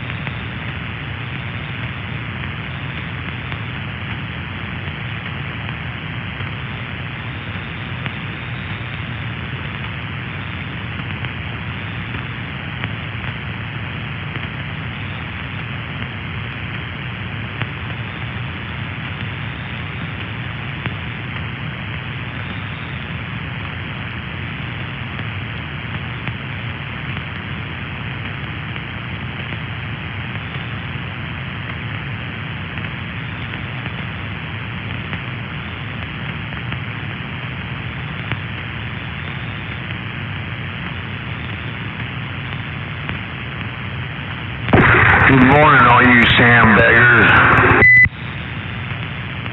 I know Reggie's out there morning time.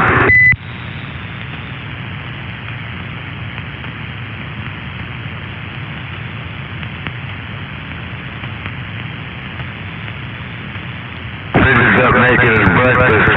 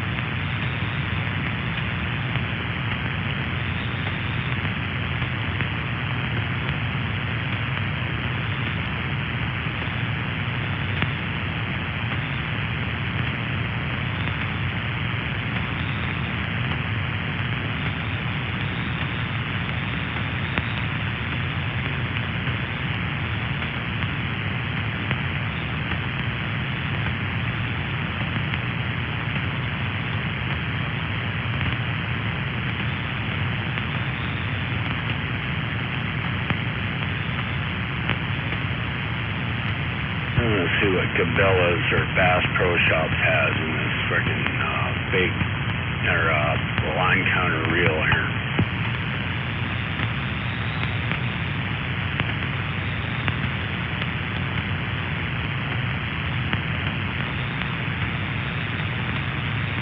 Yeah, you probably find the same shit you find on Amazon. Maybe.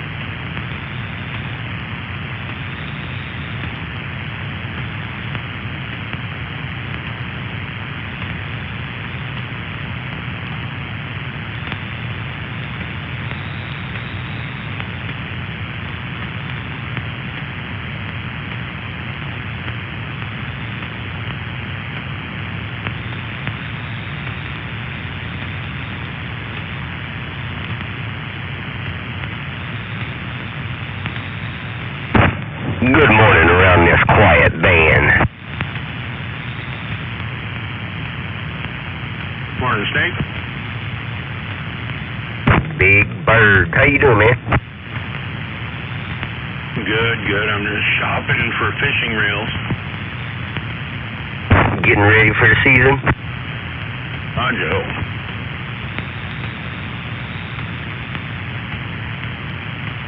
Hell, I got fishing reels I've had for 20 years. I still use the same old ones. Roger, well, years ago I gave away all my fishing stuff to my sons, and I've had to start from scratch.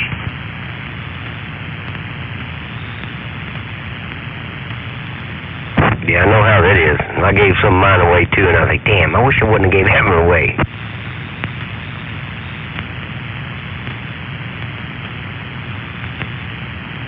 But the kids come first, right? I figured I was pretty much done fishing, and I got the bug again.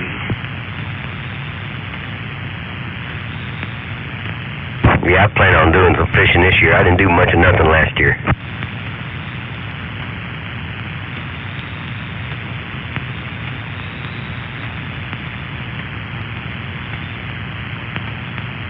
I mainly go for the trout and the bass.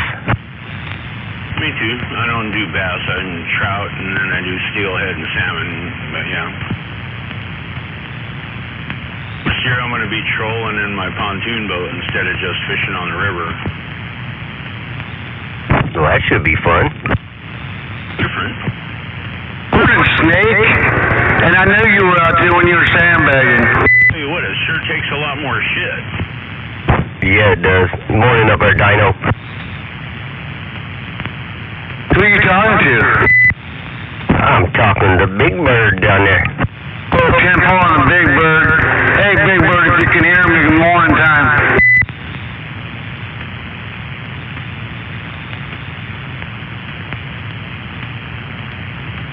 I guess I got no audio and I'm back out.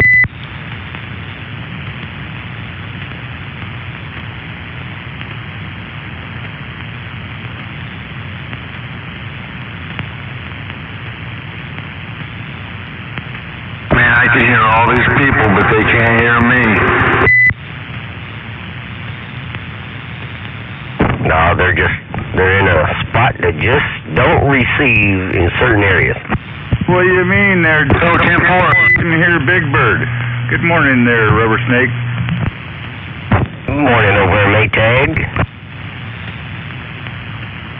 I can't hear him either. Oh, I hear him. The hill's in the way or something. Well, he can't hear me, but I can hear him. Yeah.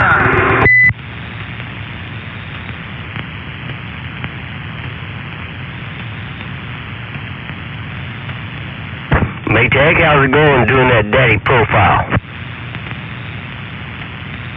Well, I know, just another day there, Rubber Snake. That's good. It'll be all good.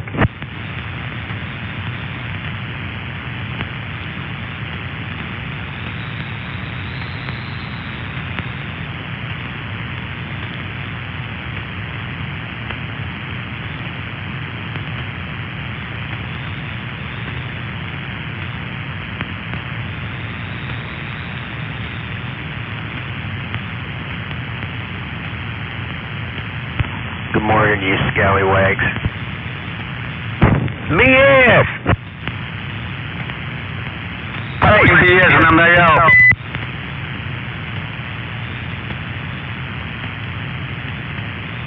Are you guys ghost talking? Yeah, if that's what you want to call it, because you don't hear it. Well, BS isn't out there. Sure sound like it to me. Hey, keep that for a second.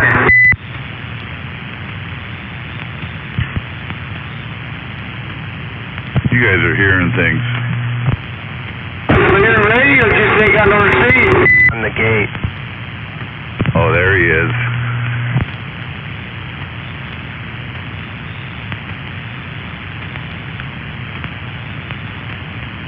I have transmit, but I don't have any ears.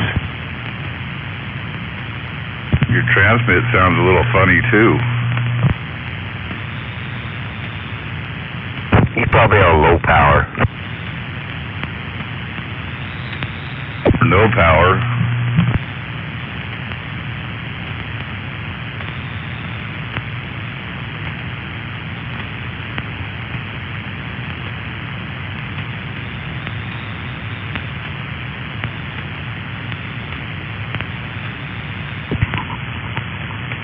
Yeah, I'm using my old radio, so it's not going to sound right.